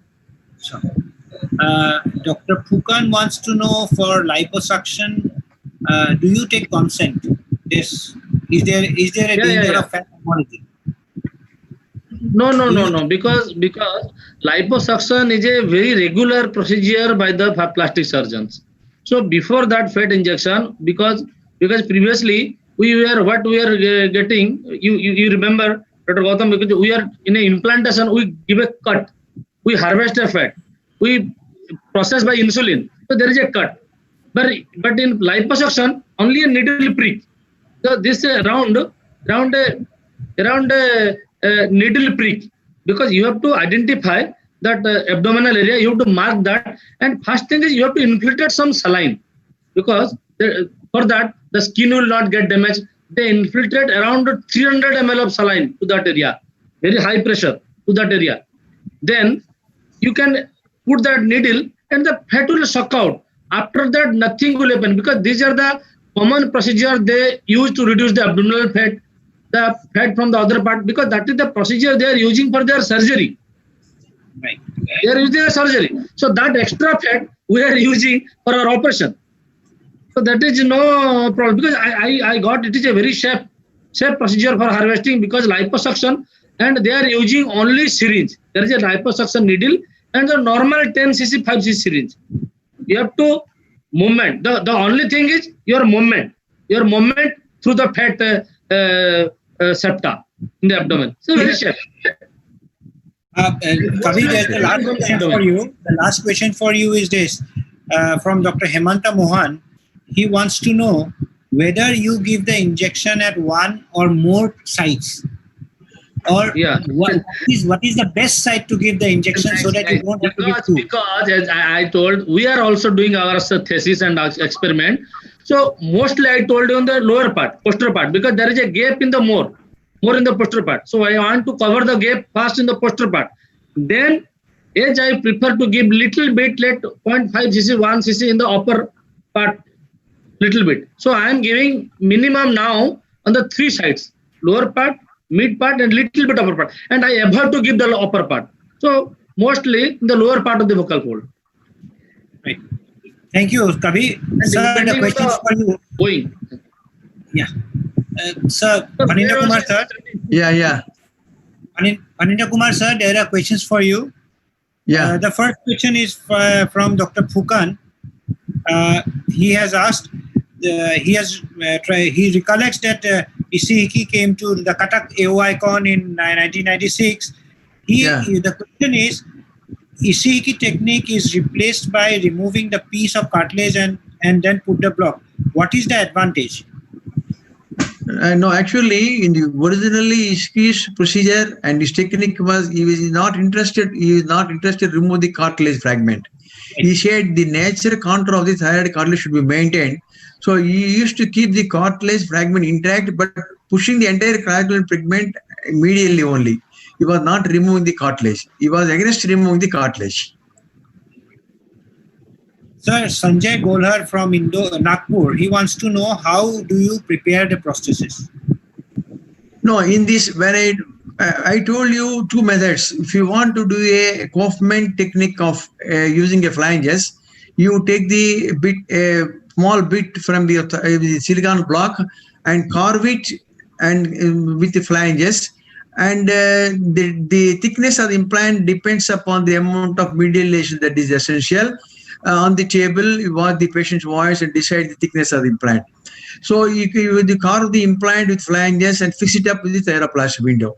You have seen in your thyroid thyroplasty, because there is no need to carve the implant with flanges, just we take the thickness only into consideration. The thickness of the implant depends again the amount of mediation that is required, and only thickness you decide. Just put the implant into the window and close the door and fix the implant in position. That is how we do it. So there's one question for Smruti Swine she's from Cuttack. She wants to know, what is the thickness of the implant? The thickness of the implants depends upon the amount of glottic gap. Usually it is about 2 to 4 millimeters thick. It depends upon the amount of glottic gap. If the glottic gap is less than 1 millimeter, you use only about 2 millimeters, because you over-medialize the vocal fold most of the times. Sometimes if the glottic is more than 2 millimeter, 4 millimeter tip, the thickness will go to about 2 to 4 millimeters. Usually the thickness varies in the window also. The thickness will be more thick posteriorly and less thick anteriorly. Sometimes you need like that to cover the gap in the posterior glottic gaps. That will be useful if the thickness of the implant. Right. Sir, I don't think there are any more questions. Let me check again. Just a minute, sir. Okay. Oh yeah, there is questions. There is one more question from Ipshit Panda from Sambalpur. How did you secure the hinged cartilage? In the image you showed it was like a loop. How did you secure the hinged cartilage? Oh, this cartilage. You mean this sandwich technique? I think that is what he means. Okay, you have seen. Actually, you have seen that I cut the thyroplast window only along 3 borders. That is the anterior, inferior, and posterior. I have not cut the superior margin. And just I cut and I have mobilized the cartilage in the window all around except the superiorly. I lift the entire cartilage fragment and then fractured it over the superior margin. I have not removed, fractured it. So automatically the hinged door lies as a hinge with the perichondrium along the superior margin. So it remains as a hinged door over the superior margin. So when you complete the insertion of the implant, just again you bring back the entire hinged door to its position and fix it up in the window. So that will maintain so the implant is sandwiched between the outer cartilage door and the inner perichondrium. That is why it is named as a hinged door sandwich thyroplasty technique. So that is how we do it. Thank you, sir. I think we are finished the questions. And for your information, we have crossed 400 people who are participating in the meeting. Oh, we are very thankful to all the people. We must be thankful to them. Yes. Very thankful to them. We should also thank to the Alembic people also, because they have also done a nice initiative by Dr. Gautam. I hope the discussion and the dissection also is appreciated by most of the people, because I tried hard to make it a step-by-step dissection. Right. Sir, now we pass on to the panel actually. We are roughly 20 minutes ahead of schedule. I think we'll have to inform Dr. Jayakumar Menon sir. He had gone out for some time. I think we'll have to give him a call because we are slightly ahead. We are about 20 minutes ahead of schedule. So I think the delegates had very delicious breakfast and a tea. Now they're waiting for a grand lunch. That is supposed to be, Dr. Amitabh? Yes, I think so. Sir, it is a pending from your behalf. When the COVID will pass, then everybody will come to Guntur. Yeah. So for the panel discussion on care of the professional voice, the moderator is Dr. Amitabh Roy Chaudhary, the president of the Association of Phonosurgeons of India. He is also the professor at the Vivekananda Institute of Medical Sciences, Kolkata.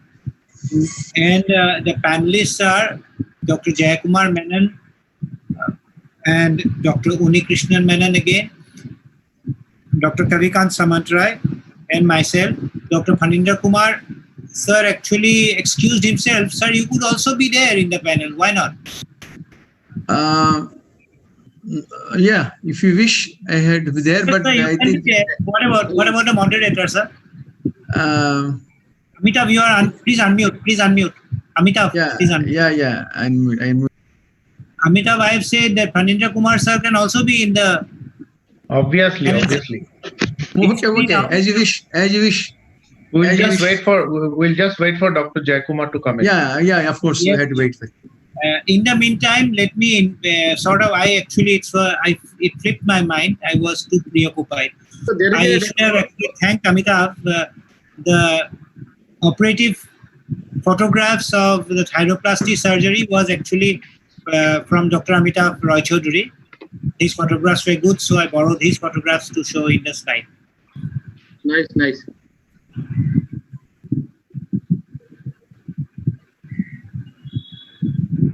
I think I'll place a call to Dr. Jayakumar Menon sir. Or maybe he could join us in between.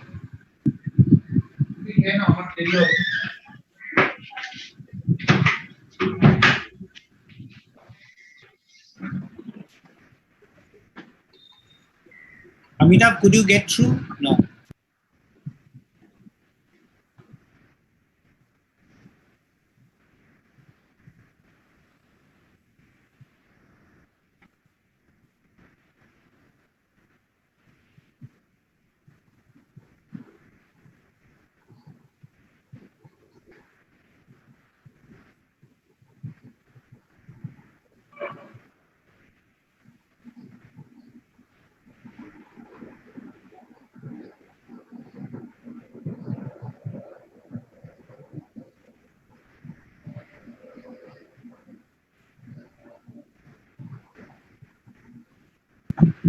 Sorry, Dr. Phanindra Kumar sir, are you there? Would you? There was a question which came in late from Dr. Golhar from Nagpur. Maybe Amitabh can also take that question. What is the preferred technique? Yeah. Sir, yeah. What is the preferred technique? Under medialization or over medialization? What is preferred? Over medialization. Yes, sir. Because what happens, there is a possibility the cord may undergo a little atrophy, changes later. So, Yes, but usually we prefer over medialization. Over medialization, yeah.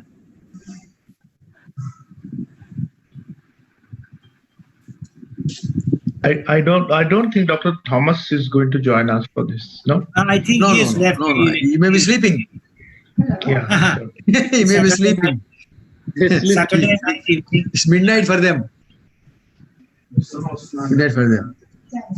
We are running not short of time. We are running over time. Yes, we are. Very time. This is very Jayakumar is joining.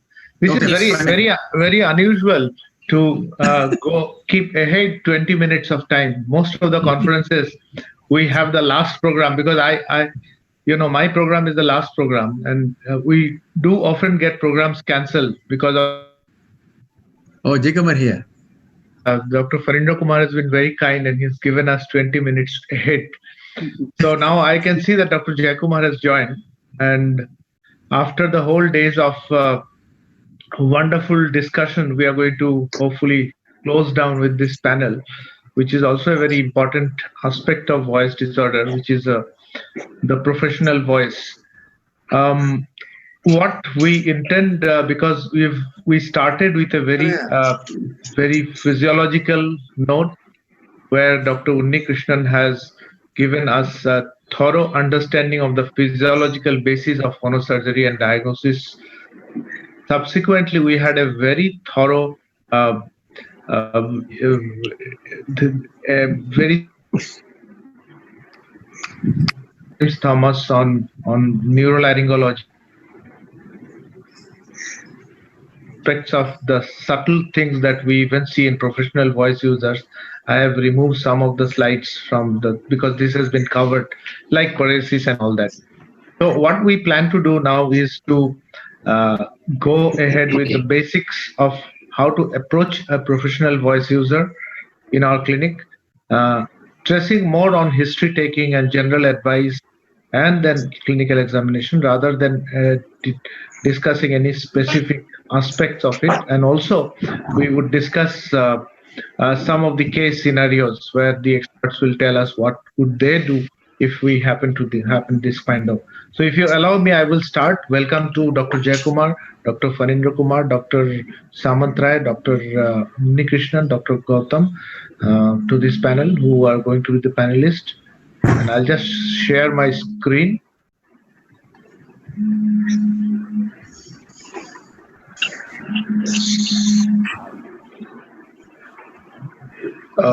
Am I seeing my? Screen. Okay, just give me 1 second. I want to do it on a gallery view where I can see all the panelists.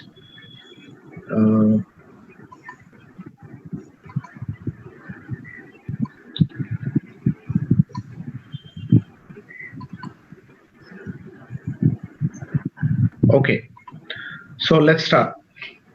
So unfortunately, Dr. Thomas is not here, but Dr. Phanindra Kumar has replaced him now. So what is a professional voice? First of all, a professional voice is nothing but people who are professional voice users, but nothing but people who make a living by using their voice. So, and these are, though when we talk about singers, teachers, lawyers, when we talk about professional voice, but actually we mean all kind of people who use professional voice to make their living.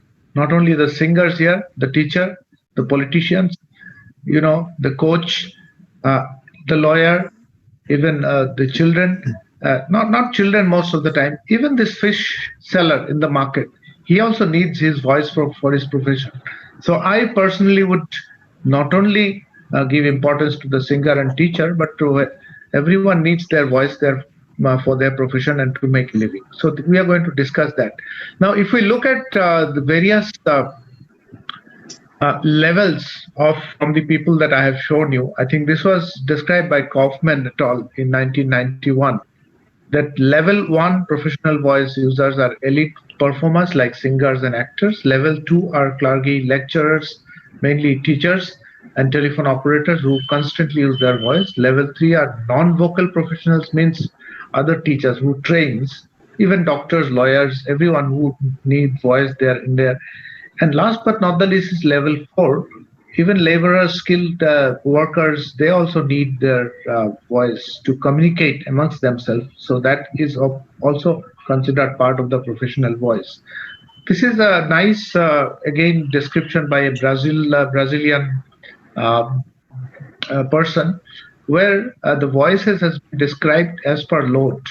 I think actors and singers have a very high, they have a high requirement of voice, requirement of a high quality voice, and they have a high load also. Whereas radio jockeys or TV journalists, though they need high quality voice, the load is not so much because they, it's the moderation is not so much. Now, going to a school teacher, their demand of voice quality is moderate, but the demand, the load is extremely high. So they have to deliver very high, or number of hours is very high. And other workers like bank, business, insurance, personal, physicians, we have moderate voice quality requirement and load as well. And for other people like welders, foremen who shout outside, though they have low voice quality requirement, but the demand is very high. So when we consider the voice professionals, we also consider these. I'll come to this question now, that when a patient comes to our voice clinic setting, professional voice clinic, do we, I will go to all the panelists with this question. Do we routinely use questionnaire-based history taking just to maintain some kind of an informity? Does it have, does it give us a little bit of more, save a little bit of time by glancing the question? And how do we help, because it is said that you need to build up a good rapport with the professional voice users, especially the singers and actors and all that. And do you normally allow any extra time at consultation for these patients when you slot the appointment? I'll start with Dr. Kaun first. Thank you, Amitav.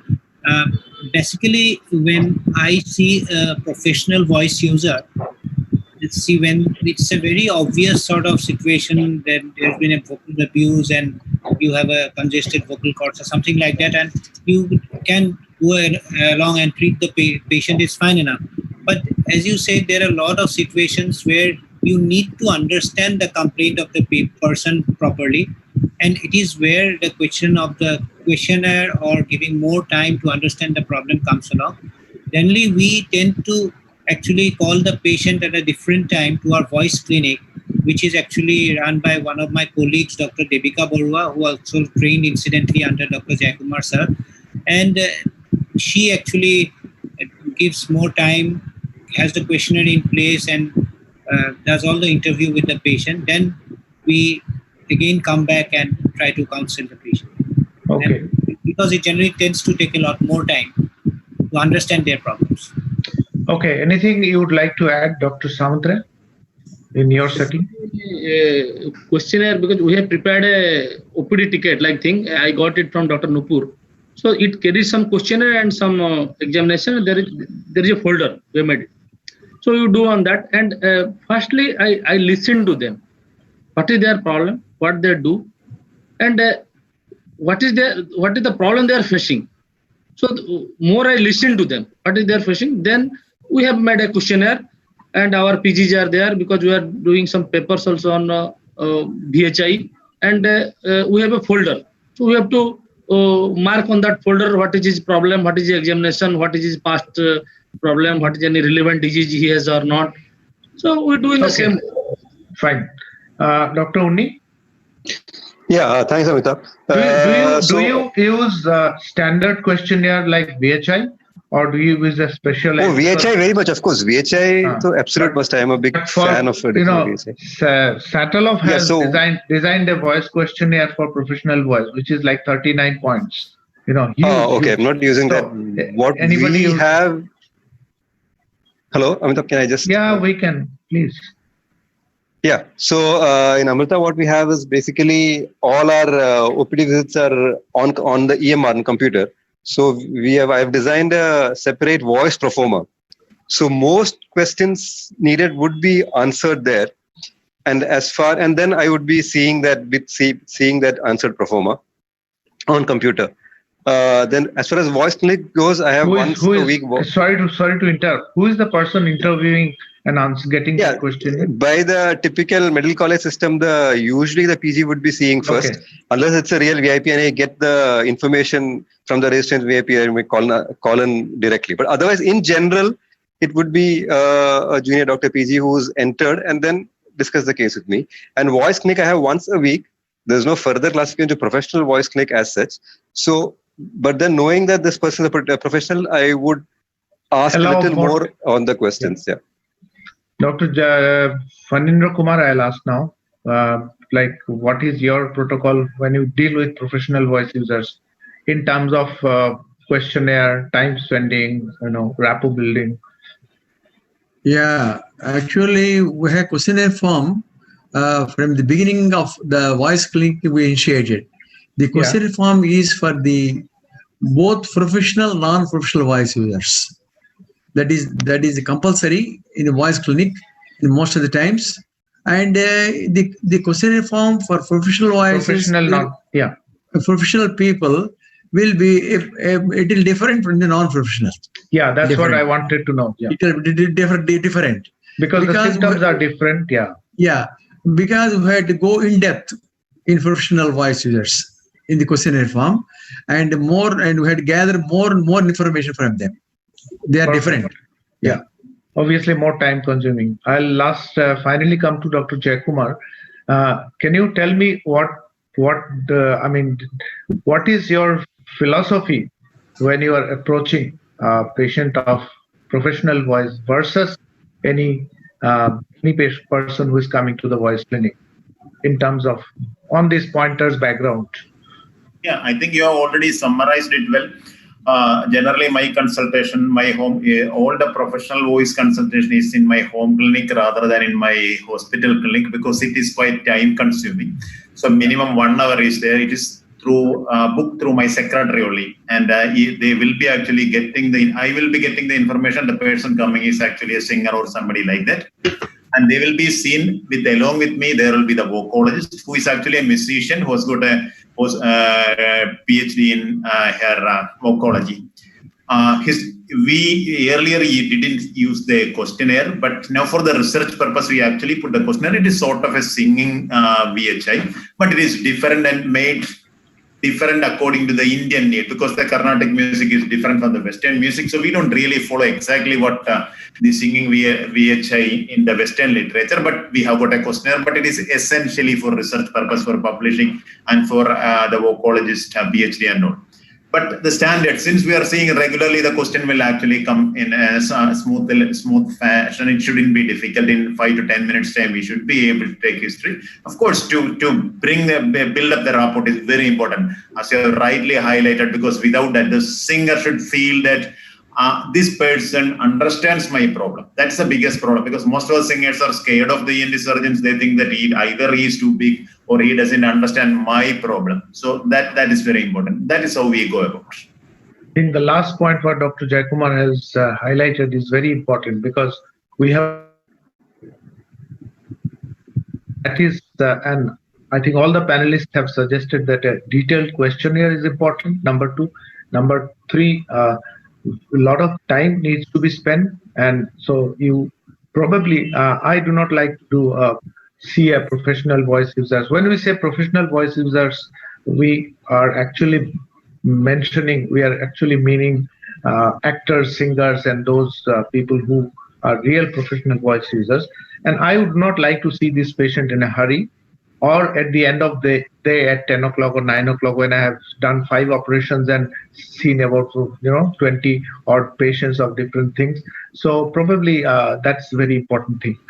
Coming to, I'll now start with Dr. Phanendra Kumar. We'll go in the reverse order. What are the common complaints you will usually find in your own practice when the singers or actors or even the teachers come to you? What they spell out as their complaint? Well, most of the times, the singers, they are the elite professional voice singers that comes on the top 1 category, singers. Yeah. So the commonest complaint is, one is vocal fatigue. They say they have fatigue and loss of range in the voice. These two are the common complaints. They come. To understand the knowledge of singers, we also must know a little bit the knowledge of the singing techniques and other things. People who are running voice clinics, they must try to gather or improve the knowledge of the singing, because the terms what they speak, we have to be in a position to understand them properly and correlate with our scientific findings. That is also important. And what I find, unfortunately, in India, most of the singers, they don't have a scientific basis. And most of them are depending on their traditional techniques, not on the scientific basis. So the common complaint they come to us is the most often is the vocal fatigue and loss of range. These are the 2 things I find in professional singers. But other professionals, other than singers, the commonest complaint will be the hoarseness of voice. They come with hoarseness of voice. That is the common complaint. These are the 2 things we find most common. Dr. Unni?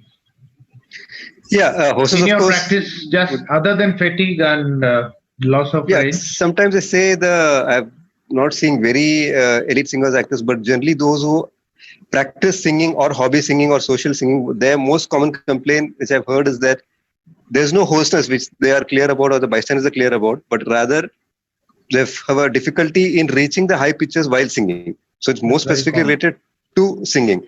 Like they're clear that there is no hoarseness, at least the bystanders are clear that there is no change in voice. But when they sing, when he or she sings, he cannot achieve a particular note or whatever the terminology is used. That's the one thing. I think I'll go to Dr. Jayakumar straight away now. If you would like to tell what is your experience in terms of the symptoms that they spell out before you go and ask more. As Unni told and Dr. Phanendra Kumar told, the commonest complaint is actually the loss of high pitch. Everybody wants to sing high pitch. They said, I cannot sing the high pitch. That's a big problem. Of course, fatigue is a common thing. Many times they say that I cannot, after one and maybe say 2 songs, 3 songs, my voice become tired. It is painful. But one common complaint people use, and they use their own language. What is that? So they say that I got scratches in my voice. Scratch means some roughness. That's fairly a common complaint. And then other complaints, odynophonia, pain while singing is not a rare complaint. Frequent clearing of the throat is an issue. And of course, some patient might tell that, but that I have seen that only on interrogation, you ask them, have you got problem with the loudness? Did the sound engineer ever tell that your voice is not loud enough? Then many people tell that. That's not a common complaint because they never think about that. The microphone will do that, but some people do have. But the order of high frequency will be the high. The commonest is the difficulty in reaching the high pitch. Of course, vocal fatigue, scratch, irritation of the throat with cough, and some pain when they sing. Sure. Dr. Gautam or Kabi, do you want to add anything to this? Otherwise, we'll go to the next one. Yeah, I do agree. Even in my practice, the commonest complaint they come to is inability to reach high notes. That is the commonest thing. So I think all the panelists seems to think that inability to reach the high notes, that's the first complaint. And then we have some people do have specific complaints like gravelly voice, scratchy voice, all those things. Some people have pain even during riyaz and all that. So that is obviously. Now, when we are seeing this patient, Kavi, do we need to find out, or do you try to find out about their singing background, singing career, type of, what are the things that you like to know, especially from singers? We are primarily discussing singers at the moment. Yeah, actually, when they come to us, mostly they are our Odia singers or whatever they are. Somebody are that singing in the film, or they come with us with the pain and other complaints.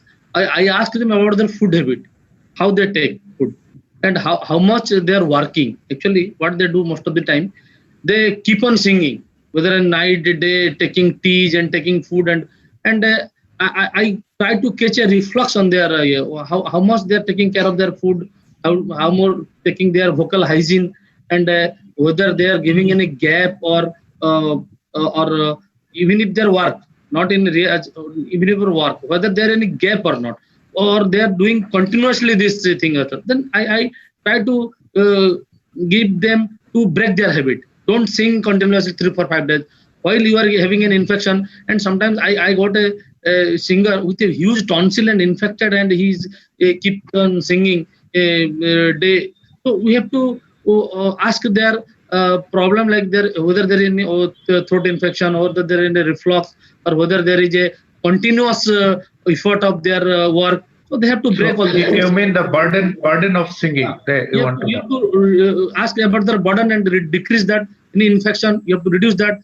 Any food habit, because these people are sings most of the time in the night, or sometimes, and they keep on drinking tea. And what we preferably we are coming to that, but yeah, just we are talking about singing background now. Let's go to Dr. Phanindra Kumar sir. Again, background of singing, training, singing habit. That is very, very important. The problems in professional voice singers is most common in amateur singers rather than classical. Because classical singers have a method of training during by the singing coaches, but amateur singers, they forget about their fundamental voice. They sing mostly depend upon the habitual voice or imitation voices. So the singing levels are different, and the problems are much more common in amateur singers. So singing training makes a lot of difference between the amateur singer and the professional singers. There is a lot of difference. So I think it's very important to find out what the panelists are saying, but we'll get more comments from, do you want to comment anything, Dr. Unni or Dr. Gautam, before I go to Dr. Jayakumar, because he does a lot of professional things. Apart from diet, training, we should also try to know about any antecedent problems, like if there's a layoff from singing for a period of time, maybe because of an abdominal surgery or something else, then again comes back. Then Very important. then there's sometimes we often see the singers getting into a panic mode. They have not recorded for a long time, and then there's a recording coming up. Then the patient comes back, my voice becomes hoarse. Doctor, do something. I am unable to sing at the record. My recording has been getting postponed. So that psychological factor and that physical strength factor is also to be actually looked up. May I just one thing, Amitabh? Yeah. Yeah. Since the word is singing in the slide, I just thought of one thing, that I see a few patients who are technically by our category not professional singers in the sense they are doing some other job, but they're hobby singers.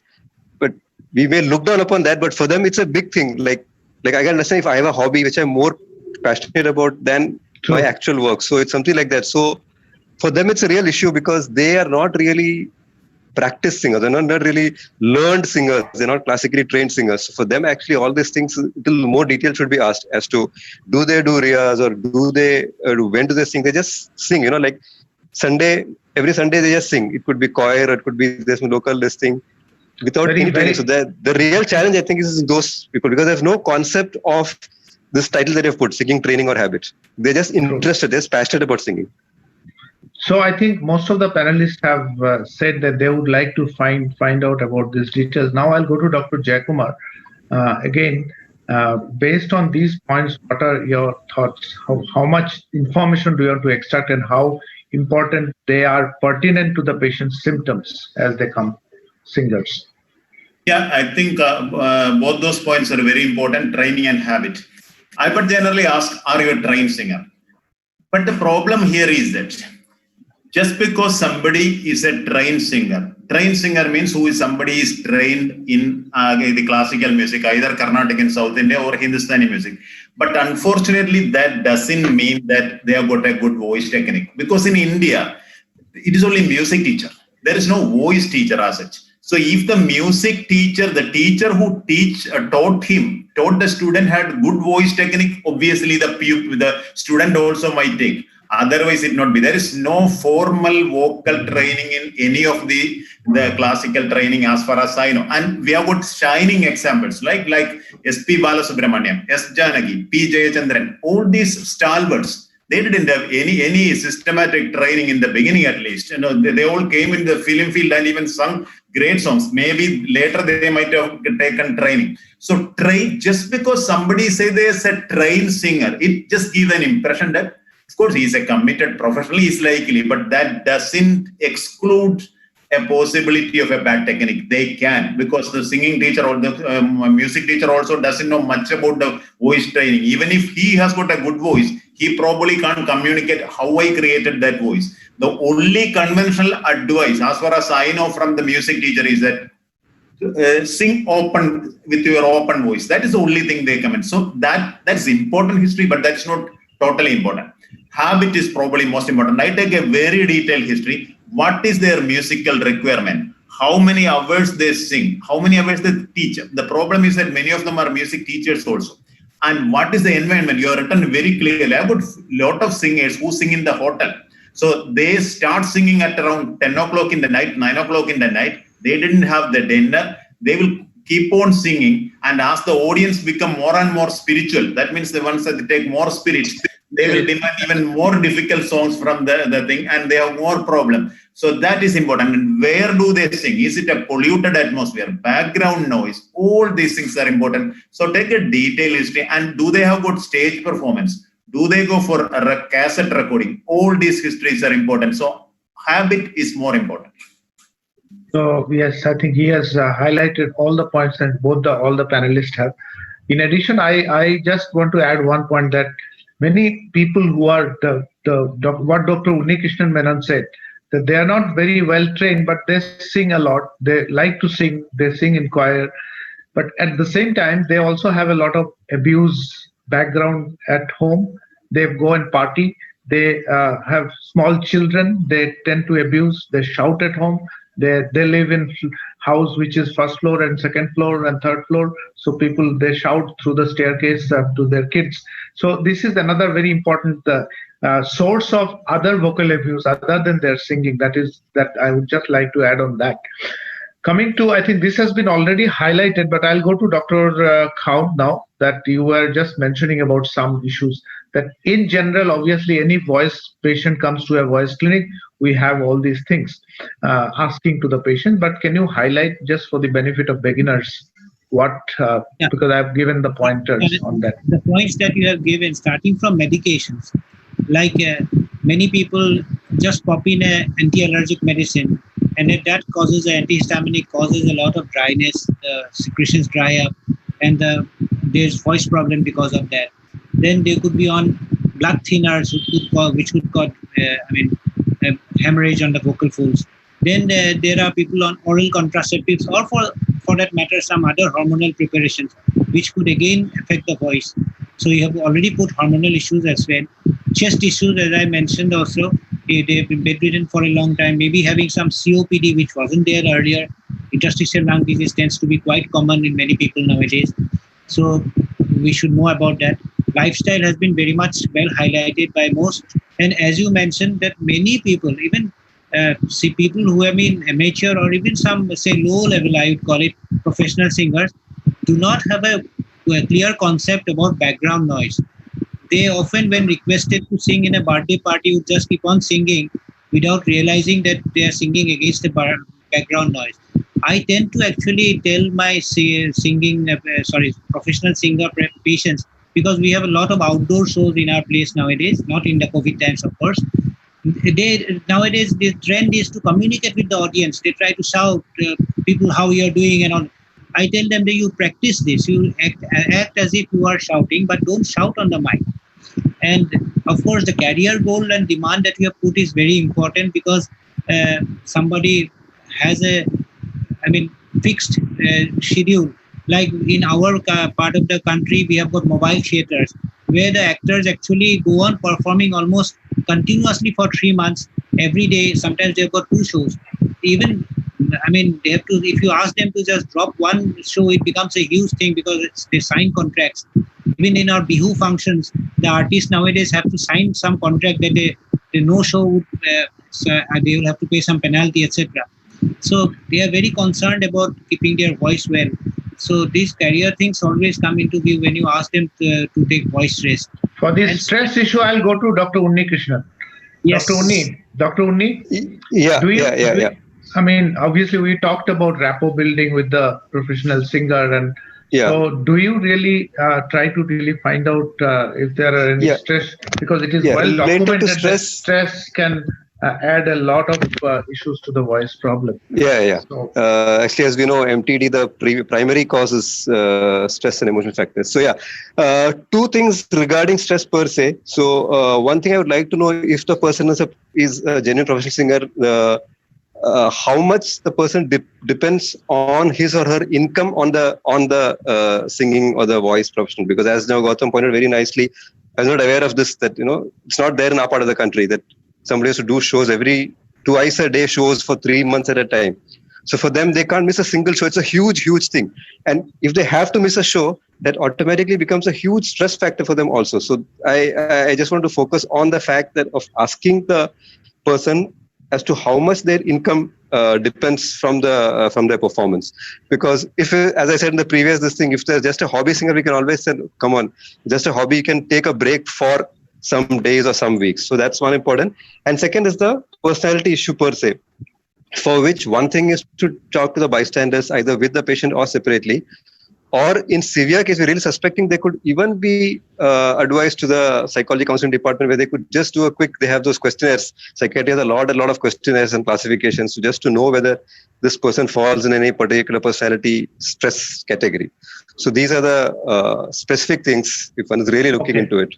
Any of the panelists want to add anything on these points? Yes, sir.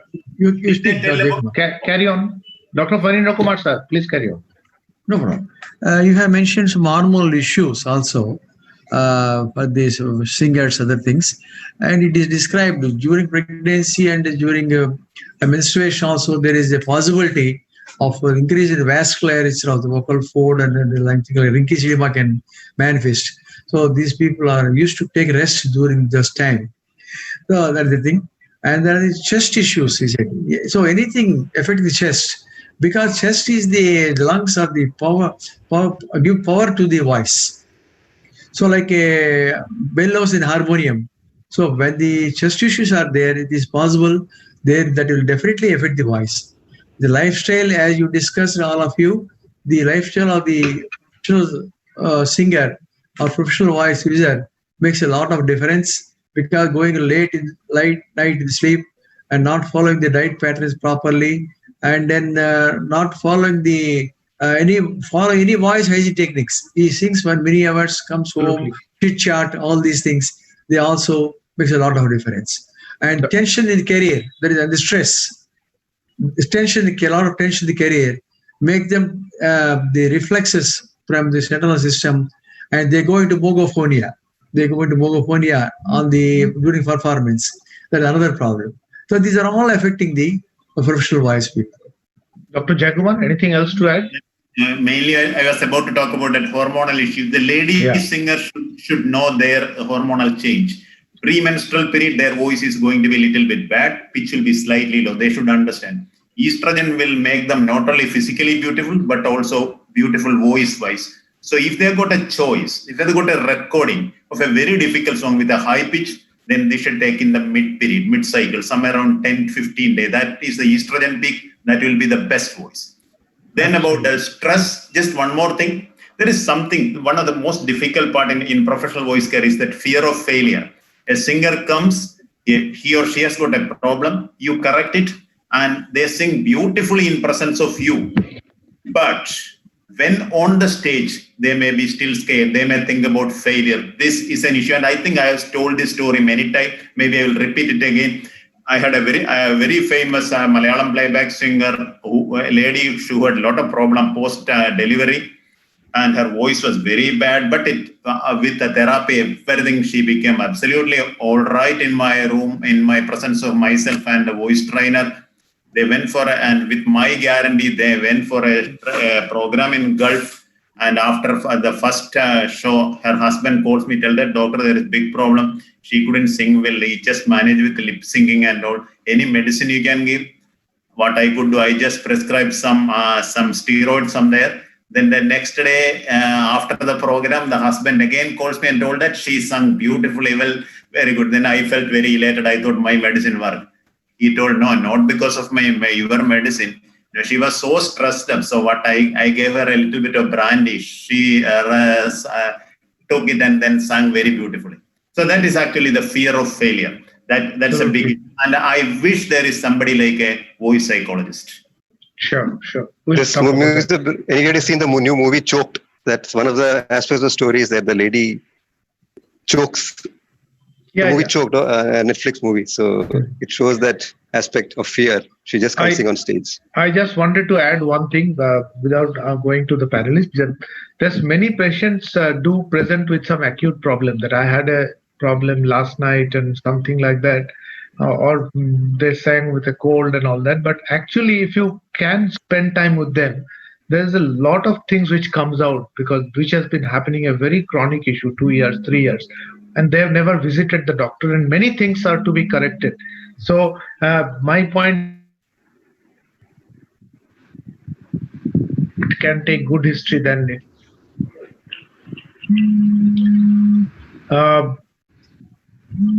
Just one question. Anybody can answer, just one of you. If you suddenly find, I think I'll exclude Dr. Jayakumar because he does a lot of celebrity performance.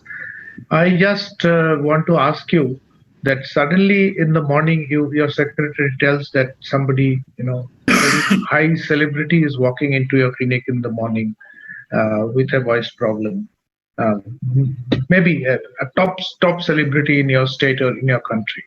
So do you do any homework for that? Anybody? Or if not, then Dr. Jayakumar or Dr. Phanindra Kumar can take the question. Up to you. I mean, do you treat them a little differently if it's really a celebrity patient? Because this is the message which will go to the juniors. Yeah, that's why. Yeah, I think so. For a celebrity performer, I had made this mistake very early in my career. One of the local celebrities, I came with a that about the singing high note situation. And I gave her a big lecture about not trying to sing, and she was really upset with me. She didn't come back to me for a long, long time. Because when we talk to a celebrity, the basic talk, if you start giving, they get very upset that what does this guy know? I think we have to give much more time. I think Dr. Jayakumar sir and Phanindra sir will be knowing better. I had that experience personally. That is why I wanted to raise this point, because all Dr.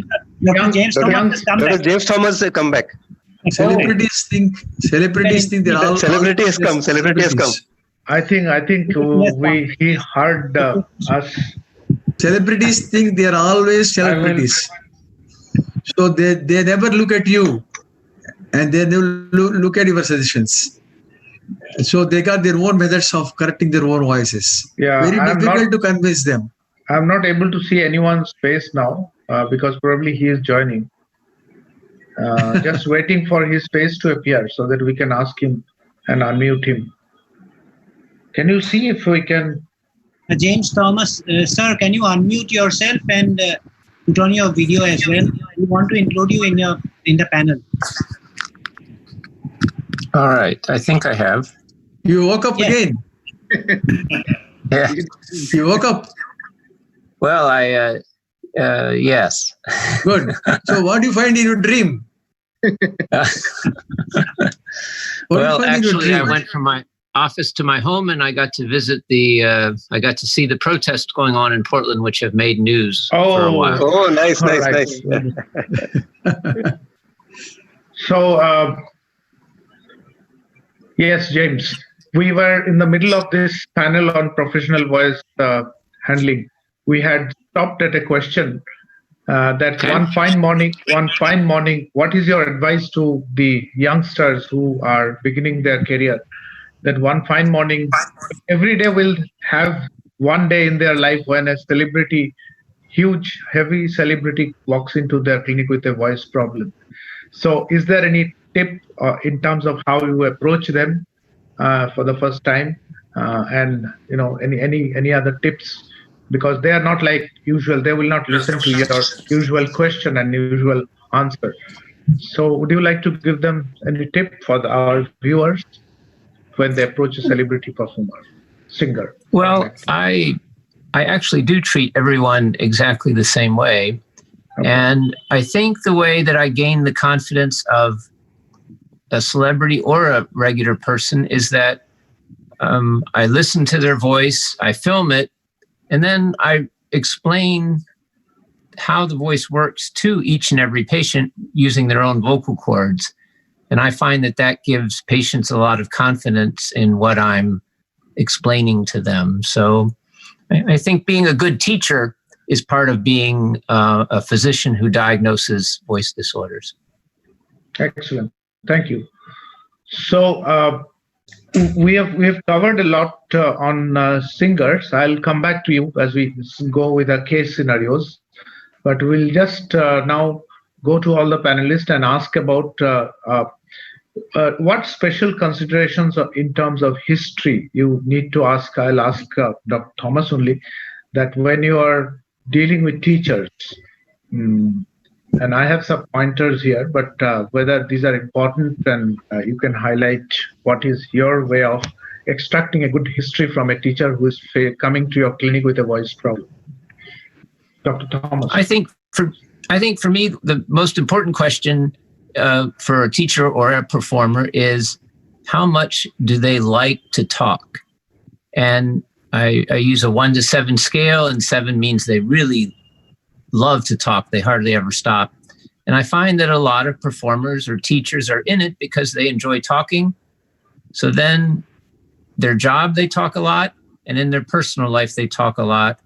And if I know that, then I know I'm looking on the edge of the vocal cord for lesions of overuse. So how much people talk tells me a lot about whether I'm going to find a nodule, polyp, or other lesion. In the Indian context, Dr. Jayakumar, would you like to comment anything? Yeah, I think you have added most of the things. Maybe 1 or 2 things. One is, most important thing is that many teachers, in our place or in our country, they travel from home to the school and back. Many times it may be quite distant, and many times they may be traveling by public transport. And it is very important that, especially in ladies, they have got a habit of they travel. And in presence of background noise, if they travel, that is going to hurt them, because after 5 hours of class, if they go back on a bus for a 30-minute journey, and if they continue to talk on, it's actually going more damage. That is very important history. And there are many papers saying that teachers who teach languages have more problem than teachers who teach subjects. So you can add that history also. What is their subject? How many things? And in India, it is not uncommon to have classes with more than 60-65 students, and again sometimes partly separated room that you have already mentioned. So I think the background of voice use and the environment is very important, both for teacher, singer, actor, everyone. Coming, Thomas showed us this morning very nice videos about looking at the larynx. But before you look at the larynx, I would go to Dr. Samantre. What do you document the voice, and do you ask the patient to read a passage? What all you do in your protocol in a professional voice user before endolaryngal examination? Before actually we take a brief history about these things, because history we've covered. Yeah, you talked about the teacher voice evaluation. No, this is now we're talking about in general. Teacher voice evaluation. We have our BHI. Okay, so software based voice evaluation, and anything else? We have our hard copy of BHI evaluation. We give all of our voice patients, and we take our questionnaire through by a PG. Then regarding all the data in our file, because we have made a file. So documented. Yeah. Get all the document and that BHI questionnaire. We have made a questionnaire. No, we have covered that questionnaire. I'm talking about evaluation. Let's go to Unni, Dr. Unni Krishnan. Yeah. So MPD first, most certainly. We can pick up the wrong techniques probably there itself, the way of taking a breath and so. Actually, as far as reading passage, all the others, reading passage, voice analysis, it's done in my place. The audiologist, the audio department separate. It's not really, it's a different building altogether. So the person is sent there for the remaining aspects, and usually there's 1 or 2 people who are especially trained in or interested in this aspect. So they do all the others. So from my side, it usually would be the basic evaluation, looking at the larynx, and then sending there for the other things. Yeah, Dr. Fanindra Kumar, sir. Actually, when the patient how much important is it to listen to the voice and document? It is very, very important to listen to the voice and document. Very, very important. And most of the time, the singer says, sometime before my voice was excellent. But there is no statistic to say how excellent it was and how it was like that. And unfortunately, in our country, they don't have previous recordings of their voice to know what it was before. And we know the person with the existing voice only, not before that. They ask us the most common complaint, the common thing they expect is, can I get back my voice? So this comes the problem. We don't know what was their previous, what was the status of the voice sometime before. And when the professional singer enters your room, you have to watch him. The way of style he walks, he sits, the movements of the particular patient, how he moves, and what types of maneuvers he's making while speaking. And asked him to sing before you. You had to watch while he was singing also, to watch his maneuvers. This includes inspection, the point of inspection. Not only the reading a passage, asked to sing, what the pattern is following while singing. That is also important. Okay. Next, of course, yeah. Next, I think Dr. Thomas is going to be able to add a lot of information on this because he is an expert. Let us ask him. Listening skill to the voice. He's talked and he talks about it. Yes, Dr. Thomas. Before endolaryngeal examination, how important is it to listen and how much information can you extract from listening to the voice? So you have to unmute yourself. Dr. James, please unmute. Yeah. Okay. Thanks. I do a recording that takes about 5 minutes to do, and it does include reading and maximum phonation time. Those are very important. I think the most important thing is to listen to the voice at soft pitch and high pitch, soft volume and high pitch. And that's where you'll pick up a lot of findings. And especially if the patient sounds bad up there and they're trying to avoid it by going louder, I let them make the sound loud and then I ask them to make it soft. And on soft phonation, you'll pick up a lot of details in the voice, cracks, onset delays, skips where the voice jumps. And so if I had to pick one thing, it would be to listen to the voice soft. And I would say at the end of listening to the voice, I already have probably my diagnosis pretty well in mind before I even look. I remember you talking about asking all patients to sing happy birthday to you. Yeah. Can you elaborate on this? Few years ago, I heard that this is routinely what you practice. Yeah, when you sing happy birthday to, the two jumps up about 4 or 5 notes. And even people who can't sing somehow know the tune happy birthday to you. And that movement from happy birthday to, when you jump up, you are tightening your vocal cords and you're bringing them closer together. And if you do that softly and anything touches, they'll stop vibrating. So it's a great test to find a nodule or a polyp or a broken blood vessel. Anything on the edge of the vocal cord will show up on that test. Thank you very much. I'll now go to Dr. Jayakumar regarding inspection. I think Dr. Phanindra Kumar was just about to mention about as the patient is talking and singing, what are the things that you would like to observe? For example, this singer, she is I just took this clip, Indian classical.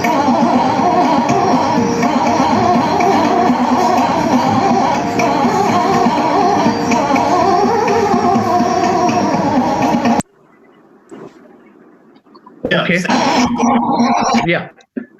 Inspection as well as listening, both are very, very important. You have written everything. So break down the voice into its components: the breathing, the phonation, the resonance. So you can have a good look at the breathing. Is it a normal, good breathing of either the chest or abdominal or both, or is something unusual like, or unnatural like neck breathing or shoulder breathing? If that you can easily find out. If the patient is using just neck muscle for breathing in, that is not a good technique. So find out the breathing technique. Then in the phonation, you look at the register. You already told whether the patient is able to do the middle register very thoroughly and go the upper and lower register if required. And if at all that is happening, if it's smooth or if there is a pitch break, register break, that also can be looked into. Larynx position, certainly. Normally in a very high pitch, larynx goes high up and in very low pitch, larynx goes down. It has to be smooth. If it is jerky or staccato, then that is not a good thing. Of course, it is very important to look into the resonance. You can also use your eyes to pick up the resonance point. Is the patient using a very good oral resonance? Is the lip moving very well? Is there good oral aperture? Is the tongue held in more anterior position, or is he holding it in back position? All these things you can actually watch also. And also listen to the nasality. If the patient is able to use the nasal resonance very properly. Of course, then you can go for palpate the tenderness, systematically palpate the tongue base. Usually it should be very soft. You should palpate the greater cone of the hyoid. It will be very tender if people have got a lot of muscle tension. Palpate the thyroid space. It can be tender if there is a lot of ventricular band involvement. Palpate the cricothyroid space. Palpate the suprasternal space. All these areas can have tenderness. Look into it. And also, that I already mentioned, the lip movement is very important. So if somebody is not opening the mouth, then the voice will be very bad. So all these things are very important. So by listening to the voice and watching, you can get very important clues. Just one more addition to the previous slide. When you take the history, recording all those things, in addition to that, I also ask, what is your basic note or Shruti in Indian language? Or we can call the tonic, or you can call the singing habitual pitch. I think that is very important. Sometimes people may select wrong singing basic pitch. So if that is the case, we have to correct. And then also you have to make them sing up and down and identify how many octaves they can go. If he's a singer, at least 2 octaves should be there. Dr. Thomas, do you have anything to add to this? What in terms of inspection and palpating the neck?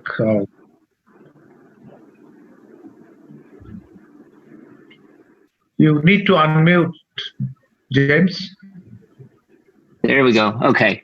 Yeah. I agree with Dr. Jayakumar that feeling where the larynx is, the spaces, the hyoid space and the cricothyroid space, and where it's tender are very valuable inspections before you look. Any other panelists would like to add anything on this point? We'll go to the examination then. No? Yeah. Let's go. Coming to just, can I ask Dr. Unnikrishnan, do you always do flexible? I have a flexible strobe connections. We have flexible, but it's not connected to strobe. So I usually stick to the rigid laryngostroboscopy. Okay. Gautam, Dr. Kavikant. Then I'll go to Dr. Phanindra Kumar. Rigid scope will give a gross orientation, but you need a flexible scope. They made a compulsory in these people to know about the dynamic phonation techniques, what they are doing. So you have to observe directly the dynamic phonation, what they are following the patient, how he is doing this during speech and also singing. So we'll follow both rigid and flexible. And flexible with chip-on tip is much better. Okay. Of course, and we had to use topical anesthesia. Some people may not tolerate without anesthesia. So we had to use the topical anesthesia also.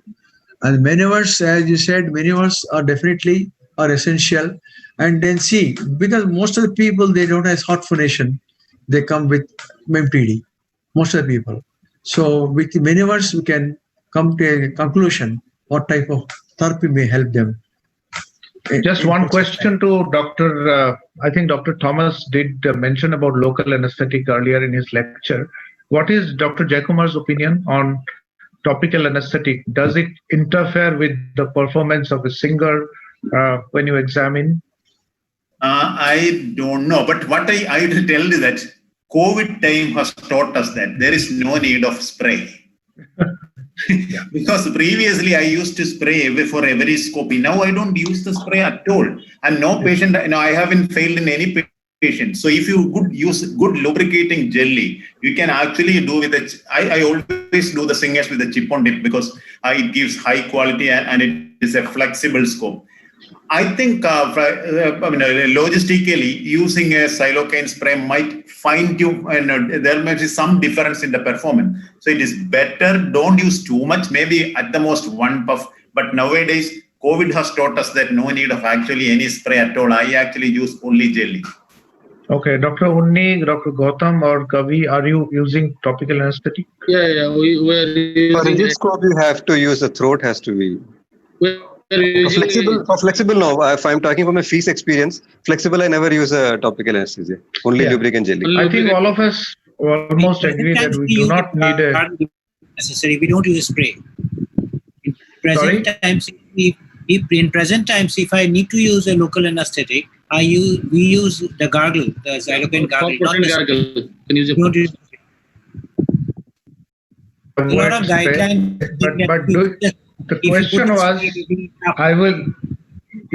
I'll now go to Dr. James, that do you think topical anesthetic would interfere with the evaluation of a singing person who's got subtle problems?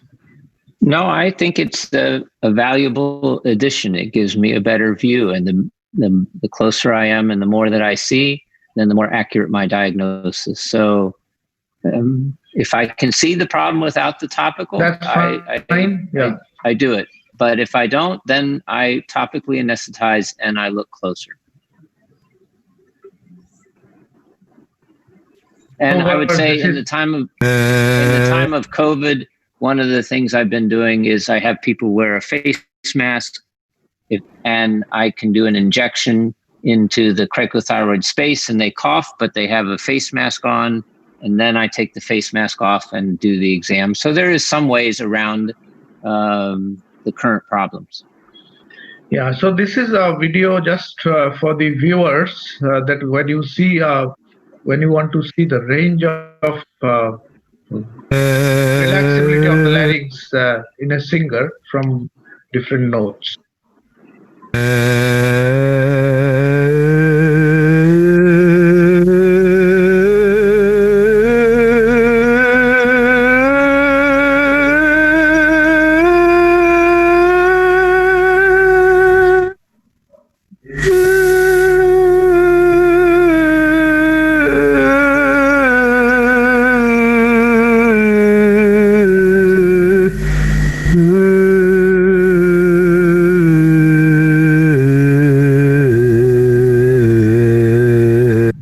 The reason I showed this was only for the viewers, that if you can do a full examination of the patient's range, then you probably get a good.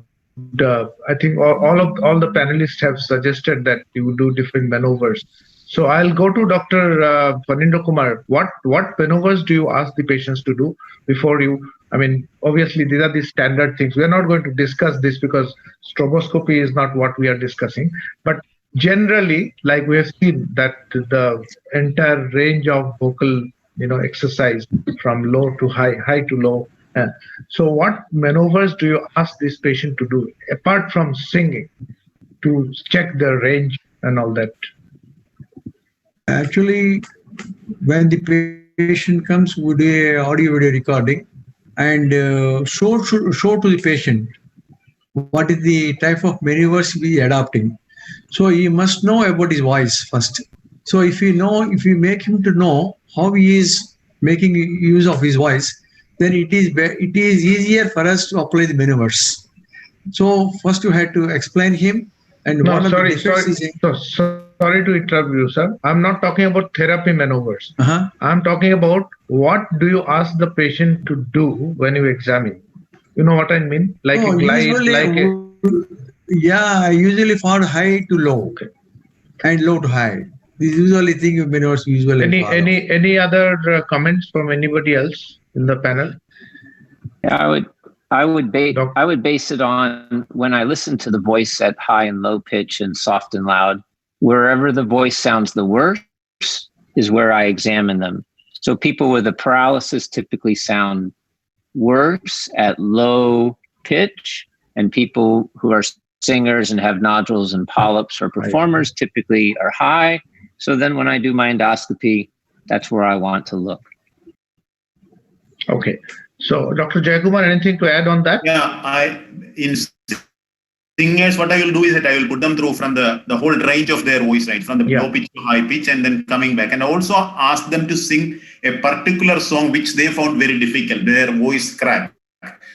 So I asked them to identify the songs for which they had problem, and then ask them to sing and do the scopy at the time. So you'll have an idea what is happening at that time. Yeah. So you can probably correct. I think I also do that routinely, but just to find out which particular song they had problem last time, and then if they sing that, we can pick up that. Now, if you do a laryngoscopy, what are the things that you look for in a professional voice user? I've got a lot of pointers here, but I will go to. Can I go to Dr. Jayakumar? Sure. That which are the points you would like to, look for? because this is just a message for the beginners, because if you go through the literature, if you read a stroboscopy book, there are hundreds of things. But in a people like which the section of people we are discussing, what are the important things to watch for during an endolaryngeal exam? Yeah, you do the scopy when the patient is producing the singing voice, and look for all the standard stroboscopy parameters. In addition, what you should be looking for is that, are they having this muscle tension dysphonia pattern? Now, muscle tension dysphonia happening in a speaking voice is different from a muscle tension dysphonia happening in singing voice. So a singer who has got muscle tension dysphonia only singing, they won't have any muscle tension dysphonia pattern when they're producing a normal voice. So you look for abnormal muscle tension dysphonia pattern. You have already written that the gaps, the asymmetry, and also I am leaving the paralysis, but I assume that they are otherwise normal. Of course, if it is there, you have to investigate. But if the larynx is otherwise normal, and if his speaking voice is absolutely normal, only when the singing voice is problem, then what you should look, in addition to the standard stroboscopic parameters, is that look for specific muscle tension dysphonia during singing. Like, is there a phonatory gap? Is there ventricular band adduction on both sides or on just one side? That is quite possible to have a unilateral ventricular band adduction. Is the arytenoid coming anteriorly, the anteroposterior compression? And it is not too rare abnormal pattern, which is common with singers, but not common with speaking voices, what is known as the pharyngeal squeeze. I think James in the morning told about that superior constrictor, the constrictor squeezing and the piriform fossa. This usually doesn't happen in people who speak, but many singers, when they try to produce high pitch, if they use their pharynx too much, you can see the pharyngeal squeeze. So you look for the lateral wall of the piriform fossa coming anteriorly and medially and touching, almost obliterating the piriform fossa. That is a definitive sign of patient putting lot of strain. It is actually cutting the free play of the larynx in the pharynx. So look for that. So look for ventricular band adduction, look for pharyngeal squeeze, look for anteroposterior compression, look for phonatory gap, apart from the things Amitabh has written and all those things. Dr. Unni, anything else to add before I go to Dr. James? Dr. Thomas, James? As far as stroboscopy is concerned, if I hear the problem at high pitch, then I'm likely to do a rigid scope because I get a really clear view at high pitch of the edges of the vocal cord.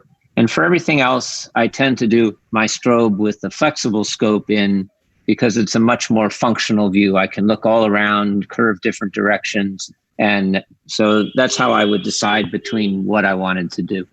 I think that's very, very important point he has suggested to take home for the viewers, that if you are examining the larynx during a high pitch phonation, a rigid scope is good enough to give you a very wider view.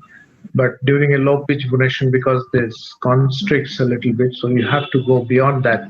And so I think we have discussed most of the things that we look for. This is a patient finding. Unfortunately, the voice is not very clear.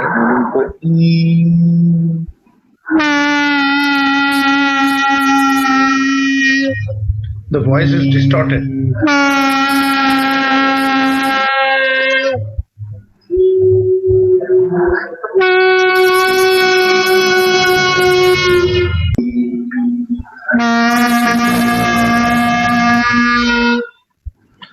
So essentially, we are looking at findings here, which are two subtle findings. Dr. Jayakumar, what is your impression? Yeah. You can what is the history like? It's a short history. Short history. Yeah. Professional singer, short history. But when we take the history, patient says that they has been having a lot of problems, for quite some time, as they are changing from one octave to the another. That is happening. But recently, it has gotten worse for the past 6 weeks, 4 weeks or so. Not very acute history. Yeah, you can see that small hemorrhagic polyp on the right vocal cord, and also a capillary ectasia on the left side. In addition, you can also see there is asymmetry of the arytenoid, which is not rare in people. You can see that the right arytenoid is, you heard James talking about the arytenoid coming more on one side. You can see that the right side, if you take that aryepiglottic fold, cuneiform coniculate and arytenoid angle, you can see that it is more on the right side. So she's probably forcing a little bit, hyperducting on the right side. But what is more important is she has got a hemorrhage right now and possible another hemorrhage on the left side. Yeah. I'm not very sure whether she has got a very small sulcus on the medial margin, but anyway, there is a hemorrhage and capillary ectasia on the left side. So what would be the approach to this patient in terms of that hemorrhagic polyp? Obviously, because that's fairly a very, I think the color is quite red. So that means it is a reasonable, recent onset bleeding, might actually clear completely with proper voice rest. So if she can afford, if there is no immediate thing, I will advise, if it is possible, it is better to cancel the program for the next few weeks, take voice rest, give proton pump inhibitor, make her take a lot of hydration, teach her the vocal hygiene and review in 2 weeks' time. Dr. Phanindra Kumar? The intervention depends upon the duration of the complaint of the patient. As I said, 4 to 6 weeks she has been having great problem, but on history, if he's a professional voice user, they never keep quiet. They can't keep quiet. They had to get immediate relief. That's what they usually ask us. So in such cases, I do office positions, remove that polyp and go for conservative line of treatment like voice therapy. I remove the polyp. Okay. Before I'll ask all the panelists on this. Dr. Kavikanta, will you do surgery in this patient, or what will be your approach? You've heard the history. Yeah, this is an acute one. So what I see, maybe there is a sulcus here also. So yeah, possibly. Yeah, possibly there is a sulcus here, and there is hemorrhage. So in this acute cases, I think we'll tell the patient for a rest, and after that we'll look again to this. So primarily conservative, and then if required something. Yeah, Dr. Unni. Yeah, at least 2 weeks, I would say. Voice rest. Of course, the history is important as to how much what we imply by voice rest should match by what their concept of voice rest is. Gautam? Yeah, almost same. I would also advise for voice rest, and after recovery, maybe go for voice therapy, etc. Finally, James, Dr. Thomas, please. Yeah, I think this looks like a hemorrhagic polyp. I think what I can read out of it with dilated vessels on both sides, this person chronically overuses their voice. But this is not an acute bleed. An acute bleed would have hemoglobin throughout the vocal cord. And when you have a circle, then I think that's actually like an aneurysm. And if the person wants to get better, I think really only surgery will make it better. It's not a cancer, you don't have to remove it, but it is the cause of the hoarseness. It's on the edge and it sticks up. So I would offer them surgical excision, and I would probably also use a laser to coagulate the vessels on the other side. And when they recovered, then I think they could resume normal voice use. I think it depends on case to case. As we have heard all the panelists, I think there are 2 panelists who believe that this is the root cause of a chronic insult. I mean, it has resulted from an insult, and it's only going to get better. That's what 2 of the panelists think. So you remove it. So depending on your threshold of decision, you can remove it either. But it is also perfectly all right. Like the other few panelists said, that you give conservative and see and reassess how things are. But it is unlikely to go away if it has been there for some time. So we've discussed about common. So these are the common lesions that we get. So we are not discussing treatment of vocal nodules here, because we are just discussing special cases of professional voice. So so essentially, we have either mucosal observed from palpation and endolaryngeal examination, and stress and other demand of the carrier, which can actually contribute to the problem as well. Now, I'll just ask one question about, I think Dr. Phanindra Kumar did mention, Dr. Jay Kumar, what is your concept about a voice clinic team if you need to treat these kind of professional voice users? These are the concept that we have. Laryngologist with a little bit of basics of singing knowledge, and the SLP, music teacher, psychologist, and sometimes the neurophysician and pulmonologist in the shadow, because you may need some opinion from time to time. But if you keep them in the loop, it is better because they understand the things better. This is so. I'll ask Gautam, what is your opinion on this? Yeah, this is the ideal situation if to have, but in our setup, we have the laryngologist and the speech language therapist. We do not have a music teacher. The psychologist and the neurophysician and pulmonologist, these are on call. These are not actually part of a team. That's why I put shadow on them. They are not part of routine team. We cannot call them all the time. Okay. We'll quickly go to Dr. Unni. Yeah. And Dr. Kavi, please. Yeah, just one thing with the pulmonologist in the shadow. Actually, I have this habit of, if the MPD is low, I generally make it a habit to have a baseline lung evaluation. And for us, it just so happens that pulmonology is a neighbor department just across the wall. So I just a quick word, and it's just another half an hour, 1 hour more. Maybe they do a PFT. So that's one thing I just want to add. Pulmonology is definitely in the shadow, but I have this thing of, if MPD is definitely low, I just want to add on to the pulmonologist. Dr. Samantha? Oh, sorry. Carry on. No. I don't have a music teacher in the department. It's available in the vicinity. So if something is needed, I can inform them. Yeah, not part of the department. Samantha, anyway different from what I have suggested? No, it's not different, but as Uni told, we are working in the medical college, so we are privileged to get a neurophysician and pulmonologist very easily. So we send them, but we don't have a music teacher. So if he's a singing person, we consult them. Just you can talk to your whatever your co-worker or your guru, whatever you want to do, or you can consult with them. We don't have our music teacher room. Okay, Dr. Thomas, any comment on that? On the team?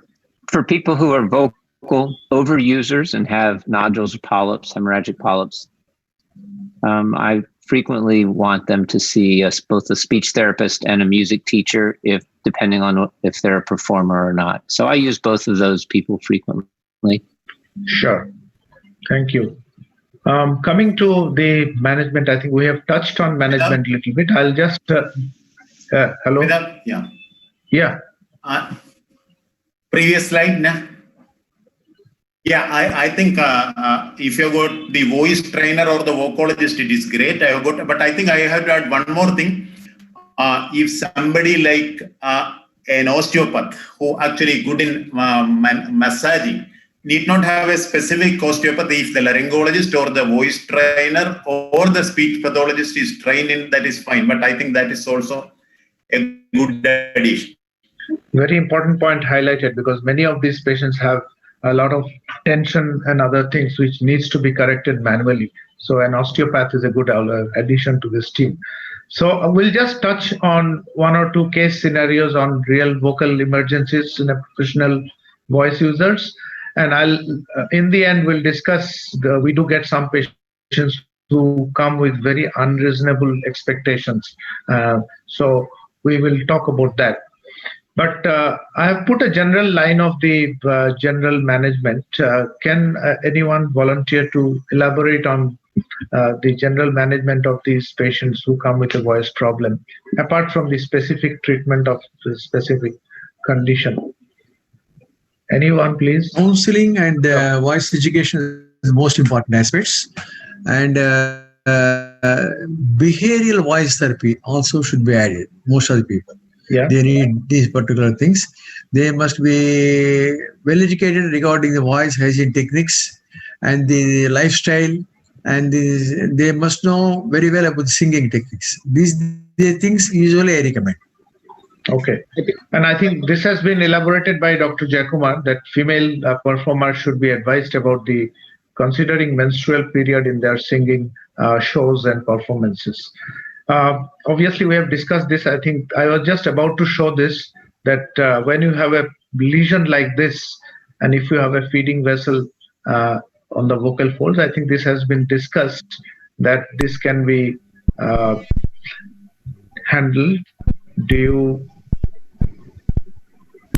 I think it's not necessary to show the procedure, but do all of us agree that the feeding vessel can contribute to formation of future polyps? And so if not, we'll proceed to the next one because time is running out. Yeah. Anyone wants to comment on that, please do. Otherwise, we'll come to a case scenario. We have a celebrity singer, male singer, has series of shows, very well-trained singer, developed hoarseness at the show last night, has a series of shows coming up on track. And laryngoscopy, we have unilateral hemorrhage like this.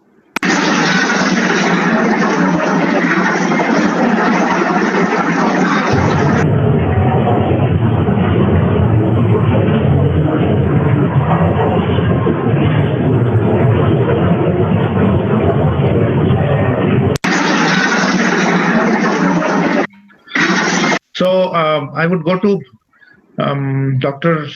Thomas. How would you manage this? Well, I've never seen something really bad come from a hemorrhage, but if I see it and by the time I show the patient what it looks like, it's pretty easy to suggest to the patient to give things a rest and let the blood reabsorb. I think for me, the most important thing is really to re-examine the patient a couple weeks later to see if there is a hemorrhagic polyp or a dilated vessel that's likely to break again in the future. Now, I'll give you two scenarios. One is this patient has next show in 1 day to 3 days, between 1 and 3 days. 1 day, 3 days, 5 days, 3 more shows coming up. And second scenario is next show in a week or 2.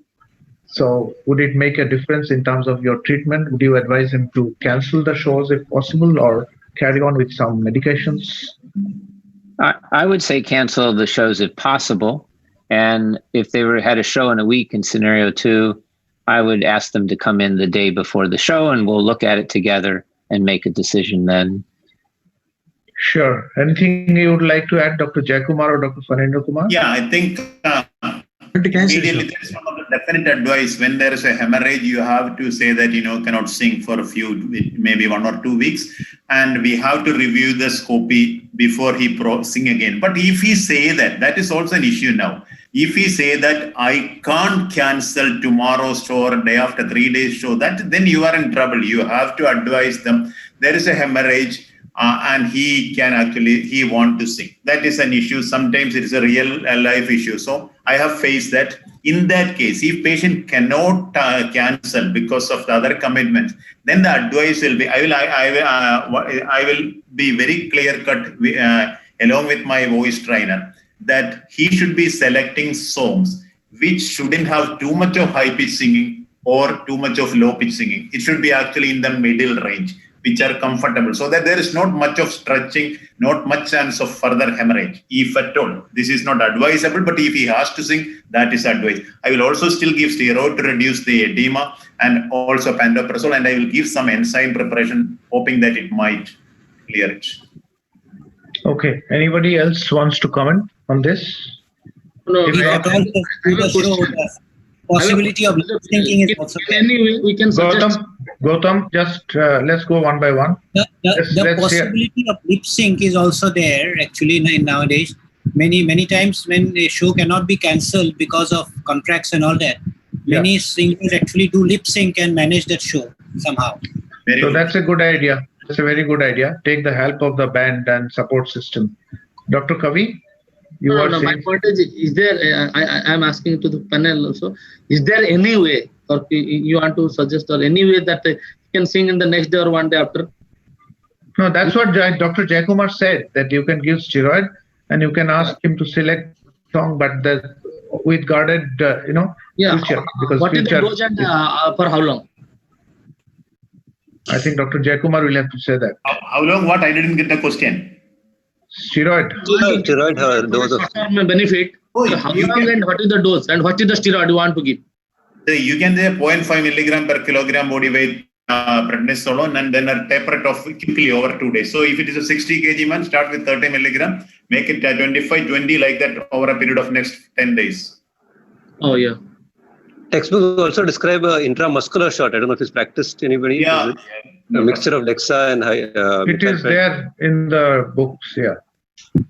So I think depending on the patient's ability, but as started by Dr. Thomas, that the first thing is if there is a way, stop singing. That's the main thing. But if you cannot, then you do some compromises like we have done. Then we have another patient who is a professional singer, 22 years, female, trained in classical since childhood, now singing in Bollywood. For benefit of James Thomas, this is Indian style with very variable pitch songs. A lot of strain required in a band song, because many people are trained in our country in basic professional singer and finally have to shift their career to this kind of singing where they sing even open air singing with a lot of music background and all that. Beginning career, performed show with a cold because there was a contract, had taken the money and obviously developed hoarseness, and we could see sang with a cold. Already she had a cold, and this is the kind of image we have. Quite a bit of bilateral hemorrhage and streaks of mucus here and there. Now I'll go to Dr. Unni. I think the stalwarts have given their opinion in the first case. Now this case is meant for stalwarts only.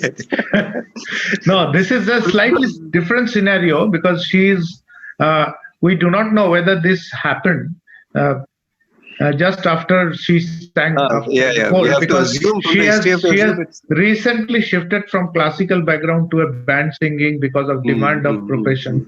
All these factors are there. So what is your opinion? And then we'll again go to Dr. Fanindra Kumar, Jayakumar.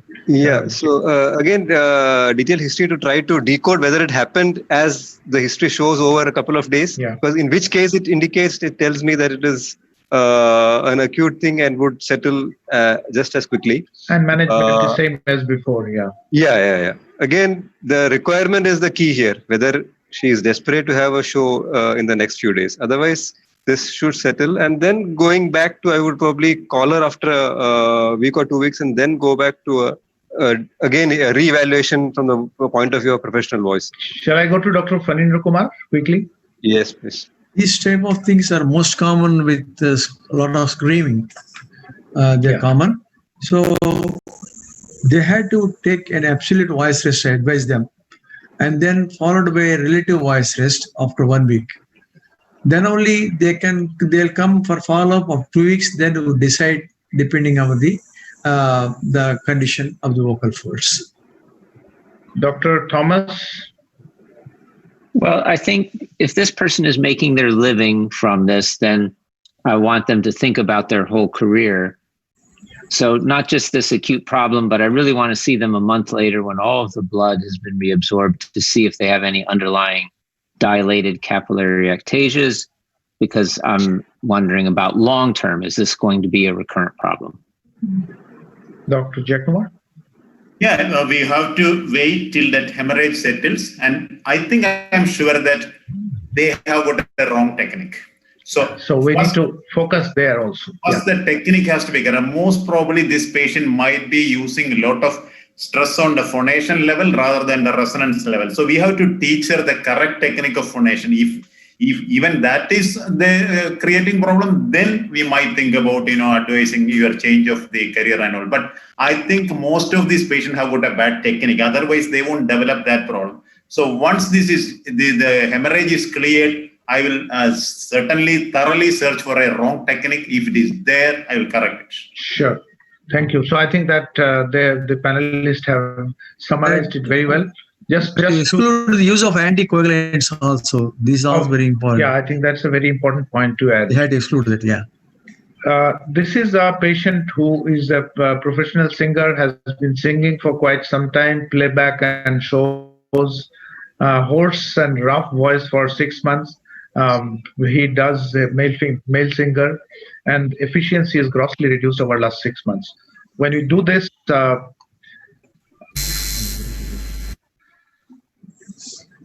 you that we saw a polyp here. We thought there's no mucosal web on that affected cord, maybe a small anterior micro web, and maybe a pit here.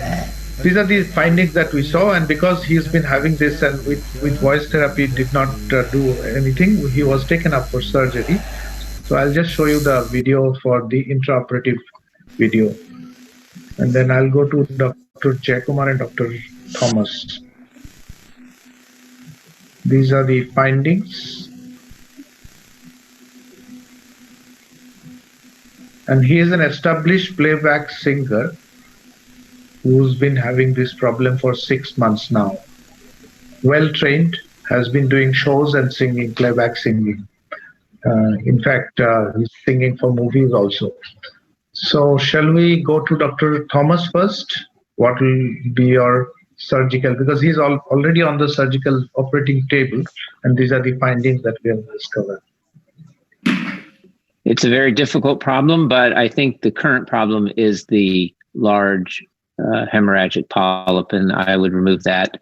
And I would leave the sulcus alone. I wouldn't try to deal with that. I think I would make it worse. So that'd be my opinion. Dr. Phanindra Kumar? There's a polyp, no doubt, but he has got any mucosal bridge, something like that. I doubt. Yeah. One thing.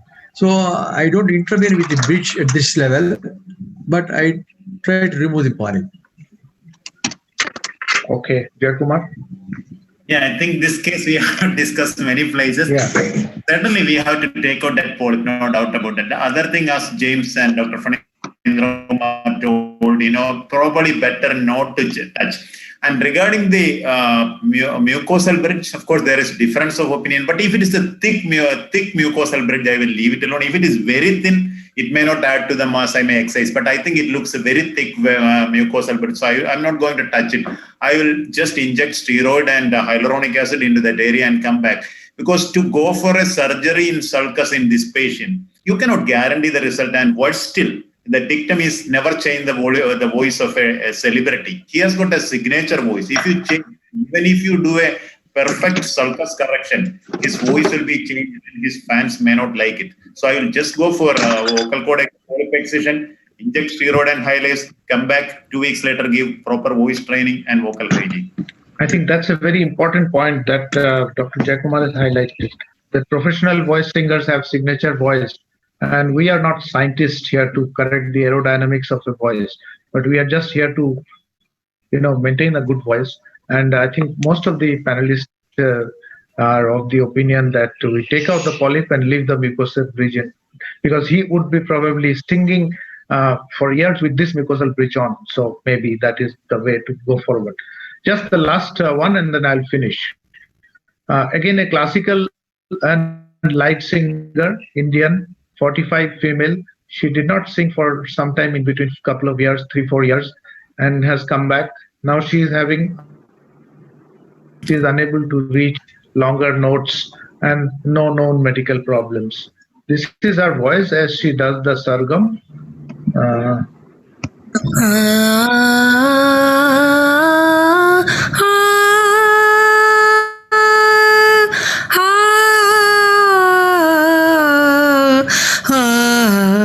So I'm sure you could pick up something there, and this is her stroboscopy where we can see a gap.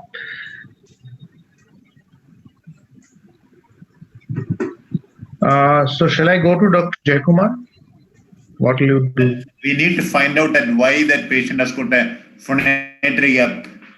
And I think that there is some amount of paralysis, probably require a little more investigation. As James told, I think I got a feeling that the right side is slightly atrophic. Maybe there is a paralysis of the right thyroarytenoid. We don't know. We have to. I think I would like to hear what James say about this. Yeah, and she's also has got a short MPT, as you can see.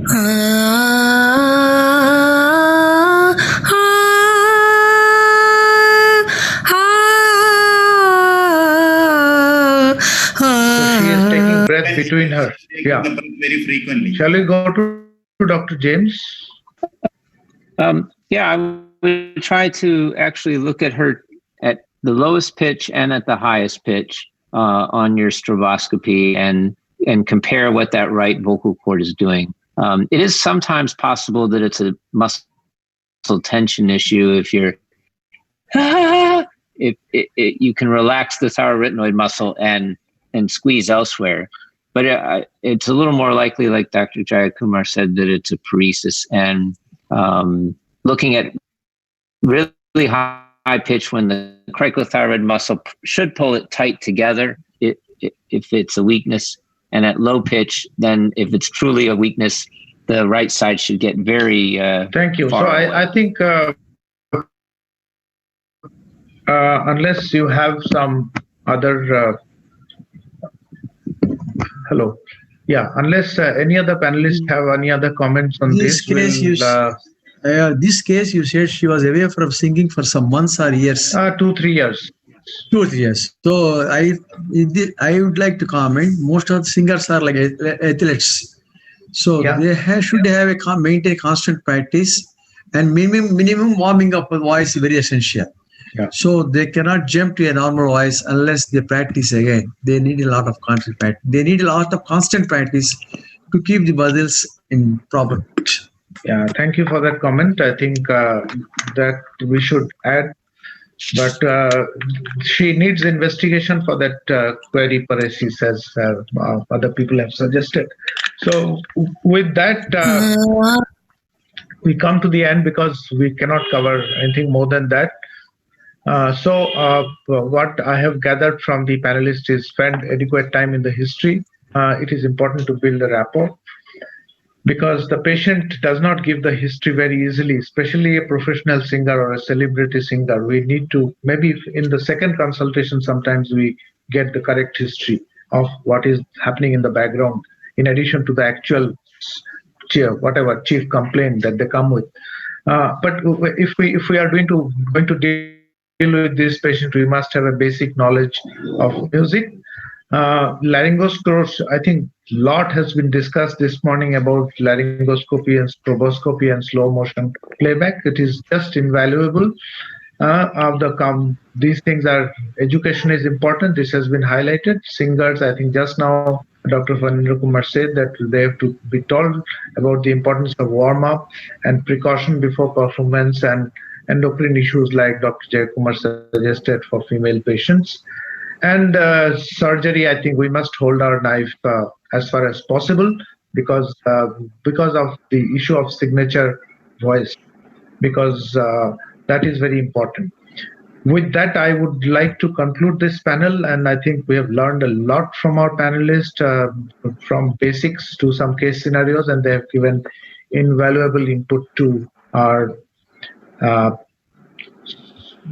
this is the word by German musician. He says that human voice is the most beautiful instrument of all, but it is the most difficult to play. I always put this because I find this fascinating, that this matches so much with our philosophy that it's the most time with these patients to understand the problem. With that, I would like to conclude and thank all the panelists, Dr. Jayakumar, Dr. Phanindra Kumar, Dr. Kavikanta, Dr. Gautam Khaun, Dr. Unnikrishnan, and special thanks to Dr. James Thomas for coming back for this panel in the middle of the night, actually the early morning. We're really grateful to him for his contribution to this program today. Thank you, James. Thank you. It's lovely to interact with you after some time. Yeah. And we hope to be reaching to you often and getting your inputs in future programs as well. Okay, thank you.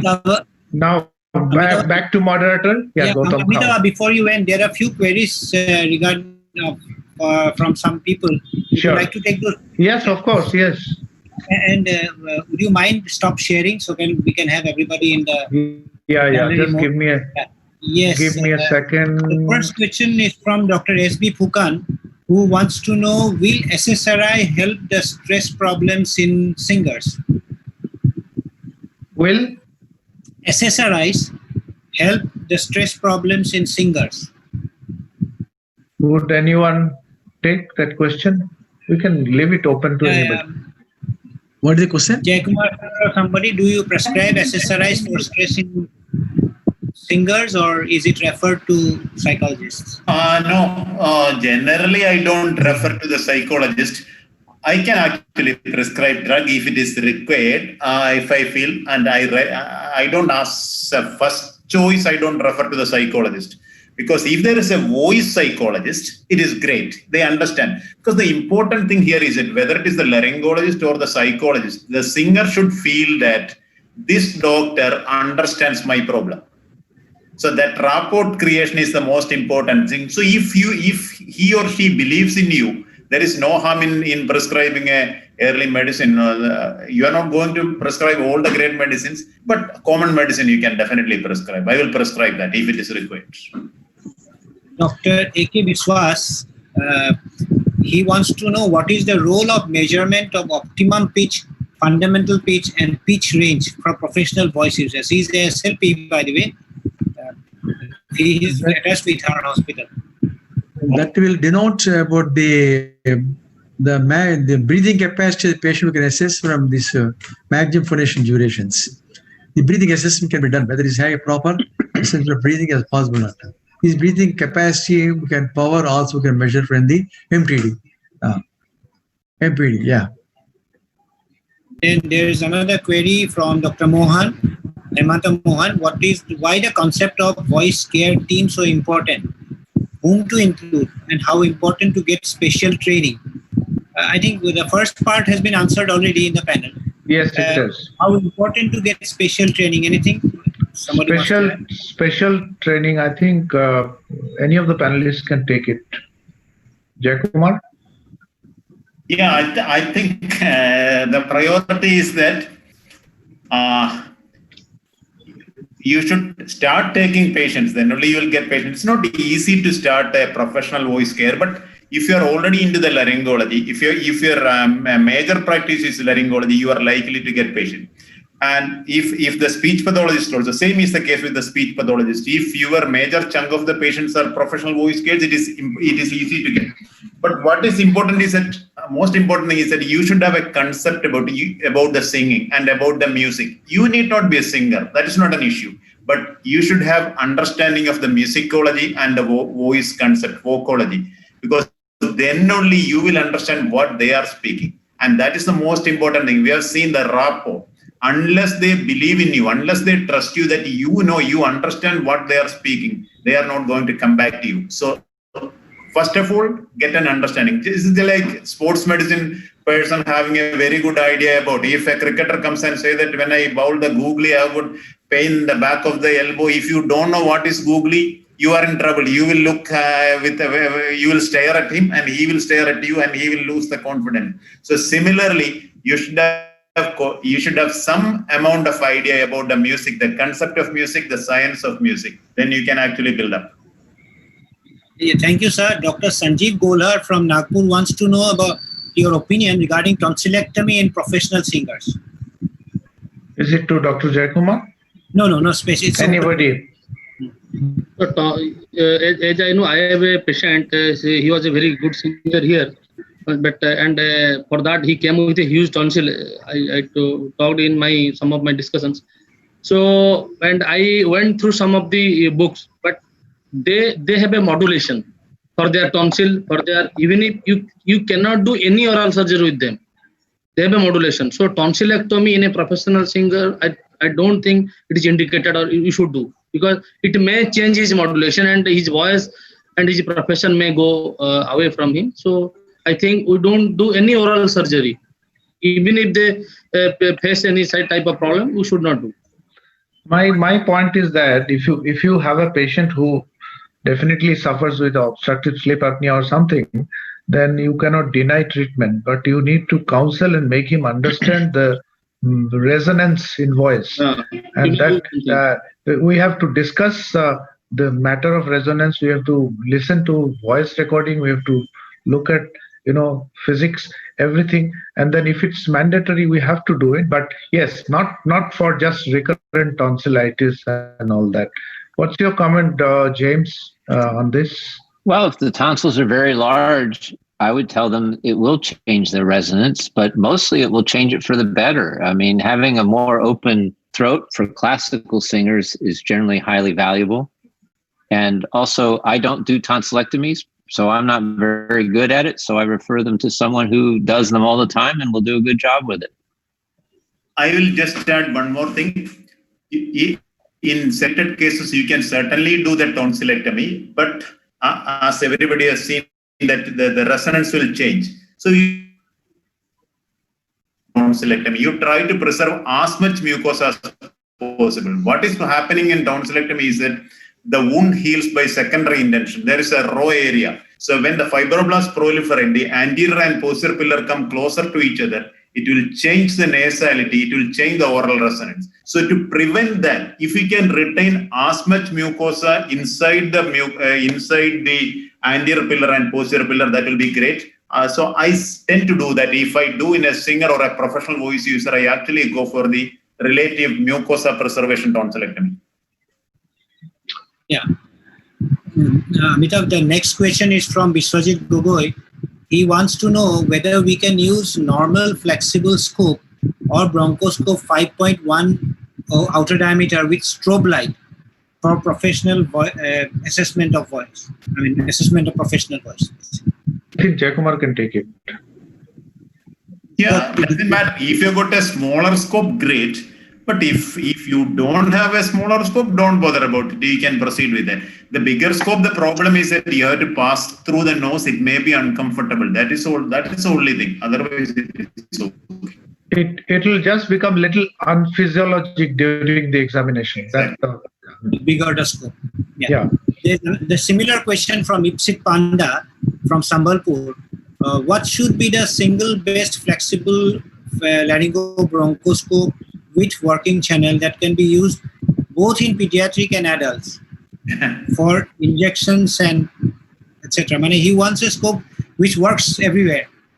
I think for a beginner, it is important. I mean, not for a beginner, but anybody who is buying a new scope, considering that in our country we have to arrange our own instruments. So we'll take the question, Dr. Jayakumar. Now the scope, regarding the scope you are telling, yeah, right. It depends upon single flexible scope for all purpose. They also don't want to do the intervention. Is that the question? Yeah, injection as well. Yeah, you can do injection and sorry. If you are thinking about chip on tip, I think less than 4.2 millimeter scope won't have a channel. So if you have a channel scope, the minimum is 4.2 or even 4.5. I'm not very sure, but anyway, it is not less than 4.2. So it is going to be a little bigger the scope. But if it is just for assessment, you need not have a channel scope. You can have even 3.2, very sleek, very small scope, very beautiful scope, which you can use both in pediatrics as well as in adults. Dr. Phanindra Kumar, you do a lot of office procedures. Yeah. If you want to do procedures, you need a wider diameter scope. Otherwise, better to go. No, for assessment. Can you suggest any scope? I don't suggest. Better to go for smaller scope for assessment. There was a corollary to that query whether he wants to use it for foreign body removal, but let me tell you, foreign body removal with flexible scopes is generally not advisable.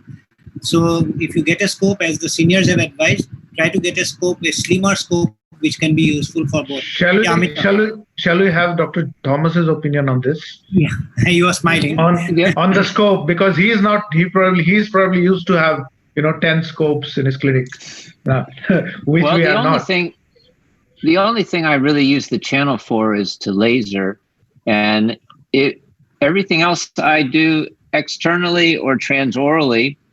And I will say, if you're creative and you only want one scope, get the 4mm chip on tip. And even a laser, you can pass a large needle through the neck and stick the laser through the needle. So if you only want one scope, it would be the 4mm chip on tip, and you can do everything else through the mouth or through the neck. So I think that's a comprehensive answer. Yeah. I think that finishes our question session also. We have the formal vote of thanks by Madam. Before that, as the moderator, I would like to thank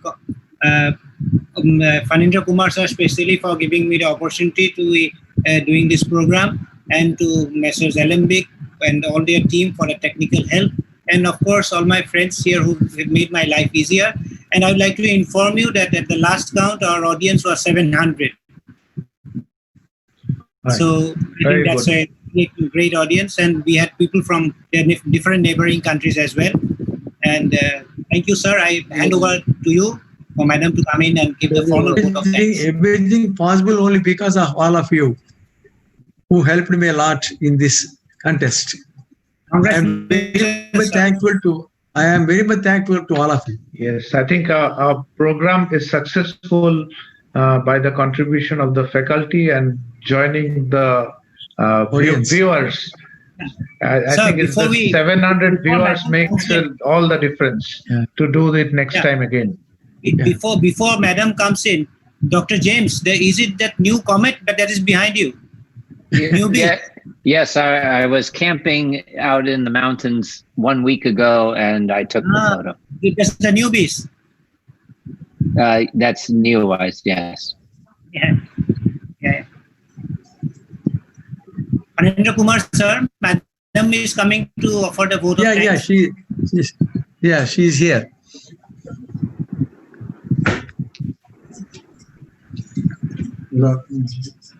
Good afternoon. Am I audible? Yes. Hello. Good afternoon. It's my great privilege to express our vote of thanks on behalf of Sri Satyasai ENT and Melody Voice Clinic, India. First of all, we are very much grateful to Dr. James Thomas, an eminent laryngologist from Portland, United States, for accepting our invitation as an international faculty in spite of his busy schedule. We are very happy to have Dr. Jayakumar as chief guest of this occasion to inaugurate the workshop and accept to participate in the panel discussion.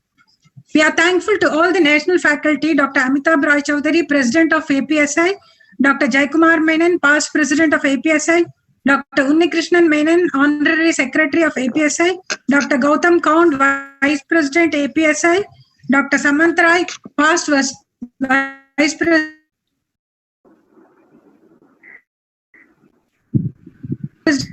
APSI team led by Mr. Pallab for associating with us in organizing the participants, without whom this event cannot be memorable. Thank you all once again. Thank you, ma'am. And I think, Phanindra Kumar sir, we can call it a day. Thank you, one and all. Thank you, and thank you all the audience. Thank you, everyone. You did a great job. Particularly Dr. James. Everybody. Thank you. Thank you, sir. Great job. Thank you very much. Is it possible to get the recording, parts of the recording? Yeah, I think they have recorded it. They will give it to us. Thank you, James. Thank you, James. Yes. Thank you very much. Thank you very much. Thank you to all of you from LMB. Thank you. Thanks, Charlie, Mrinmay, Charlie, and Pallab. Thank you very much. And Dinesh. Excellent job. Thank you very much, Pallab. Thank you. Fantastic.